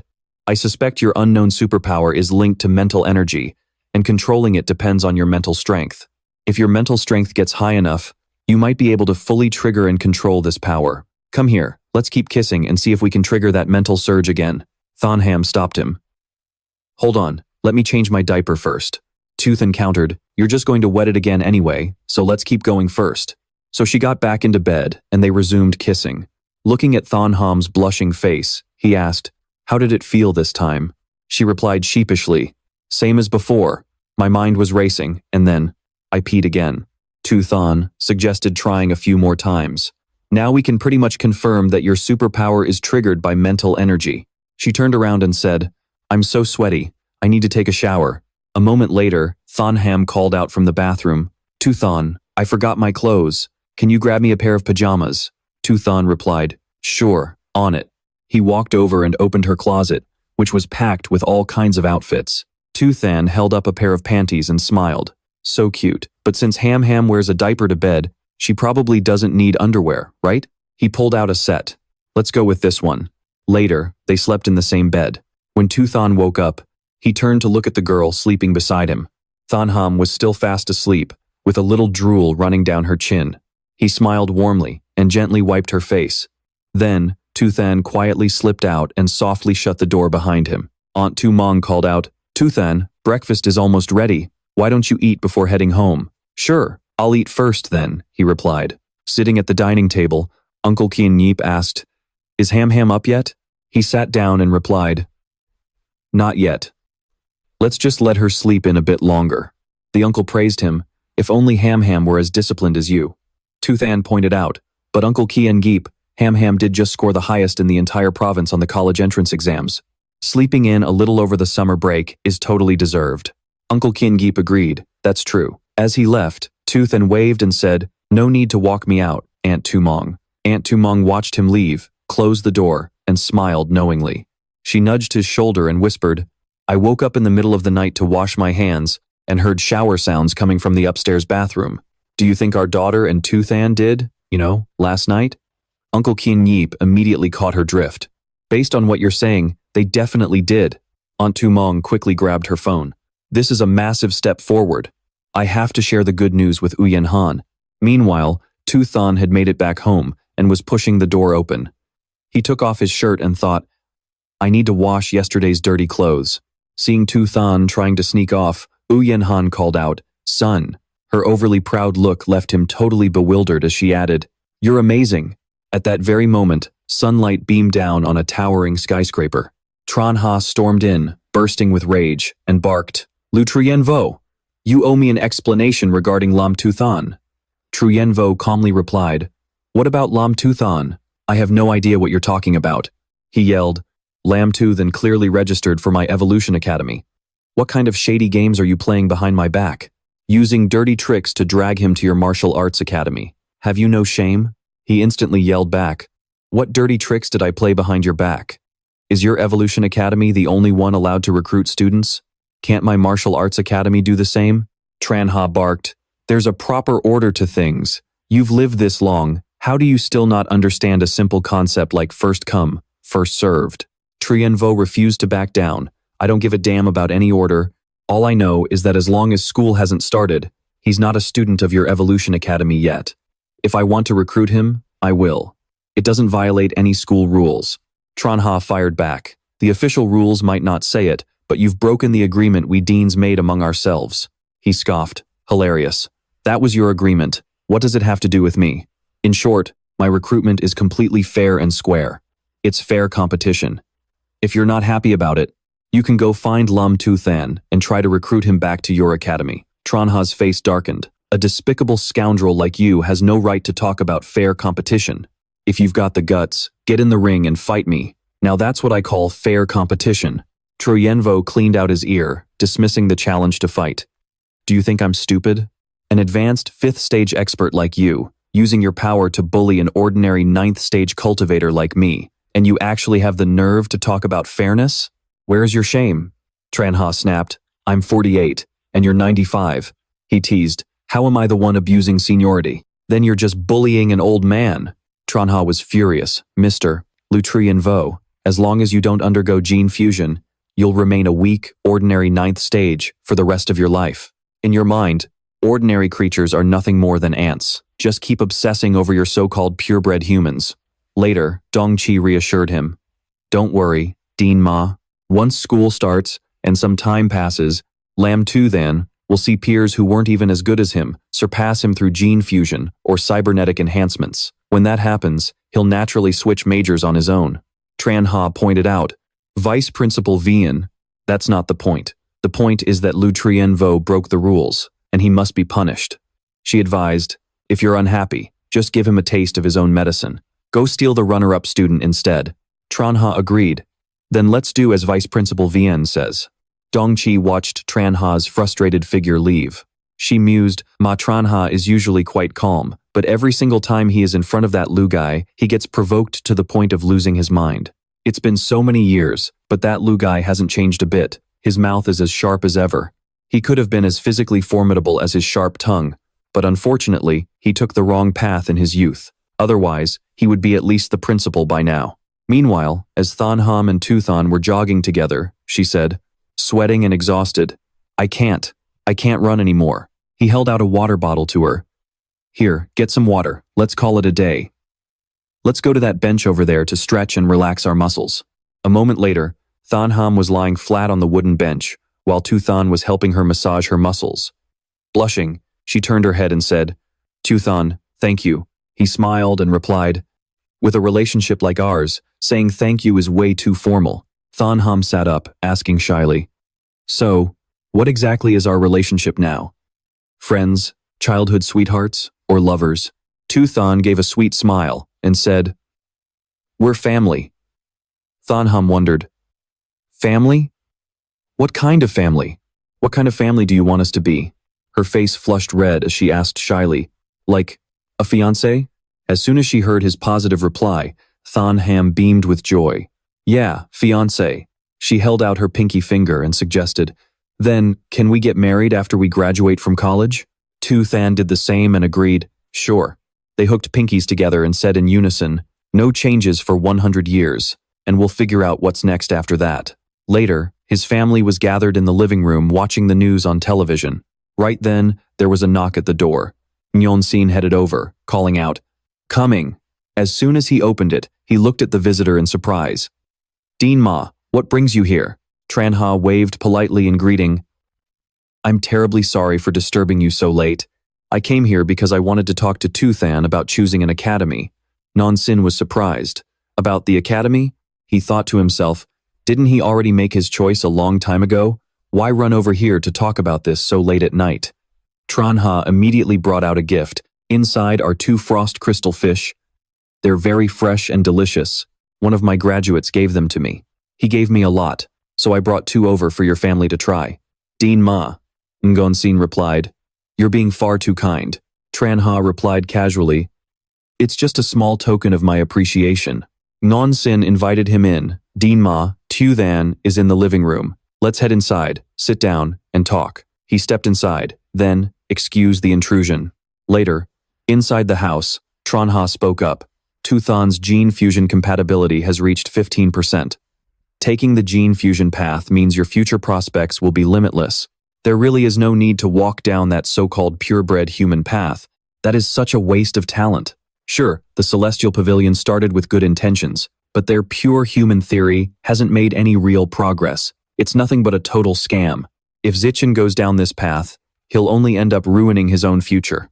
Zichen, take my advice. Forget about this whole pure human nonsense. It'll only make you ordinary, just like everyone else. Your best bet is still the Evolution Academy. At that moment, Zichen fell into deep thought, his expression growing serious. Wang Xin spoke up hesitantly. Dean Ma, I'm a bit confused. What do you mean by that? Didn't Zichen already apply to the Evolution Academy? He quickly spoke up to explain. Mom, Dad, I forgot to tell you. A few days ago, I joined the Celestial Pavilion. I've switched my application to the martial arts academy now because I want to follow the pure human path. She gasped in shock. Zekin, what on earth is going on? Zekin looked at his parents and explained, first of all, I really agree with the Celestial Pavilion's philosophy. On top of that, the dean of the martial arts academy showed a lot of sincerity by offering to triple my benefits. So, I agreed to join the Celestial Pavilion for 6 months to give the pure human path a shot. If I don't see any progress after 6 months, I'll switch back to the Evolution Academy and go with the gene fusion path. Hearing this, Ma Zhenhe cursed silently in anger. How can that dirt-poor old geezer afford to triple his benefits? Then, he said in a low voice, young man, let me give you a piece of advice. Sure, triple the benefits sounds like a lot, but in the grand scheme of things, it's just a tiny short-term gain. There's no need to sacrifice your entire future for some chump change. Even if you're only joining for a 6-month trial and can still switch back to the gene fusion path if it doesn't work out, that short 6-month gap is more than enough to make you fall behind. You'll miss out on so much invaluable training that even 3 times the benefits won't make up for it. He replied politely, thank you for the warning, Dean Ma, but right now I really believe in the Celestial Pavilion's philosophy. If I don't give it a shot, I'll always regret it, and it might even end up becoming a mental block for me. But secretly, he thought to himself, it's not like I wanted to do this, but getting 3 times the benefits is just too good to pass up. Hearing his firm response, Ma Zhenhe sighed softly and stood up. If you're going to be this stubborn, then there's no point in me saying anything more. I have other matters to attend to. Yan Sheng stood up immediately to show him out, saying, Dean Ma, let me walk you out. Up in the sky, white clouds blended with a soft pink hue, while the house cast a warm, dim light under the starry night. Zekin took a sip of water while scrolling through his phone, looking for any updates. But when he saw the headline, he gasped in shock. What on earth is this? An official announcement was plastered all over the screen, leaving Zekin completely stunned. The runner-up of the Nanjiang Province College entrance exam, Lin Zekin, has joined the Celestial Pavilion to follow the pure human path. What a shame that this genius is destined to end up as ordinary as everyone else. The article even brought up the capital's runner-up from 10 years ago, pointing out how that female prodigy had also turned into a complete nobody after joining the Celestial Pavilion.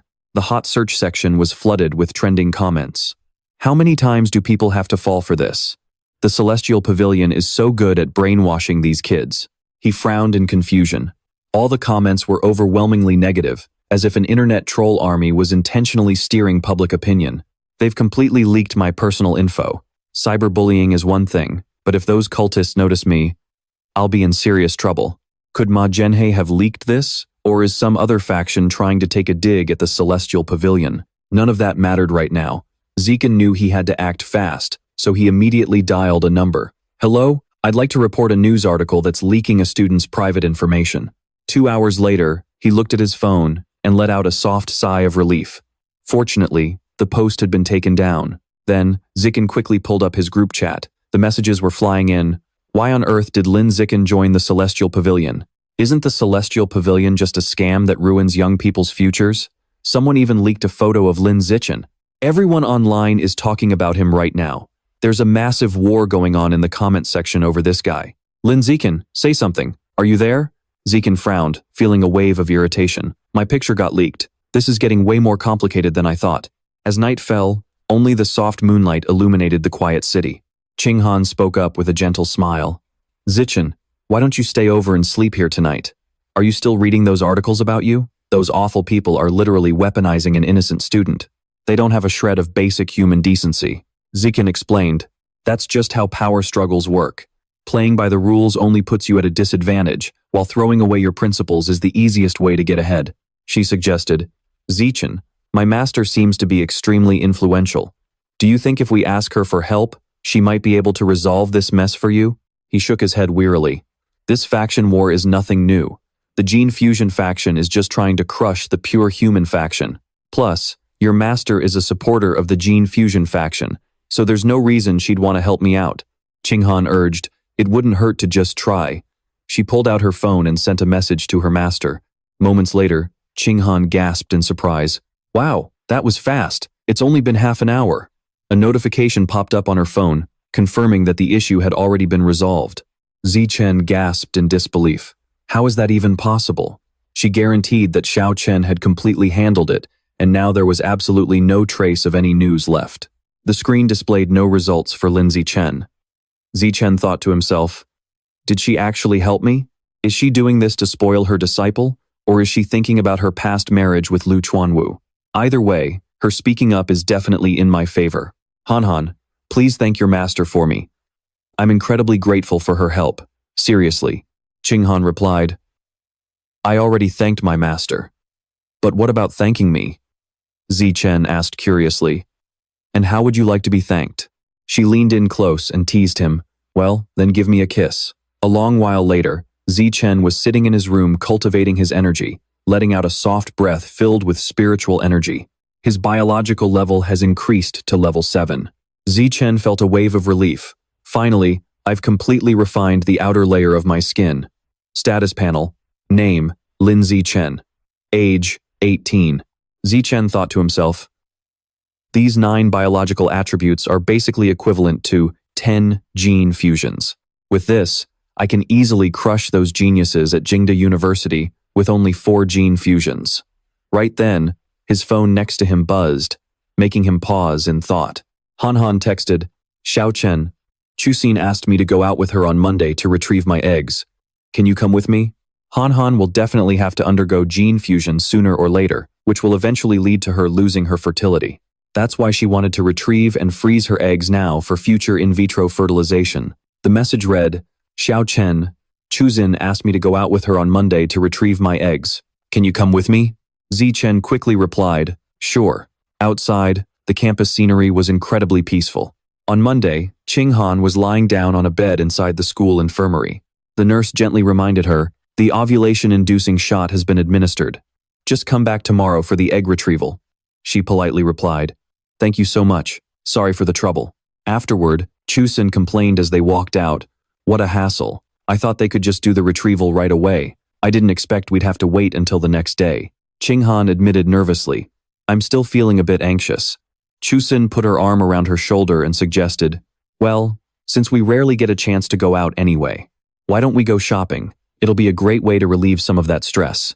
She smiled and agreed, sure, let's do it. Chuxin turned around to ask, Zichen, do you want to tag along with us? I'll pass, Zichen declined. I have to head home to take care of some things. Chuxin turned around excitedly. Awesome, today is a girls' day out for just me and Han Han. Later at home, he focused entirely on his cultivation. Now, it was time to temper his muscles. System, skin, and muscle strength, +1. Blood tempering mastery, +1. He thought to himself, the burning sensation during muscle tempering is even more intense than skin tempering. But it's still bearable. After a whole afternoon, I've tempered my entire right arm, but my head is starting to feel pretty dizzy now. After that, Zichen went to just the strength of my right arm alone has increased my overall power by 50%. The blood tempering technique really is a perfect match for my physique. Right then, a voice called out from outside. Xiao Chen, I have something I need to discuss with you. The door's unlocked, he called back. Come on in. Qing Han walked in shyly and said, Chuxin wants us to go out and have some fun before classes start. Heiyu is coming along too, so I went ahead and agreed on your behalf. Zichen gently took her hand. If you're going, then I'm definitely going with you. She hesitated, but Chuxin said she wants to go to the beach. I didn't want to rain on her parade, and I didn't know how to refuse, so I ended up promising her. But you know, I still get scared because of those terrifying sounds I heard underwater before. Zichen gently comforted her. It's all right. I'll be right there with you. Worst case scenario, we just won't get into the water. Elsewhere, amid a horrific scene bathed in an eerie red glow, a massive creature emerged right in the center. The Rat King asked excitedly, Lord Divine Envoy, a total of 108 tunnels. I've had all those sewer rats dig them out. Next, I must trouble you to establish the biological coordinates here. Hearing this, Crowmask suddenly radiated intense killing intent. Right after, he raised his staff high and slammed it down with force, causing the ground to instantly rip open in a terrifying shatter. Crowmask then used a knife to slit his wrist until it bled, letting his blood drip drop by drop onto the staff. Afterward, Crowmask announced, I have established the biological coordinates here. Now, we just need to find a corresponding spot back in the original realm and set up the exact same biological coordinates there. Once the coordinates resonate with each other, we can connect the tunnels to the original realm. Inside the car, Chushin's voice chimed in. Hey you, when did you get your driver's license? Hey you replied, I spent 10 days of my summer break and got it. My dad pulled some strings to get me into an express class. She was surprised. They actually have classes like that? He replied confidently. If the three of you want to sign up, I can just tell my dad when I get back. So, do you guys want to sign up? Everyone shouted in unison. Of course we do. A short while later, the car pulled into the parking lot. We're here. Hayu spread his arms wide to feel the breeze. Feel that sea breeze and look at this beautiful, peaceful view. He shouted loudly. Behold, the ocean. Hayu glanced over at the girls in bikinis swimming in the water. Su Xin angrily smacks him on the head. Can you stop being so crude? Let's go, Han Han. Let's go change into our swimsuits over there. Just ignore him. Ching Han nods in agreement. Okay. He Yu is left grumbling behind them. He then puts his arm around Shu Chen's shoulder. Come on, let's go change into our swimsuits too. I can't wait to jump into the water. Suddenly, someone nearby asks, Hey, isn't that guy the runner-up of the Namjong Province College entrance exam? Did he join the Deva Pavilion, or did he get brainwashed? Or maybe he was just born stupid. What a way to ruin his own future. He Yu immediately loses his temper, the veins on his neck bulging. Who the hell do you think you are? You think you're qualified to judge the runner-up of the Namjong College entrance exam? Shu Chen glares, scaring them instantly, and says, Why'd you stop talking? Keep going. Then, he grabs He Yu's hand to calm him down. Forget it. Don't waste your breath on them. He Yu grumbles, Shu Chen, you're way too nice. If it were me, I would have punched them in the face already. Shu Chen explains, It's just that I don't really care about stuff like this, but if it's something I actually care about, I definitely won't hold back. He Yu asks curiously, Then what do you care about? Right then, Su Xin's voice cuts in. Do you seriously even have to ask that? Shu Chen obviously cares about Han Han the most. He Yu scratches his head awkwardly. Yeah, that was a pretty dumb question. Su Xin reminds them, You two better go change into your swimsuits too. Later, Shu Chen offers, Han Han, do you want me to put some sunscreen on you? Ching Han, lying under the sun, replies, Sure. He walks over to help her. How's this? Is it okay? Ching Han replies softly, Yeah. He Yu blushes as he watches them. Man, you've got some serious moves. He then calls out, Su Xin, let me put some sunscreen on you too. Su Xin snaps coldly, Get lost. Ching Han looks at him with a blushing face, thinking, Xiao Chen is really something. Right at that moment, she is suddenly startled by a sound. The great god awakens, the sea origin ground. Ching Han sits up in confusion, looking around in a daze. The voice seems to be coming from deep within the ocean. Ching Han gazes out at the distant water. Noticing something is wrong with her, Shu Chen walks over with concern. He asks, What's wrong? Ching Han replies in fear, Xiao Chen, I heard that voice again. It said something about the great god awakening. And something about the sea origin ground. It's just as creepy as before. Shu Chen says thoughtfully, Could this be related to the origin land? Our current knowledge is too limited, so we can't find much. We still need to gather more information about the origin land first. Once we start college, you can try asking your master for some clues about the origin land. After Shu Chen finishes tempering all the muscles in his body, he smoothly moves on to bone tempering. However, he doesn't expect this process to be so much harder.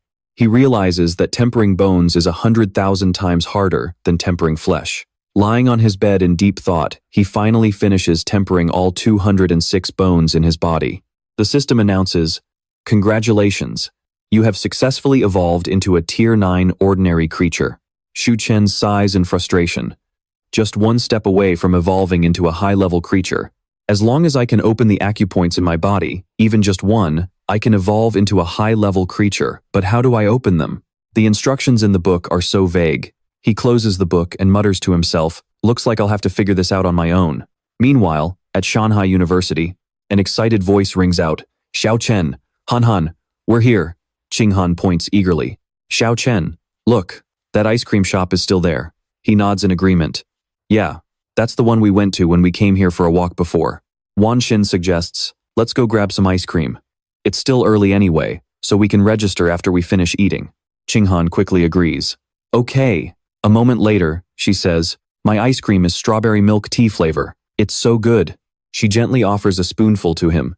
Xiao Chen, try some. Suddenly, Shu Chen is startled by a loud shout. Come on. Another round. Outside, someone says. Jia Xin, the skirt you're wearing today is way too long. It's making it hard for me to feel you up. Jia Xin replies coquettishly, you can just slide your hand underneath. I don't mind. Someone teases. Brother Yong, don't just focus on touching girls. Come on, guess the number. They are talking loudly and laughing. You lost. Drink up. Nearby, some people whisper that Huang Jia Xin is always putting on an act. She acts like a cold goddess at the art academy. But look at her now, clinging to guys from the Evolution Academy and letting them touch her all over. Well, who can blame her? Students from the Evolution Academy have a bright future. If you were a girl, you'd cling to them too. Yeah, I guess that's true. If I were in the Evolution Academy on the inner campus, I'd spend all my time hunting for girls on the outer campus too. Eating his ice cream, Shu Chen falls into deep thought. Shanghai University is divided into two areas. The outer campus is for students majoring in academic and art subjects. The inner campus is for students in the Evolution, Mecha, and Martial Arts academies. Because the inner campus involves highly confidential research on gene fusion and mechanical body modification, it must be kept strictly secret. Only teachers and students from the inner campus are allowed inside. Even students from the outer campus can't enter. Wan Xin warns them seriously. You two will have a lot of freedom in college, but don't go wild like those drunkards out there. You must keep studying hard, you hear me? Shu Chen and Qing Han reply in unison. We understand, Auntie. Yan Sheng stands up. He pats their shoulders reassuringly. Xiao Chen and Han Han have been good kids since they were little. They won't end up like that. It's getting late. Xiao Chen, Han Han, you two should get ready to head over to the inner campus. Your mom and dad. We can't go inside the campus, Zichen, so make sure you take good care of Qing Han. Pulling his suitcase, Zichen replies, Don't worry, Mom, Dad. I've got this. A moment later, a security guard stops them, saying, Please show me your admission letters. Qing Han hands hers over. Here's mine.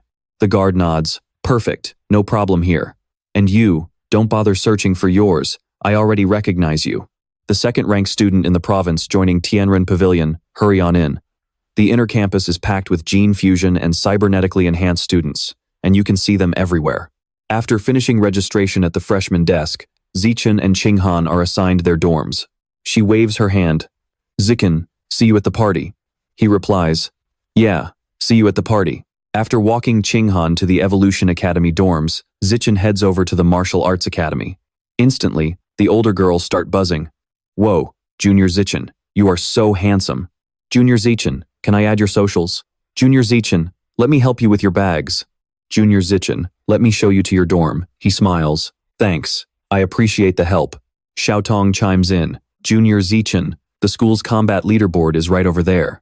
Want to go check it out? He replies, Sure, lead the way, senior. She giggles, no trouble at all. Guiding a handsome junior like you is a total honor for an upperclassman like me. Meanwhile, Zichen stares at the board, lost in thought. The combat leaderboard is split into two categories, the Apex board and the freshman board. One ranks the top 500 strongest students in the entire university, while the other features the top 100 strongest incoming freshmen. The top 3 on the Apex board are all elite powerhouses from the Evolution and Mecha academies, and they are all fourth-year seniors. The Martial Arts Academy has only 3 students on the list, all of whom are fourth-year seniors ranked at the very bottom. Xiaotong explains, Actually, our Martial Arts Academy once had a senior sister who reached the 6th spot on the Apex board. Just like you, she was the university entrance exam runner-up who chose the Martial Arts Academy. But because her pure human cultivation path hit a bottleneck, she was eventually overtaken by the gene fusion and cybernetic students. Her name is Song Yuyan. Now, she's an instructor at our academy and also a top researcher at Tianren Pavilion, working as Dean Lu's right hand. A moment later, she announces, Junior Zichen, we're here. The perks of being the runner-up are amazing. You get a single room all to yourself. I'm so jealous. Junior Zichen, it is so hot outside after walking around. Mind if I sit inside with you for a bit to cool off? Zichen politely replies, You worked hard, senior. There's actually a boba shop right across from the dorms. Let me buy you a drink. She sighs, Sure, why not? But internally, she grumbles, How did this guy not take the bait? Once Zichen treats her to a fully loaded boba, his debt for her guiding him is paid in full. Suddenly, a text from Qing Han pops up. Zichen. Did you reach your dorm yet? Hurry up and take a picture of your room for me, he sighs. Compared to Ching-han's luxury apartment, his small single room looks pathetic. The Evolution Academy is definitely richer. Ching-han immediately texts back in outrage. Your room is way too tiny. Why don't you just move in with me? The dorm bed here is even bigger than the one at home. Zichen completely agrees. Moving. I'm definitely moving. I'm heading over right now. He thinks to himself. The Evolution Academy really is loaded. Their student dorms are freaking massive. Compared to her luxury apartment, the room the Martial Arts Academy assigned him is basically a doghouse, and that was supposed to be their best unit. He wonders if Liu Chuanwu can actually deliver on his promise of triple benefits. A moment later, she steps out to welcome him, saying, Zichen, you finally made it. Zichen, hurry inside. I turned on the AC in the living room, and it's super cool. Zichen looks around. Wow, this place is incredibly luxurious, and so clean. It's obvious your master really cares about you. Taking him as your master was definitely the right choice. Ching-han beams, I think so too. Master treats me really well. From now on, this is our little home. Since our parents aren't here, no one will care even if we run around naked. His face turns bright red as he snaps. What do you mean, run around naked? Stop talking nonsense. Ching-han says nonchalantly, I'm all sweaty, so I'm going to take a shower first. Zichen warns, don't leave your clothes on the floor. Taking advantage of the free time, he decides to check out the freshman app he downloaded earlier. Here it is, the Shanghai University app. High-speed cybernetic prosthetics, beast genes. Zichen is amazed. They are all evolutionary resources that must be redeemed using points. So, how does one earn points? There are 3 ways to earn points: climbing the apex or freshman boards, accepting and completing university missions, or representing the school in competitions and achieving outstanding results. Honestly, this looks a lot easier than making money. Just then, her voice calls out from the bathroom, Zichen, I'm done showering. Can you bring my clothes to me? He replies, sure, on my way. Zichen knocks gently on the door. Here are your clothes. Ching-han replies shyly. Zichen, this bathtub is so comfortable. Do you want to jump in and soak with me? She coos. The tub is so huge, it feels like a waste for just me to soak alone. Shrugging off his jacket, Zichen replies, all right then, let's soak together. Later, while in the bath, he offered, let me scrub your back, and she agreed. All right, after you're done, I'll do yours too. Zichen happily agreed. After a hot bath and a good meal, he began his second round of skin tempering. Zichen thought to himself, this second round of tempering is way harder than the first. It took him 2 whole hours just to finish his right arm. Then, he spoke up. Han, do you have a sewing needle? Ching-han replied, yeah, I'll go grab one for you. But what do you need a sewing needle for? Zichen explained, to test my skin's durability after 2 rounds of tempering. After practicing the blood tempering art, the system pinged. You are stabbing the back of your right hand with a sewing needle. Right hand skin durability +1. She gasped in amazement. You jabbed it with so much force, yet that tiny needle couldn't even pierce the back of your hand. You're practically invulnerable. Right after that, Zichen stabbed his skin with the needle again. She said, wow, the needle snapped completely. This blood tempering art is insane. It makes me want to become a pure human too. He reminded her. Next up, it's time to test the heat resistance of my right palm. Zichen stepped forward and held his palm directly over an open flame. The system pinged. You are burning your right palm with fire. Right palm heat resistance +1. He muttered to himself. It took over a minute to feel even a hint of warmth. The tempering effects of this blood tempering art are unreal. With my use it or lose it evolutionary attribute, it's only a matter of time before I attain godhood. Suddenly, Zichen paused when his phone buzzed. A text message? He saw it was from Liu Chuanwu. The message read, Zichen, have you checked in at Shanghai University yet? I got here this morning. How's that luxury single dorm I set up for you? It's pretty good. Are you free right now? Want to come over to the Tianren Pavilion headquarters for a tour? I can show you around and introduce you to the other members of the Tianren Pavilion. I'm free. Great, just wait downstairs at your dorm. I'll send someone over to pick you up. Dean, I'm not at my dorm right now. I'm actually staying at my childhood friend's dorm, Building 8, Central Court, Room 603. Chuanwu replied, got it. I'll have someone pick you up at Building 8 Central Court then. Sighing in defeat, he thought, guess I'll wait downstairs then. Zichen called out, The dean of the Martial Arts Academy invited me to tour the Tianren Pavilion headquarters. I'll be out for a bit. Qinghan waved. Go ahead. As he walked out, he thought, there's some nice shade over there. I'll just wait for the Tianren Pavilion ride under those trees. Just then, Moyu walked up to strike up a conversation. I know you. You're Lin Zichen, the runner-up of the Nanjiang Province College entrance exam. The guy who joined the Tianren Pavilion. Zichen replied, hey there. But in his mind, he thought, man, I really am famous. The guy immediately went on a long rant. I really respect you, honestly, choosing to skip gene splicing to walk the path of a pure-blooded human. I've always believed that no matter which path you choose, as long as your starting point is good, you deserve support. Just like you, I'm a freshman this year, but I'm from the capital. My place is actually super close to Imperial Capital University. I used to hang out there all the time when I was a kid. Imperial Capital University actually used to have a pure human research facility too, but they went at it for over 20 years and got absolutely nowhere. He thought to himself, where did this chatterbox even come from? Moyu waved as he walked away.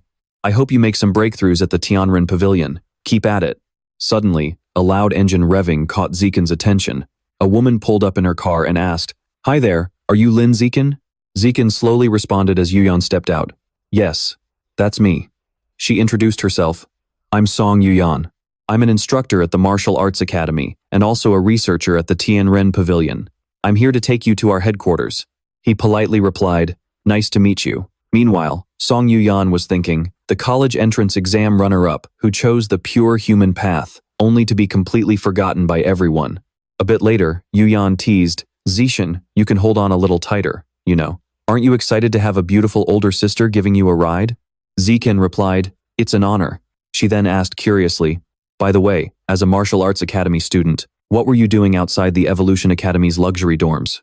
Zichen answered honestly, my childhood friend and girlfriend lives there. I moved in with her. Yuyan sighed enviously, must be nice to be young. Unlike me, I'm already pushing 30. I haven't even held a guy's hand before, let alone moved in with one. A moment later, she announced, and we're here. Stopping at the Pure Human Research Institute, Yuyan said, let's head inside. He thought to himself, Pure Human Research Institute. Is that short for the Pure-Blooded Human Research Center? She gave him a tour, saying, this is our lounge and recreation area. Research can get pretty dry, so we come here to relax and unwind. Everything in the fridge is covered by our budget, so grab whatever you want to eat or drink. Come on, let me show you around the research wing, Zichen asked. Yuyan, why is it so quiet here? I don't see anyone around. Yuyan explained, the Tianren Pavilion has never really had a high standing. Besides, the school barely gives us any funding, so we can't afford to support too many people. To be precise, the current members of the Tianren Pavilion are just the dean, me, you, and 3 fourth-year martial arts students. Hearing this, Zichen was totally dumbfounded. So the first time I met that guy, all those people following him around were just hired to put on a show? Whatever, as long as they pay me triple the benefits, nothing else matters. Yuyan knocked on the door. Dean, I've brought Zichen, Chuanwu said exhaustedly. Ah, Zichen, you're finally here? Come in, Yuyan complained. Dean, you look absolutely exhausted. Just how long have you been locked up in here without stepping outside? It's been almost half a month. I've been completely absorbed in researching how to unlock acupoints using the blood tempering technique. Unfortunately, there hasn't been any progress. It's just too difficult. He patted him on the shoulder, but now that we have Zichen on board, the path of pure-blood humanity will definitely leap forward. Don't let your senior sister Yuyan's playful attitude fool you. She was actually the runner-up in the capital's college entrance exam back then. Yuyan smirked proudly. My physical index in the exam back then was 1 point higher than yours. Feeling discouraged yet? Chuanwu sighed helplessly. All right, we get it. You're amazing. Stop teasing your junior. But to be fair, her joining was exactly what allowed someone like me who was stuck at second stage body tempering for decades to successfully complete the third stage body tempering. With just a common rank tier 9 pure-blood human body, I managed to crush those high-level beginner genetic fusion users. Zichen, even though your exam scores weren't as high as Yuyan's, life is a marathon. There are plenty of late bloomers who build up their strength and explode later on. You still have a massive chance to surpass her in the future. I have high hopes for you. She agreed. The dean is right. As long as you build up enough foundation, you'll eventually have a breakthrough. Surpassing me is definitely not impossible. He then asked, by the way, how is your progress with the blood tempering technique I gave you over the summer? Have you learned how to control your blood yet? Ziken replied, I've mastered it. Chuanwu asked curiously, has your evolution level reached the common rank tier 4 yet? He answered, yes, I've reached it. Chuanwu praised, excellent. Next, I'll have Yuyan guide you through skin tempering. Back during her freshman year, it took her less than 3 months after classes started to successfully complete her first stage skin tempering. With her guidance, you'll definitely be able to complete your first stage skin tempering smoothly within your first semester, Yuyan said excitedly. Leave it to me. Ziken flatly refused. No need. I already completed the first stage skin tempering over the summer break. She froze in disbelief. Wait, what did he just say? Chuanwu was stunned. Did my ears just play tricks on me? Yuyan shrieked. Are you kidding me? You were home alone all summer with nobody to teach you. Just mastering blood control is impressive enough, so how on earth did you learn skin tempering? And you finished tempering your entire skin too? Honestly, it only took me half an hour of reading to figure it out. Ziken said nonchalantly. The translated manual of the blood tempering technique has very detailed notes. I just studied it for a few days and learned how to temper my skin. Chuanwu burst into laughter. Ziken, you must have made a mistake. You probably thought you tempered your skin when you actually didn't. Come on, show me your arm so I can double check. Activating the biological attribute system and utilizing natural camouflage, he thought to himself. I'd better disguise it for now. Right after that, Ziken rolled up his sleeve to reveal his arm. Take a look. He gasped in shock. How is this even possible? It really is the first stage skin tempering. She cried out in horror. What? How on earth did you pull that off? Chuanwu shouted. Zichen, what's your current evolutionary level? Scratching his cheek to avoid their gaze, he replied evasively, common rank tier 9. He instantly roared in excitement. An absolute genius. We're saved. The path of pureblood humanity is saved. With you here, the pureblood human body will definitely break through the shackles of common organisms and evolve into a high-level organism. Yuyan thought to herself, there really is always a bigger fish. But now we have someone even more capable to lead us. Blazing a trail for pureblood humanity and going further on this path is actually a great thing. She spoke up, Dean, we should quickly promote Ziken's potential to attract more geniuses to join the Tianren Pavilion and secure more funding. Chuanwu shook his head and refused. No, we must keep Ziken's situation a secret for now. Revealing Zichen's mind-blowing compatibility with the pureblood human path so carelessly would only put him in grave danger. Besides, when it comes to geniuses, we need quality, not quantity. Now that we have Zichen, what we need to do is dump all our resources into him and do everything we can to help him break the shackles of common organisms. Yuyan realized, I see, so that's the plan. But if we do that, won't we lose out on a ton of funding? Without enough funding, how can we keep researching the pureblood human path? He reassured her, don't worry, I'll pull every string I have to secure evolutionary resources for Zichen. Once Zichen shows enough mind-blowing performance, I'll help him find a powerful backer to guarantee his safety.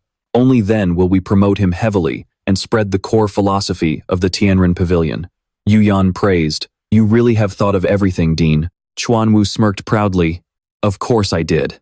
Ziken thought to himself, if I told them that I'm already at the common rank tier 9, have finished both flesh tempering and bone tempering, and am currently undergoing my second stage tempering, just how crazy are they going to get? He spoke up, Zichen. From now on, you don't even need to go to the martial arts academy for classes. Those low-level lectures won't do much for you anyway. You can just head straight to the research institute. Your sister, Yan, will be your assistant. But she complained immediately. Me? An assistant to a freshman? Dean, do you really want me to lose all my dignity like this? Chuanwu called her out, saying, we are all researching the path of pureblood humanity. What dignity is there left to care about?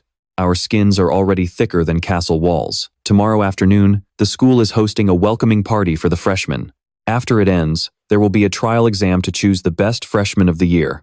With your current strength, unless something completely unexpected happens, that top freshman title is basically yours. When you take the trial, make sure to rough up the freshmen from the Evolution Academy and the Mecha Academy a bit. Give them a taste of what our martial arts academy can do. Once it is done, I will reward you with 10 blood chi pills. Yan nudged him and teased, Dean, is this your actual motive here? Besides, if you win the top freshman title, The school will reward you with 10 academy points. His body glowed with anticipation at the thought of those 10 academy points. Soon enough, the day of Shanghai University's freshman welcoming party arrived. People in the crowd whispered, "Wait, isn't that guy the runner-up from the Nanjiang Province College entrance exam? The one who joined the Deva Pavilion? Why is he sitting next to Shen Qinghan? What is his relationship with my goddess?" Just then, Moyu walked over to strike up a conversation. "Lin Zikin, do you still remember me?" Zikin looked up, nodded, and replied, "I do." Moyu looked at them with pure curiosity. "What is the relationship between you two?" Zishan took Qinghan's hand and lifted it. "We are childhood friends, we are engaged, and we are getting married right after graduation." Hearing this, Moyu and everyone around them gasped in shock. Inside the hall, people continued to chat and laugh cheerfully. She stood there elegantly, taking the ceremony very seriously. Yet, her eyes were freezing cold, devoid of any warmth. Ziken felt a slight chill looking into those deep eyes, while Moyu quickly moved on, chatting up everyone else in the room. Up on the stage, the host gestured for attention. Suddenly, right at that moment, Moyu stood up. The crowd went wild. "No way, he is the freshman representative?" Usually, the representative is the absolute strongest among the new students. I thought it would be Ma Shiwei, the one who already fused genes. This Li Moyu has dyed blonde hair and talks way too much. He doesn't look like a genius at all.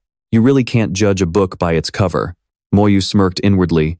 That's right, be even more shocked. I dyed my hair blonde and acted like a chatterbox just to create this exact contrast. Finally, I get to show off and look cool. He stepped onto the stage and spoke into the mic. Has everyone here heard of Li Yijin? Ziken thought to himself.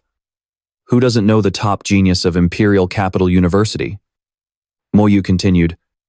Well, then you definitely don't know this. Li Yijin has a genius younger brother who happens to be the top scorer of this year's college entrance exam in the capital, with a gene compatibility rate of 16%, matching the top scorer of Nanjiang Province. His physical stats also rank #1 in the entire country. And that genius younger brother of Li Yijin is none other than me, Li Moyu, the man standing right in front of you today. Back in middle school, I promised my brother that he would be in charge of breaking records at Imperial Capital University, and I would handle breaking records at Shanghai University. From now on, every single record at these two prestigious universities will be swept by us, the Li brothers of the capital. Next, let me show you a taste of the pressure from a 5th-tier ordinary beast. Moyu thought proudly. Is this the pressure of a 5th-tier ordinary beast? Most of us are only at the 3rd or even 2nd tier. Is this the gap between us and a true genius? It's utterly despairing. Moyu raised his voice to introduce himself. My name is Li Moyu. Make sure you remember it. Qinghan whispered softly. Zichen, that Li Moyu guy is such an idiot. He is barely at the 5th tier and already thinks he is invincible. He has no idea you could crush him with a single finger. He reminded her, let's stay humble. She agreed, I know. The host then continued on stage. Next, please give a warm round of applause for the Student Council President, Zhou Shuihong, as he comes up to speak on behalf of the Student Council. The host handed over the microphone with deep respect. President Zhou, here is your mic. Shuihong spoke. Hello, freshmen. I am Zhou Shuihong, the president of the Shanghai University Student Council. Today, I am here mainly to tell you 3 things. First, student discipline is not handled by the teachers, but by the Student Council. The Student Council holds far more power than you can possibly imagine. Second, the Student Council recruits 10 freshmen at the beginning of each semester every year. Admission is based entirely on raw strength. Freshmen who want to join the Student Council over the next 6 months, make sure you show us what you are capable of. Third, the inner campus of Shanghai University is a place where strength is absolute. It runs on a primal law, survival of the fittest. Senior students putting pressure on juniors and the strong bullying, the weak is going to be an everyday occurrence. You'd better prepare yourselves mentally for that. And those are the rules. Before I step down, I want to give you all a little taste of what a high-level being is truly capable of. Everyone was instantly paralyzed with fear by his overwhelming power. The pressure from a high-level creature is insane. I can barely breathe. It's suffocating. Ziken thought to himself. The pressure from these high-level beings was indeed intense. But at this distance, it doesn't pose any threat to a normal Tier 9 cultivator like me. The others let out a collective sigh of relief. Thank goodness he was just flexing his aura. I literally thought we were going to die right here. So this is a high-level being? It's absolutely terrifying. The speaker continued. After the freshman orientation, you will remain where you are to participate in the entrance trials. The rules of the trial are simple. There is a massive martial arts arena right in the center of the sports field. Whoever can stand alone on that arena for more than 1 minute will win the title of this year's Rookie King and receive 100 credits, which is 10 times more than last year. The second person to hold the stage for over 1 minute will take second place and earn 90 credits, and the rankings will continue down the line. Once the 10th and final spot is claimed, that person will receive 10 bonus credits. Someone cheered excitedly. In previous years, the geniuses from our class always swept the top 10, and this year will definitely be no exception. During the entrance trials, if even a single student from a regular class, meaning a non-genius class, manages to break into the top 10, then, aside from that non-genius freshman, every other regular freshman will receive 1 credit. Someone analyzed, 1 credit is worth 10,000 yuan. If we band together and secure a spot in the top 10, we'll all make a fortune. Just then, a voice shouted, "Quiet down, everyone." He Yu grabbed the microphone and announced, "My name is He Yu, from Class 6 of the Evolution Department. My seatmate is Lin Zikin. You all probably know him. He scored the second highest in the Nanjiang Provincial College entrance exams and was admitted to the Celestial Pavilion. He is easily the strongest among all the new students at this school. We are going to join forces to crush the genius class and help Lin Zikin get into the top 10. The others chanted in unison, "Lin Zikin will make the top 10. Clear the path for Lin Zikin." Liu Chuanwu sneered. "President Chu, don't you think you're being a bit too petty? Earlier this year, you were completely humiliated on the stage by Li Yijin. So why are you taking your frustration out on his younger brother?" "Jen," he scoffed, "speaking of petty, out of the nearly 20,000 people at Shanghai University, who could possibly compete with you, Liu Chuanwu?" He joked, "If I were petty, I'd only target the people actually involved. I wouldn't drag their families into it." Just then, Xia Hong walked over and chimed in, "Dean Ma, I heard your daughter scored incredibly high on her college entrance exams. Is that true?" He replied, "She did all right. She ranked 3rd at Capital University." Xia Hong continued, "Dean Ma, please have your daughter join the student council. I'll personally groom her to be the next student council president." "Jen," he agreed, "she absolutely must join the student council." Dean Ma said, "Then I'll have to trouble you, President Chu, to look after Shiwei in the future." Xia Hong replied firmly, "As long as they are a genius, I will always look out for them." The crowd began to gossip between Li Moyu and Ma Shiwei, these 2 outstanding freshmen. "Who do you think will become this year's Rookie King?" One person asserted, "It's definitely Li Moyu. His strength is already at the regular Tier 5 level, and his physical power is virtually unmatched among the freshmen." Another student countered, "Dean Ma's daughter scored only slightly lower than Li Moyu on the entrance exam, but during the summer break, she successfully fused with the Shadow Cat gene. So, her current strength might not be any weaker than Li Moyu's." The other student remained firm, "I still think it's Li Moyu. Even though Ma Shiwei underwent gene fusion, it was only a partial fusion, so her power boost is limited." Just then, Chuanwu's voice rang out, "If you ask me, neither Li Moyu nor Ma Shiwei has a chance at winning the Rookie King title this year. The Rookie King will obviously be none other than Lin Zikin, a member of my Celestial Pavilion." "Zen," he scoffed. "Lin Zichen's physical test scores in the college entrance exams weren't even in the top 10 among this year's freshmen. How could someone like him become the Rookie King, just because he's a member of the Celestial Pavilion and got overhyped by some gossiping bystanders?" He continued to provoke him. "If you don't believe me, Dean Ma, do you dare to make a wager with me?" Dean Ma replied arrogantly, "Why wouldn't I dare?" Chuanwu followed up, "Then let's bet 100 credits. Jen," he went along with it, "A bet it is, just don't run away when you lose." He then turned to the others and said, "Why don't the rest of you place a bet too? Just a little something for fun." They joined in. "In that case, we're in too," Chuanwu suggested. "Dean, given your status, why don't you bet 1,000 credits? She agreed. "Deal." Dean Ma watched this, cursing inwardly. Is this old geezer seriously making this bet? Did he bribe Li Moyu to throw the first match or something? But my daughter is also here. Is it really possible for Lin Zikin to become the new Rookie King? No way, how could that be? Just then, someone walked up to Dean Ma to report, Lin Zichen, who scored the second highest in the provincial college entrance exam, was originally a regular student. He was the top student of your Evolution Academy, but Master Lu snatched him away halfway through. Don't you feel heartbroken? He retorted. He was just a provincial runner-up. We have as many of those in the Evolution Academy as we want, so we really don't need someone like him, he thought to himself. I heard old Ma recruited the remaining 3 fourth years from the Celestial Pavilion, yet he claims he doesn't care at all. If that is not clearly looking for revenge, I do not know what is. Trienvo was secretly thrilled. This is perfect. A dozen people, each betting 100, plus one betting 1,000. This time, I am really striking it rich. The crowd below the arena was roaring, urging everyone to charge and wipe out the genius class. Someone yelled, "It has begun. The entrance exam is absolute chaos down here. Don't hit me, I surrender." Tuthon stood still, thinking, the genius class has many who rely solely on high gene fusion compatibility, but there are also those with genuine strength.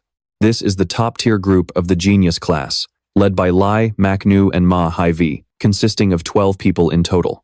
Suddenly, the system displayed a biological trait, danger sense. He pondered, the two strongest, Lai Makangu and Ma Hai-Vi, have both reached the standard level 5 biological rank. The remaining 10 are all at level 4 biological rank or higher. Someone screamed, "The genius class is nothing special. We knocked them all down." The genius class roared back, "Don't you dare hide up there. Get down here and face your doom." Suddenly, Koichi leaped down, shouting, "You are just using numbers to bully the weak, boasting after beating a bunch of weaklings? Come at me, I am standing right here. You can attack me as much as you want, and then you will realize just how pathetic you really are." They yelled, "Get him. We outnumber him. What is there to fear? If we all rush in and land just one punch each, we can take him down." Brimming with confidence, he threw a punch, sneering, "Insects!" In an instant, everyone who charged was knocked out by Koichi, sending countless regular class students flying in all directions. He gloated, "Insects are just insects. No matter how many of you there are, you cannot budge an elephant." A student yelled, "Lam Tu Than, this guy is way too arrogant. He keeps calling our regular class insects. Go show him who is boss." Walking up from below, Tuthon slid his hands into his pockets and said with confidence, "If that is how it is, then let us do this." Koichi sneered, "Are you the top scorer of the physical test from Namjiang province? I have been wanting to test your strength for a long time." I, Lu Koichi, was the top scorer in the provincial college entrance exam in Yuntian province. I ran the 100 meters in 5.69 seconds, had a vertical jump of 4.52 meters, and a single-arm lift of 1,150 kilograms. Lam 2, then why did you not report your physical test results for the college entrance exam? Tuthon's face grew serious as he replied, "There is no need to report." Throwing a swift strike, he added, "You can just feel it for yourself." Immediately after, Koichi was sent flying with a kick. The crowd burst into cheers. Lam 2. Than is the GOAT. Macnu thought in disbelief. I thought Lam 2 then would win by playing smart. I never expected him to dominate through sheer, brute force. A classmate asked curiously, "Just how powerful is this 2 then guy anyway?" Tranha remarked, "He looks like a gentleman, but underneath, he is ruthless." As he stepped off the stage, someone muttered, "The top scorer of Daejeong province is Lokvin Kiem." Suddenly, an opponent rushed at him, only to be blasted away by Tuthan. The students cheered in excitement. "Incredible. Crush those high and mighty snobs in the genius class. Our regular class has geniuses too. Lai Mak Nu, Ma Hai Vi. If you two do not step up, the title of this year's Human King will go to a commoner." Someone in the crowd cheered, "Sister Vi, show them your power. Crush him. Sister Vi, show him what the genius class is truly capable of. Brother Than, do not go easy on her just because she is gorgeous. Brother Than, you must win." Meanwhile, he thought to himself, this is a great opportunity to closely observe those with gene fusions. Watching Hai-Vi move, Tuthan was impressed. She is incredibly fast. Is this the stat boost from the Shadow Owl gene? Watching him dodge so effortlessly, she was shocked. He avoided it so easily. At this rate, I cannot even land a threatening blow. Continuing like this is pointless. Suddenly, Hai-Vi called out, "Give me 30 seconds. Once I fully activate the Shadow Owl gene in my body, we will settle this once and for all." Tu then calmly replied, "Take your time. After all, this was a rare opportunity to witness a full gene activation. How could he possibly refuse?" Up in the stands, the crowd murmured, "Dean Ma, has the Shadow Owl gene in your daughter developed this much already?" Her gene fusion talent is off the charts. She is a genius, even more talented than I imagined. No wonder she placed third in the Capital University entrance exam. Her raw talent easily surpasses the top scorers of other provinces. He immediately frowned, thinking, she only underwent the gene fusion process recently. Pushing herself like this could cause a dangerous backlash to her body. She is still as stubbornly competitive as when she was a child. She suddenly yelled, Lamtooth Ann, you are far too arrogant, actually waiting for me to activate my Shadow Owl gene. Now, you will pay the price for your arrogance. Zikin watched Ziwei launch her kick and analyzed her strength. Just moments ago, she was only at standard tier 5, but now, she seemed to be close to tier 6. She stared in shock at how calm he was. She still couldn't land a single hit on him. Shiwei unleashed a relentless barrage of attacks, but Zichen dodged them all with ease. Panic began to set in. Why couldn't she hit him? It was impossible. Meanwhile, he calmly analyzed the traits of her Shadow Owl gene fusion, which he had now almost completely mapped out. Zichen clenched his fist, deciding he had wasted enough time on her. The moment he threw his punch, Shiwei froze in sheer panic. How was this happening? She was sent flying, consumed by disbelief and frustration. This couldn't be happening. The crowd immediately erupted into a frenzy. Oh my God, a face that pretty, and Lin Zichen turned it into a swollen mess. She sat up, clutching her face as tears streamed down. My face! Zhenhe rushed over in a panic. Shiwei. Lin Zichen, how dare you do this to my daughter? Are you even a man? Zichen retorted. The path of evolution doesn't care about gender. It only cares about strength. Standing on the spectator stands with his arms crossed. Moyu chuckled. Well said. The path of evolution only cares about strength. As he leapt down, the crowd grew even more hyped. It's Li Moyu. He's finally stepping up. Brother Yu, you're the only hope for the elite class. Crush him. Avenge Jiwei. Moyu spoke up. Lin Zichen, I didn't expect you to be such a show-off. You intentionally played dumb as the runner-up in the college entrance exams, only to knock out the top student with a single punch during the orientation trial. Too bad you're not the only one hiding your true power. He smirked, his body rapidly undergoing gene evolution, because so am I. The crowd gasped. Li Moyu is also a gene fuser? And it's the demonic-eyed giant ape gene. Fusing with that requires an incredibly high physical tolerance. His biological power must have already reached standard tier 6. He's still in the rookie stage, yet he successfully fused with the demonic-eyed giant ape gene. The Li brothers really are geniuses. Watching this, Chuanwu froze in sheer panic. We're done for. This time, we're losing everything down to our underwear. 1,900 academic credits and $19 million. Meanwhile, in a dark corner, Lu Gang was busy on his phone. The organization just issued a mission. A voice on the other end said, I just placed a high-level demon seed in the garden outside the school. Make sure you two go grab it. And then, find a chance to feed it to Li Moyu. Shuji chimed in. Li Moyu is the young master of the capital's Li family. Feeding him a demon seed is way too risky, isn't it? The voice warned. The power of this organization is far beyond your imagination. A small family like the Lis can be wiped out with a snap of our fingers. He then asked, Shuji, are we doing this or not? Shuji asked back, do we even have a choice? Zichen silently evaluated his opponent, a demonic-eyed giant ape. Its strength and defense are completely maxed out. But these beasts are incredibly slow. At maturity, their average level is typically high tier.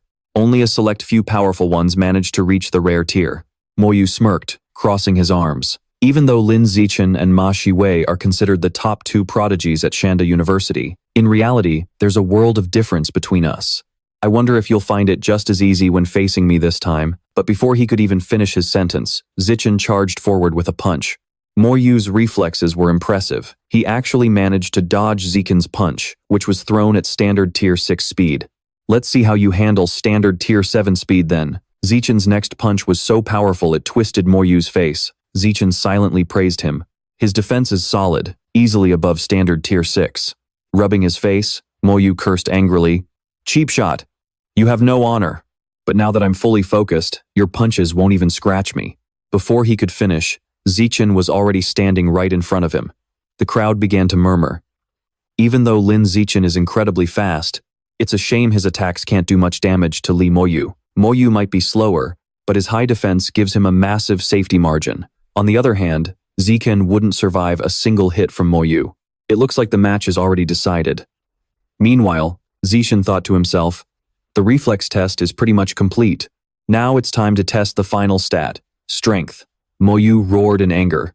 Lin Zichan, I might be slower than you, but your attacks are too weak. You can't even hurt me. You've already lost this fight. He went into a frenzy and charged. Now, it's my turn. From the stands, someone cried out in panic, Lin Zikan, get out of there. On the other side, people were already reminding Chuanwu, don't forget to transfer those 100 credits. Everyone in the arena held their breath, their eyes glued to the ring. Suddenly, the bones in Moyu's hand fractured with a quiet snap. He clutched his hand in agony, screaming, my hand! It's shattered! The crowd was bewildered. What just happened? What's wrong with Li Moyu? Did Lin Zichan just win? That was way too bizarre. Zikan pondered. The raw power of a demonic-eyed giant ape fusion is immense, so immense that it literally shattered his own hand. It seems his offensive power far outmatched his defensive strength. Lin Zichan spoke up. Li Moyu's entire right hand is probably completely shattered. Medical team, get over here and treat him, quick. The medical team replied. Right away. Suddenly, Yuan Dongji stepped forward and commanded, move aside. Let me check. Is it possible his entire right hand was shattered just from the impact of punching Lin Zikan in the face? If that's the case, just how ridiculously hard is Lin Zikan's face? Suddenly, the system interface flashed, activating his natural camouflage skill. Zichan grew anxious, thinking, is she using her spiritual power to probe my strength? I just hope this natural camouflage skill can pull me through this. Yuan Dongji glanced at him. An ordinary level 6, biological rank, but his skin density is far beyond others at his level. His facial muscles and bone strength are absurdly high, but is that all there is to him? Ma Zhenhe asked aloud. Well? What is this Lin Zichan's true power level? Yuan Dongji replied. Just an ordinary level 6 with some extra physical toughness. Nothing else seems out of the ordinary. Zikan observed in silence, thinking, looks like I successfully hit it. Li Moyu was completely baffled. What kind of miracle potion did I just drink to heal this fast? He asked. Is my hand really fully healed? The doctor replied cheerfully. It is as good as new, Zichan then demanded. Then you can get off the stage now. Suddenly, Li Moyu screamed. Lin Zichan! Just wait until my gene fusion tech reaches the next level. I will absolutely crush you on this stage. Instantly, a heated argument broke out between the two classes. So what if you can fuse genes? Lin Zichan can do it too, and he will keep stepping on you for the rest of your life. This is the first time I've ever seen someone lose so miserably and still act so self-righteous. Li Moyu lost to Lin Zichan, not to you. If Lin Zichan wins, it means our class wins. Then, Zikan looked up at the clock, realizing that exactly 1 minute had passed. An announcement blared over the speakers. Congratulations to Lin Zichan from Martial Arts Class 1 for becoming this year's Rookie King. His classmates went wild, shouting, Brother Chen is the absolute best. You brought glory to the regular class. Leaping down, he came to a decision. Since I've already secured the Rookie King title, then, Zikan suddenly swept her off her feet, leaving everyone completely dumbfounded. Isn't that Shen Qinghan from the Genius class? What does Lin Zichan want with her? Shen Qinghan blushed furiously, thinking, wait, is Zichan going to make our relationship public right now? And then, Zichan boldly announced, next, I want to take all the top spots from 2nd to 10th. Someone shouted in outrage, Lin Zichan, you are taking this way too far. Everyone from the Genius class, charge. Let's beat him up and cripple him. And don't forget that traitor, Shen Qinghan, from our Genius class. Beat her up too. But anyone who dared to rush forward was instantly knocked down by Lin Zikan. Ma Shiwei stepped up, her face terribly swollen, and snarled, traitor, prepare to die. But she was quickly sent flying by a single kick from him. Seeing his daughter injured, Ma Zhenhe cried out in a panic, Shiwei. Lin Zikan thought to himself, now that all the opponents in the Genius class have been wiped out, no one else should dare to stand up and object, right? The system announced, congratulations to Shen Qinghan for securing 2nd place in the freshman trial. He then instructed, the remaining ranks will be given to everyone in order. You get the ranks, but the credits belong to me. The other students got incredibly excited, shouting, Brother Chen, count me in. I want a spot in the top 10 too. And just like that, the total credits for the top 10 reached 550 points. The students were overjoyed to receive their rewards so effortlessly. Adding the 9 credits that all freshmen had accumulated from their regular classes, the total score reached 559. Ma Zhenhe said furiously. Principal, Lin Zikin is completely ignoring the rules. He already won the Rookie King title, so how can he monopolize all the credits for the top 10 by himself? Lu Chuanwu stepped up to counter him. How is he ignoring the rules? Since when did the freshman trial regulations state that one cannot sweep the top 10? Just because there is no explicit rule against it doesn't mean this behavior is acceptable. Lin Zikin is clearly exploiting loopholes in our regulations. Yuan Dongji agreed. Director Ma is right. This is indeed a loophole in the rules, but we can only revise it next year. Otherwise, it wouldn't be fair to Lin Zikin. Ma Zhenhe was extremely annoyed but could only comply, saying, "Fine, I get it." Meanwhile, Lu Gang received a notification. The plan has changed. We no longer need Li Moyu. Swap him for Lin Zichen. Feed him that high-level demon seed to turn him into a member of our organization. After the freshman trial concluded, Lu Chuanwu rushed over with his arms wide open, exclaiming, "Zichen, just how many more surprises do you have up your sleeve that I don't know about?" But Zichen dodged him and didn't forget to remind him, "You haven't forgotten what you promised me, right?" Lu Chuanwu replied, "Of course not. Here are 10 blood chi pills, along with 3 times your benefits for this semester. I have already transferred 300 credits directly to you. If you need anything, just go ahead and buy it yourself." He thought to himself, "After all, you just helped me win a bet of 1,900 credits. He stepped closer and whispered, "Zikin, be honest with me. Exactly how much of your true strength are you still hiding? What is your actual power level?" Lin Zikin replied, "Just an ordinary level 6, with 1 level of skin tempering, a bit of muscle tempering, and a naturally hard jawbone." Lu Chuanwu was completely shocked, gasping, "You actually managed to master muscle tempering already? I can say with absolute certainty that before I graduate from college, I will evolve into a higher form of life, far superior to any pure-blooded human. You must stay committed to the path of the pure-blooded human. If you do, you're bound to achieve greatness in the future." Zichen promised, "Don't worry, Dean. I will do exactly that." Later, back in his private room, he stared at it. "Is this a blood chi pill?" And so, Zichen decided to swallow it to test its effects. The system notified him that his blood chi increased by 108. He sighed in disappointment. "Is that all? This increase is even worse than running a few miles. My use it or lose it trade is way better." So, Zichen decided it would be better to give it to Han Han. Just then, Qing Han asked curiously, "Little Chen, when did you get back?" He replied, "About half an hour ago. Here, eat this blood chi pill and let's see what it does."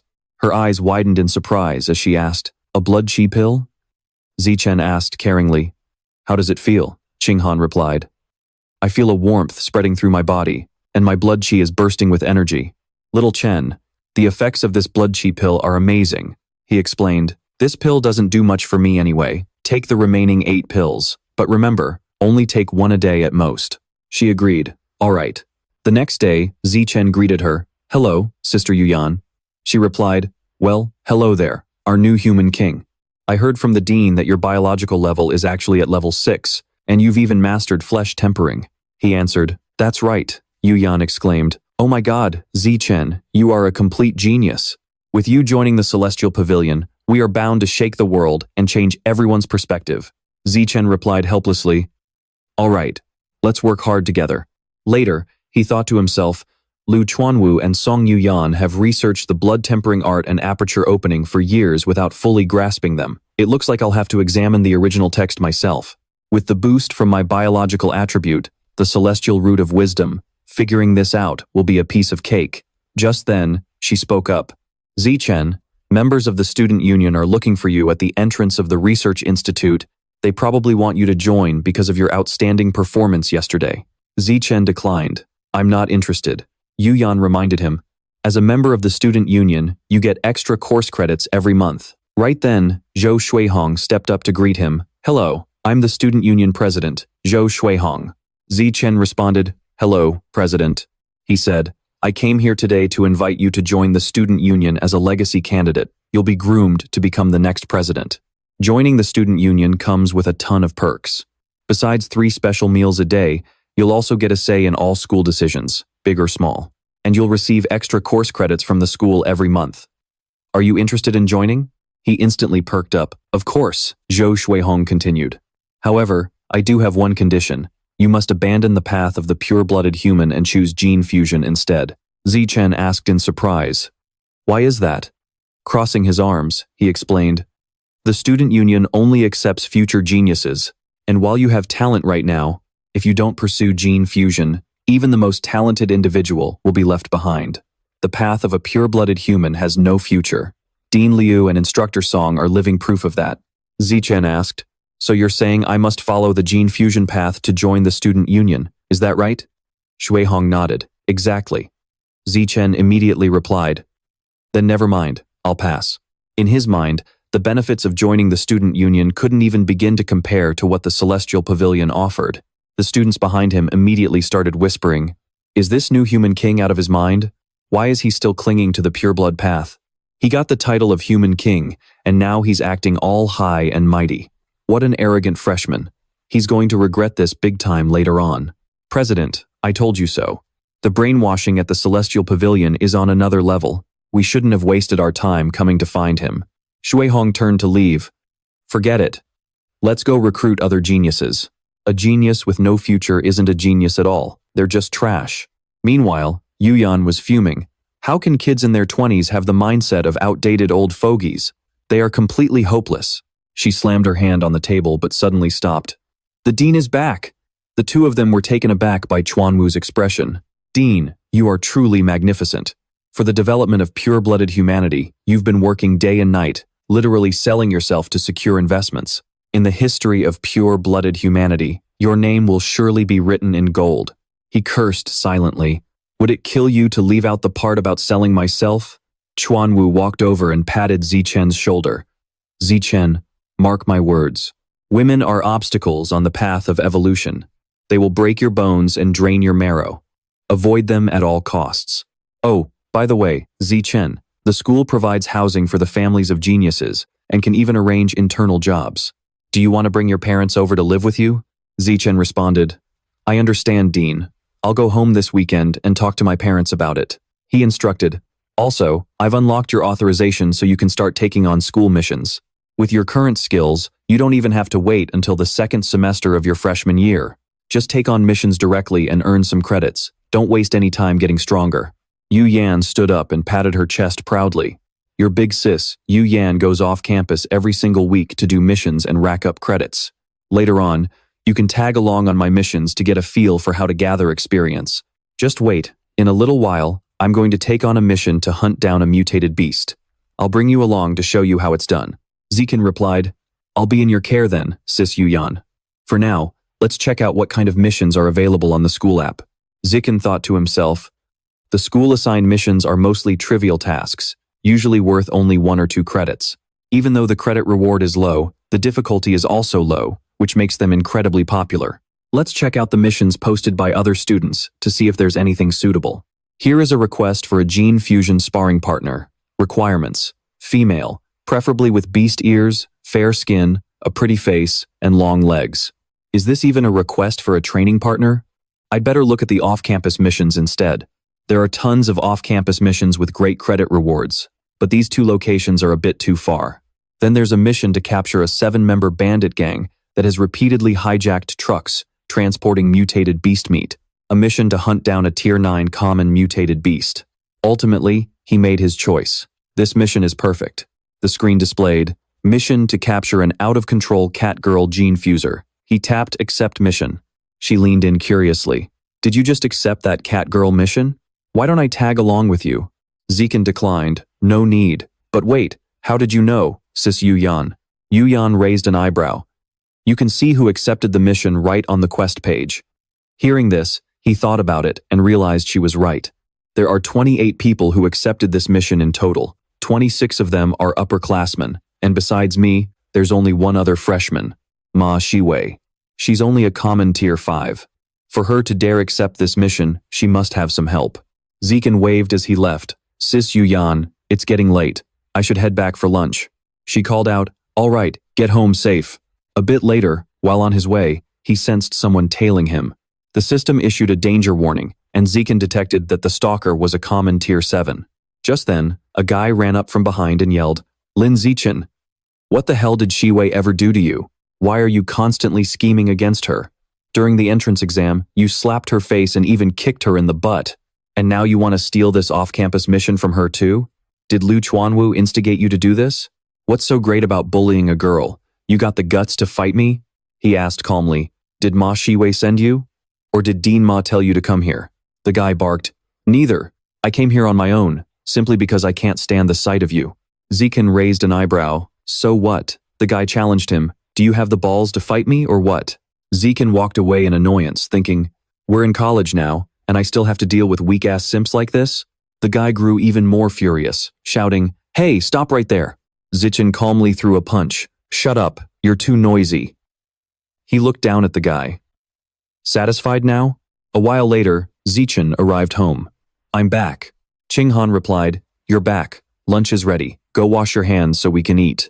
Zikan, those 10 kilograms of raw snail meat you bought at the mall yesterday just got delivered. I went ahead and put them in the fridge for you. He replied, got it, thanks. He thought to himself, originally I wanted to buy everything to unlock the entire illustration guide, but doing that would be way too flashy and would easily attract unwanted attention. So I only bought 10 kilograms first as a test. The system then announced, you have absorbed a large amount of raw snail origin essence. Qinghan walked over, asking curiously, Zishan, why did you put the raw snail meat in a trash bag? Zikan explained. The snail meat went bad, so you can just throw it away. Qinghan was confused, but when I signed for the delivery, it still looked really fresh. He explained, it was fresh when you signed for it, but I just absorbed all its inner essence, which is why it spoiled so quickly. She asked in surprise, absorbing essence? Is that your superpower? He replied, yeah, I can absorb the essence from mutated beast meat and gain some of their abilities. Qinghan was stunned, thinking, is he even human anymore? No wonder you didn't go with gene fusion and chose the pureblood path instead. With a superpower like this, you don't even need gene fusion. Zikan then remembered, oh right, Dean Liu told me the academy can help relocate the families of genius students here. Qinghan hesitated. There's really such a great deal? Of course we'd want that, Zikan suggested. Since we have the weekend off, let's head home together and discuss this with our parents. Qinghan then said, Zichen, during class today, my instructor mentioned there's an epic match happening at the arena at 3 p.m. today. It's supposed to be really worth watching. It's a showdown between the 9th-ranked mechanical student and the 8th-ranked gene fuser. Do you want to go watch it with me? Zikan agreed. Sure, let's go check it out. A showdown between the 9th-ranked mechanic and the 8th-ranked gene fuser. Do you want to go watch it with me? Zikan agreed. Let's go check it out after we eat. Aside from the teachers and students, representatives from the Jichen Group are also attending. The Jichen Group is the largest partner of Shanghai University's Mechanical Engineering Department, so their presence isn't surprising at all. The host announces, look, check out the second-floor balcony. The mechanical genius girl we always see online is actually here. The only reason Jichen Group is pouring so much cash into supporting the mechanical department is simply to expand their own influence, Qinghan points out. Zichen, what do you think? If the genius from Capital University and that mechanical genius girl went head-to-head, who do you think would win? He replies, well, we'll just have to see who wins the next match. It's hard to make an accurate guess. If the 8th-ranked evolution student wins, then the genius from Capital University is stronger. But if the 9th-ranked mechanical engineering student wins, then that mechanical genius girl is the stronger one. Then, the announcement rings out, and the duel begins. The mechanical genius girl quickly flies up high to seize the upper hand. Instantly, a barrage of lightning-fast bullets rains down on her opponent. The host continues. That 8th-ranked student is completely overwhelmed. There is absolutely no chance to fight back. Is the mechanical fighter switching to melee mode? Right at that moment, a brutal battle is taking place on the stage. A flurry of punches rains down like a heavy storm. Right in the middle of the ring, the 8th-ranked student gets hit so hard, his face is completely distorted. Finally, he collapses unconscious onto the ground, instantly defeated. The crowd erupts. Oh my god, the mechanical fighter actually won. At the same time, Shu Yun is reporting, second miss, the area surrounding Source Zone 36 has been unusually quiet for the past few months. I'm not sure if the other side has abandoned the passageway there, or if they're plotting something big. Dongji asks, where is Tiangshu? How is she doing at the Source Zone? Has she adjusted? She replies, she has adjusted very well. She is growing incredibly fast and is about to evolve into an advanced Tier 2 creature. Second miss. What kind of person is Tian Shu exactly? Why is her physique so unique? It feels like she's not from Earth at all, Dongji warns. Don't ask questions you shouldn't be asking. Shu Yun says in fear, I'm sorry, second miss. I was out of line. Dongji orders. All right, I have a student meeting to attend, so I'll stop here. Get back to work. She replies, understood. Dongji switches the channel. She notes, mechanical fighters hold the advantage when facing evolved creatures. This Jichen group is stronger than expected. Mechanical modifications offer the benefit of wide application, but no matter how powerful they are, they can never enter a source zone. Once inside a source zone, all electronic and mechanical equipment will malfunction. With that, Dongzi turns off her device. Even the most powerful cyborg would just turn into a heap of scrap metal. Zichen and Han are heading home for the weekend. They've brought up the idea of having their parents move to live at the school permanently, and everyone agreed. Next up is completing the Catwoman mission. Catwoman, a Tier 6 common creature, is incredibly fast. She often appears in the red light district of Shanghai City to seduce men, then tortures and kills her targets. According to the details on the screen, the target is extremely cunning, a master of disguise, and highly skilled in using various drugs. He ponders, a crowded plaza, and an enemy who's both cunning and hard to catch. No wonder this mission has remained incomplete for so long. First, I'll use my Eye of the Sky and Danger Sense to conduct a thorough search. Meanwhile, the street is buzzing with chatter. That guy's gaze is so terrifying. What on earth is he doing? He's pretty handsome, but those eyes of his send a shiver down my spine. Just then, a muscular man steps forward. Hey kid, who the hell are you glaring at? Zichen orders, out of my way. He silently activates biological suppression. I've already swept this area and found nothing suspicious. Time to move on to the next red light district and see. Suddenly, Zichen's eyes widen in surprise as he spots a familiar face. Ma Shiwei. Next to her are a senior male and female student, both Tier 7 common. They must have tagged along specifically to help her complete the Catwoman mission. The senior female student warns, it's Lin Zichen. Jiwei sneers in disgust. What bad luck. Let's get away from him. The two beside her agree, sure. Watching this play out, he can only sigh in sheer helplessness. That's weird, Jiwei explains. Lin Zichen also accepted the Catwoman mission, so he's definitely here to find her. We have to beat him to the punch and make sure all his efforts are for nothing. The senior male student takes the charge. Leave it to me. I've fused my genes with a demon hound. My sense of smell is incredibly sharp, so I will definitely find Catwoman before he does. Suddenly, he senses something. I can smell Catwoman. She's right inside that bar across the street. She quickly rushes over. Once we capture Catwoman, we'll drag her right in front of Lin Zichen just to rub it in his face. Jiwei halts her steps and asks, where is she? The senior points. Right over there. Shiwei says skeptically. Really? She looks just like an ordinary college student. He explains, that scent is definitely coming from her. It is an exact match to the scent I picked up on Catwoman's personal belongings at the police station.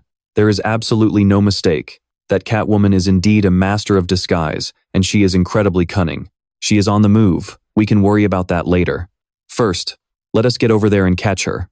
Seeing them approach, Catwoman notices and lets out a smug smile. Immediately after, she crashes right through the glass window, making them scream. This is bad. She is trying to escape. Heavy's group quickly gives chase. She soon realizes, this is not good. Catwoman is too fast. We are about to lose her. He reassures her, do not worry. I can keep tracking her scent. She is bound to stop and rest eventually. We have caught up. She is hiding in there. Hivy orders everyone to move in and finish this quickly. Do not let her escape again. Suddenly, Catwoman speaks up. If I really wanted to run, do you honestly think you could actually keep up with me? The better the hunter, the easier it is for them to become the prey.